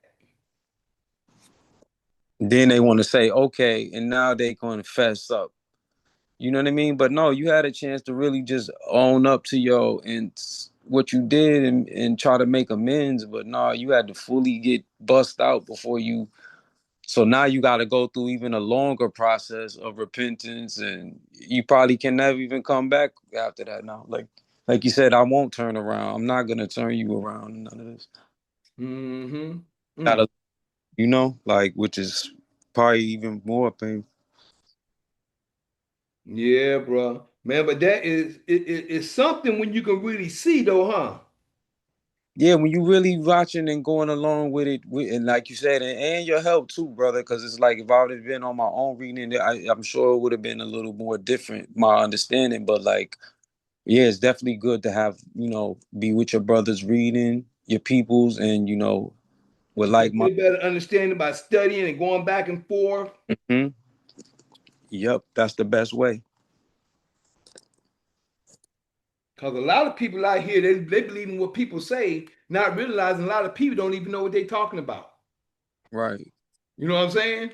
And then like, you go and interpret things for yourself, no, that's why it's like, yo, I gotta run it by you, ask questions, you know what I mean? And you say, well, no, this is not my interpretation, this is the actual word, Exactly, because you sure did ask me that earlier, didn't you? You said, well, what you think about the sacrifice? I said, not me. Read and see what this say right here. Then when you read it for yourself, self-explanatory, right?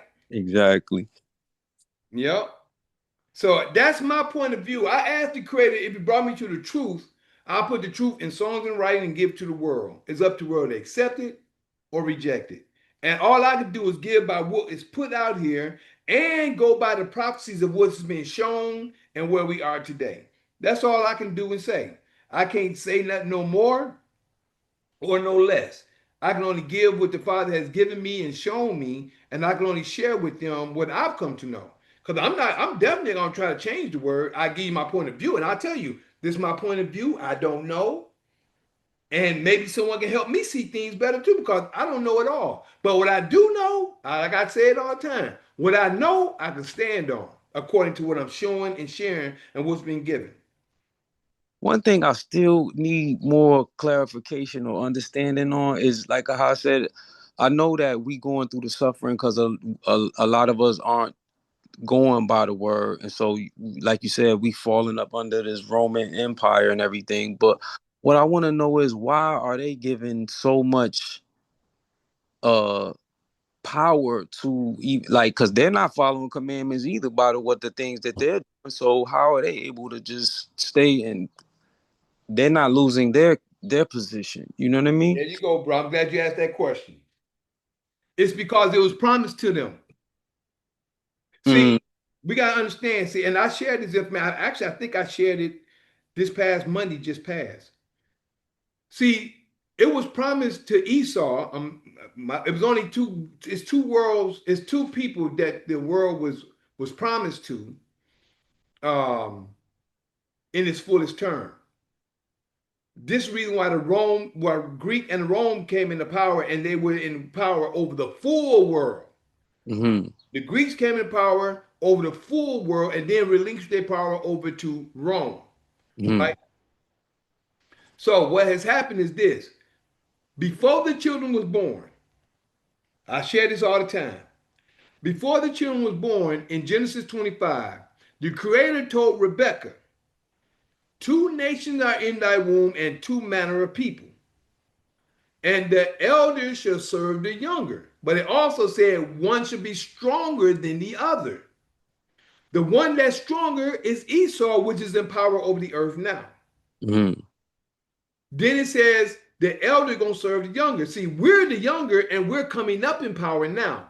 But the way we're coming up in power is not in strength and in power the way that they're in power. Our strength is of Yah. That's the reason why I said, that's why when I read Daniel chapter 12, verse 7, when it says when he had scattered the power of the holy people, all these things should be finished.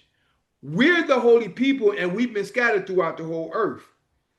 And not only scattered in the general, he scattered the mind and the information as well. We lost our identity, our land, our language, and our culture. So now we're growing. See, all this is finished. Now he's growing us back. And as we grow back, they're falling out of power. And as they which is the system, fall out of power, we're rising in power. But we have to understand where our power lies. That's the difference. Once we understand where our power lies, then we can stand in our full force, our full, you know what? I got about two or three, but about two I know, disruptions in here. One of them came on before you got on, and the guy just got on a few minutes ago said, let me in, you be, or something like that. I just got through removing him a few moments ago. See, this information, the system don't want to come out.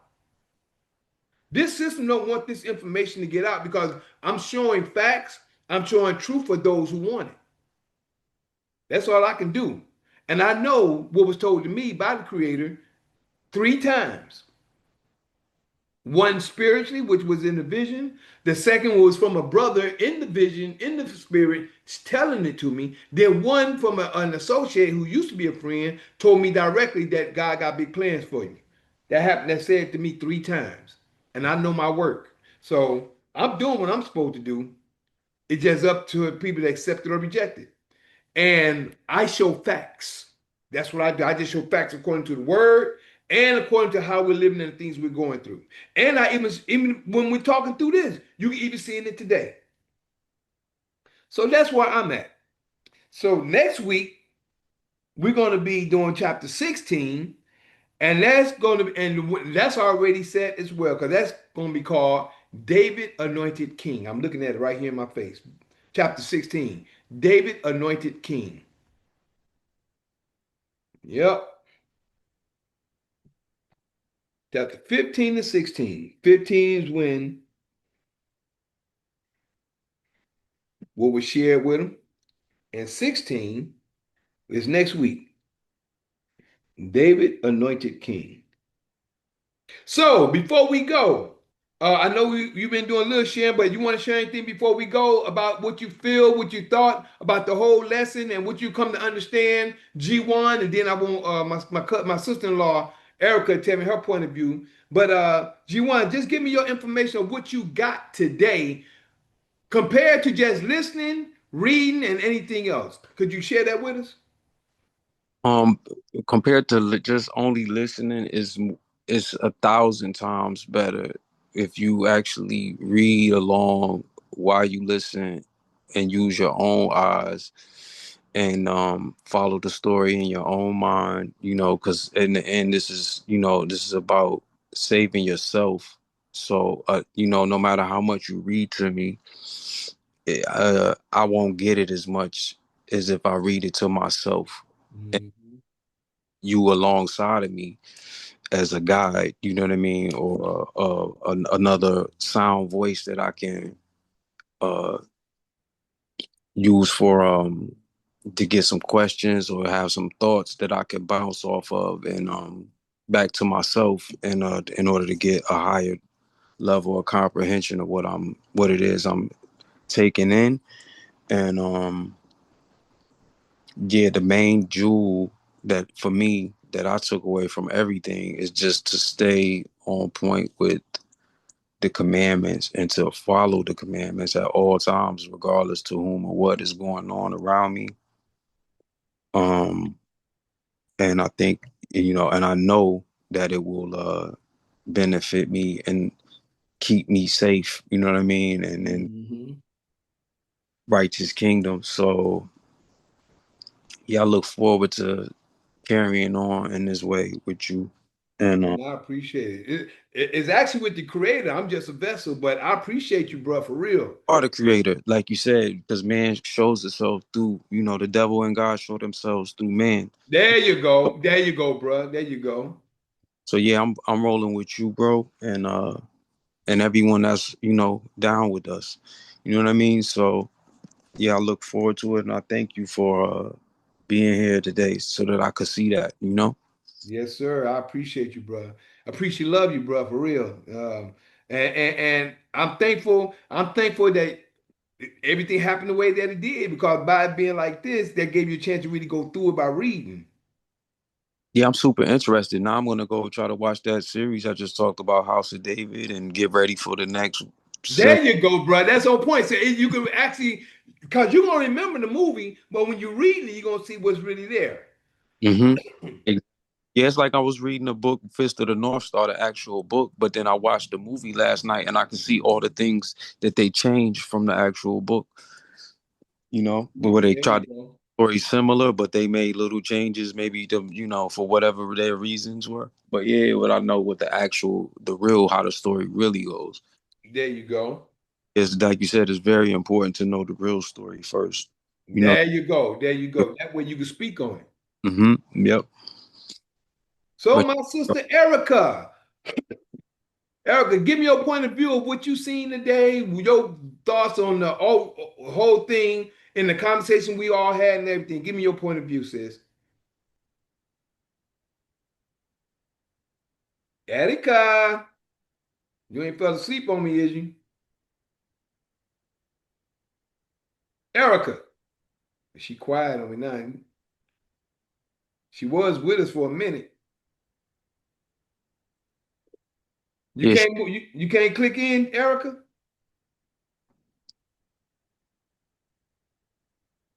Well, we gonna just let it be then. So she gone. I ain't gonna sit up and hold up.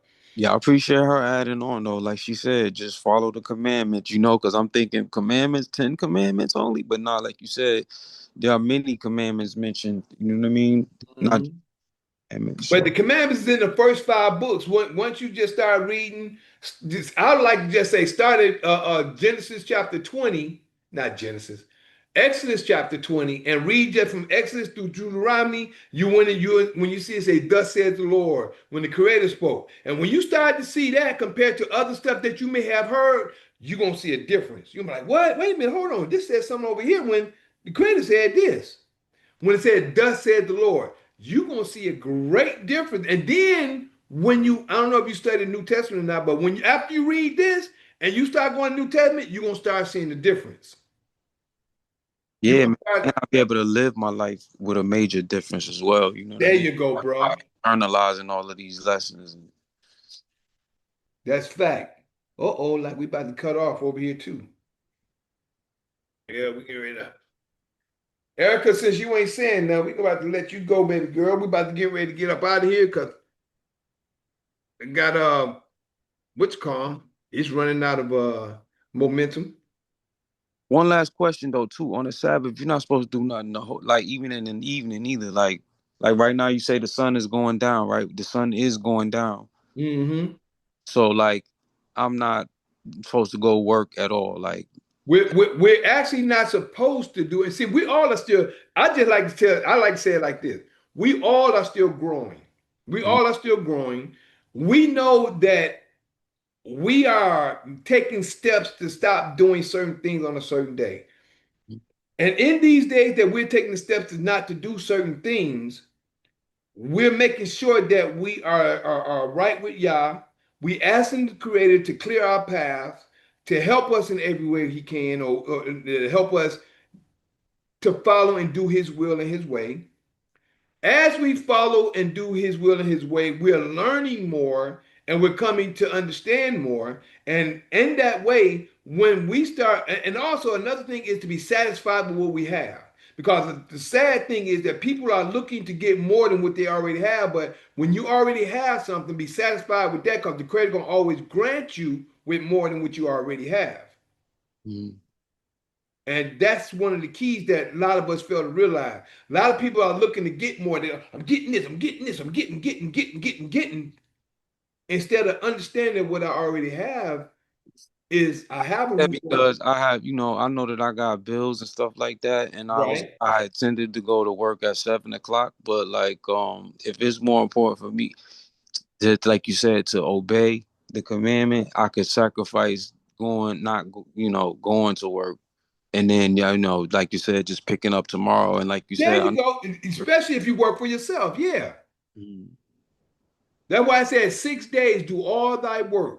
But the seventh day is the creator's job, creator's day. He's giving it to us, and he giving it to us so we can, so because he love us, because he already see that we will work ourselves to the bone. We'll You work tell me ourselves to about death. my back is literally like went out, man. Like I barely could stand up, but like I know that I gotta just keep going. Yeah, right now, like I got hit. When I got hit, I don't know. I think I pulled my back yesterday really bad, and I don't even take medications. I still actually happen to have the little oxycodons or whatever they gave me, and I Mm-hmm. take one today. Like take two of them because my back, like I literally had to crawl out of my bed, bro. Like I couldn't even like stand up type stuff. But like yeah, I took the little pill and it held me down for the whole time we've been on the phone, but like it only lasts about 6 hours, so I took it at like 11 and it just started wearing off just now. Like Oh, okay. stand up just now, and I like literally had to grab the cane I had got from like months ago just to stand up, but like I was gonna take it and then just be a soldier and go to work at 7, but like you Get said. that rest, bro. That's why the creator said it. That's another thing. Get your rest, bro. So lay back down, just pray and talk to him. Meditate. Meditate, like I was saying in the beginning. Meditate is another form of praying, but just in silence. All you gotta do is talk to him. Just lay there. Go, bro. And you know what? Just the fact you got in there, I know the creator is smiling. The fact that you even went in and understood some of the stuff you went through today. Go back, read some, go over it, or just talk to the creator and let him lead and guide you, or go over some of the other stuff that I've shared and go through the scriptures with me as I'm going through that in the scriptures or in some of the stuff that Yep. I shared. Yeah, you got so many videos, like you said, I can just go back and go through. And just check out some of the Bro, I'm information. take your advisement, brother, and do the word of God. And just like you said, I'm gonna get back to it tomorrow. I ain't even like you said, ain't no need to force it because I might rank it even worse by not doing what I'm supposed to do, which is rest today. Exactly. And you never know. He may bless you with double tomorrow compared to what you thought you was going to do today. Just today. That's what we got to think, huh? Yeah, that's right too. You're right about that. Yeah, never worry about what. That's like Samuel, not Samuel, Saul was so worried about the people, and in a sense I'm so worried about this bill represented as the people or my Yeah, bill, there you go. There you go. that I'm willing to go out here with my back hurting and everything instead of just like you said having good faith that I'm gonna be taken care of anyway. Yeah. The right thing. On point, my bruh. On point. So you're right. Thank you for like keeping me grounded with that thought. Cause yeah, it's like I feel like I still got maybe the sun's going down. I can still go to work because the Sabbath is over with now. But no, like you said, just relax, reflect, rest, and tomorrow watch how I get double or something probably. Yeah. Yeah, anything, man. All you gotta do, you'll never know what happens. Something will come. Whatever's gonna happen is gonna be for your benefit. It's gonna be able to help you out in a big and better way. Hmm. Thank you, bro. I appreciate you, man. I love you, bro. I Thank you. love you too, bro, and I'm glad that you're here, bro, for real. No, I'm definitely glad you here, bro. For real. I know that you was really got my best interests and all of our interests at heart. So Yeah, I do, man. I do, and I'm so thankful that the Creator allowed me to get to this point of view, and it's beautiful, bro. It's beautiful to know. And when you're stepping in that in His light, yeah, you don't never even ask for nothing or nothing. I don't never, you don't be like, yo, hit the cash app or nothing. Like, nah, you nah, do this all for free, brother. But yeah, yeah. if you need anything from me, you let me know, bro. Yeah, my main thing is for if it's anything behind something we do, it's a purpose behind it.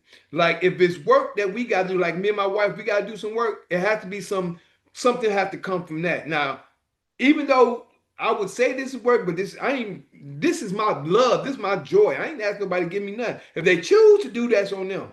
But other than that, I don't ask for nothing, man. When I'm doing this is my promise to Yah, what I said I was gonna do. And I love doing this. You know what I'm saying?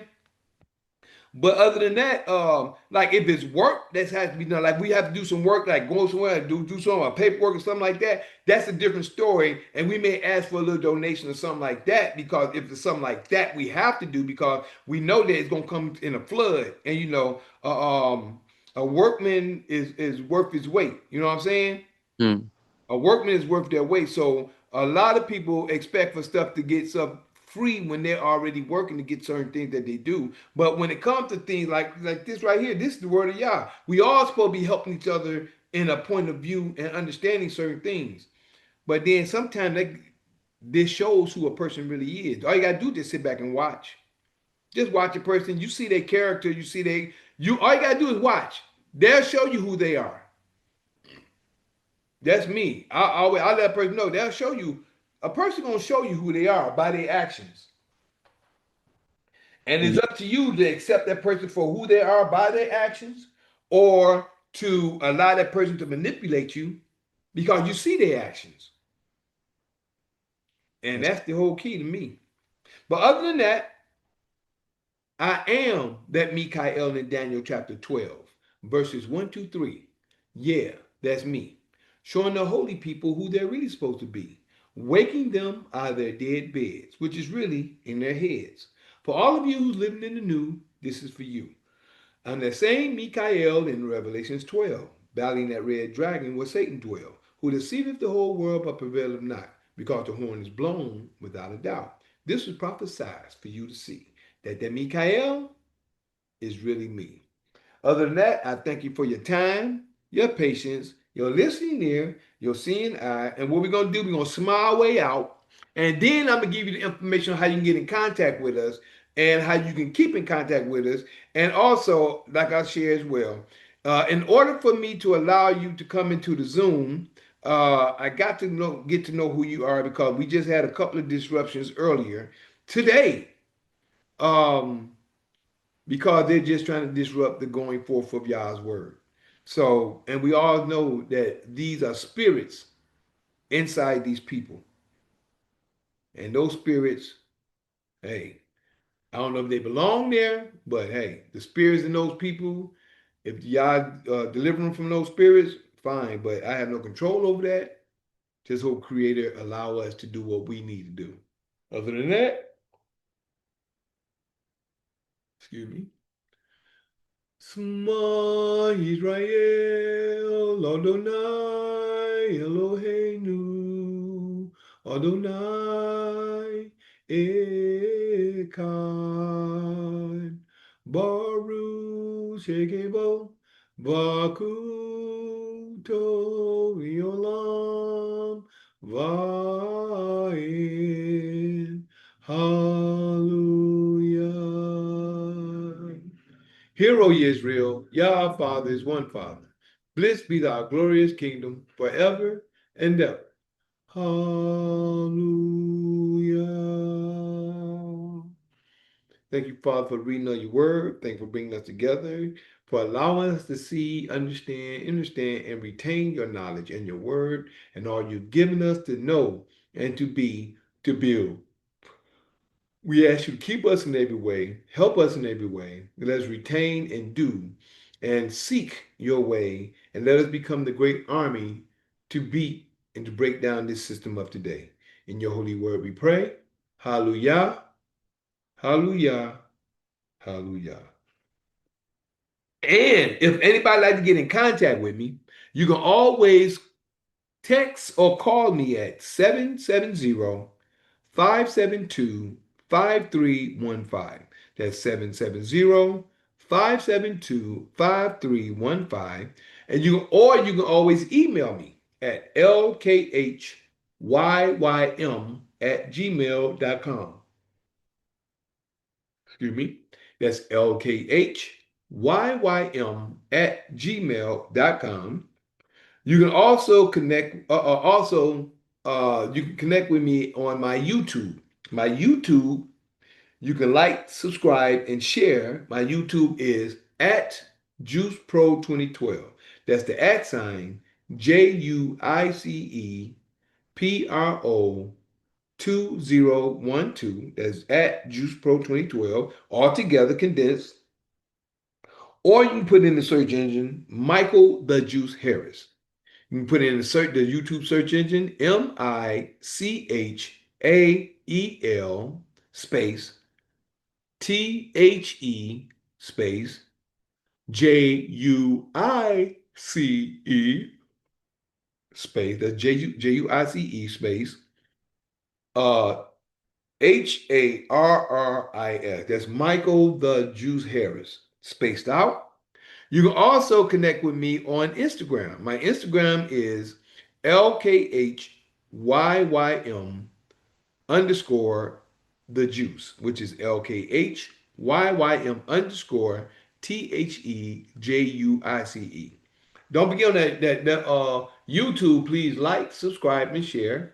And that was my Instagram. You also catch me on TikTok with those same formats, with the same headings. Which on TikTok you can put in the search engine at LKHYYM underscore THE. Excuse me, I'm getting tired. THEJUICE. That's TikTok, and also on my TikTok, you can also put in at Michael the Juice Harris, all condensed together. That's the at sign MichaelTheJuiceHarris. That's my other TikTok as well. You can also catch me on X, what they call X, which used to be Twitter. I call X Twitter at JuicePro33, which is JUICEPRO33. That's JUICEPRO33. And that's also another, that's my Twitter, X Twitter, and also my first YouTube. My first YouTube is Juice Pro 33 as well. Um, Also, you can catch me on Facebook, which went out. My Facebook is my Facebook is Mikael Harris, which is MI apostrophe CHAEL space HARRIS. That's MI apostrophe CHAEL space HARRIS. That's Mikael Harris. Excuse me, y'all. And last but not least, you can catch the full version, which is my Zoom. The full version is on YouTube at the YouTube I gave you. Please like, subscribe, and share. On the video, where my part one and part two is on the live. My part one and part two is on the live on YouTube. And you can also catch the full video not only on YouTube that I shared with you, but you can also catch it on rumble.com/LKHYYM. That's rumble.com/LKHYYM. And also on patreon.com,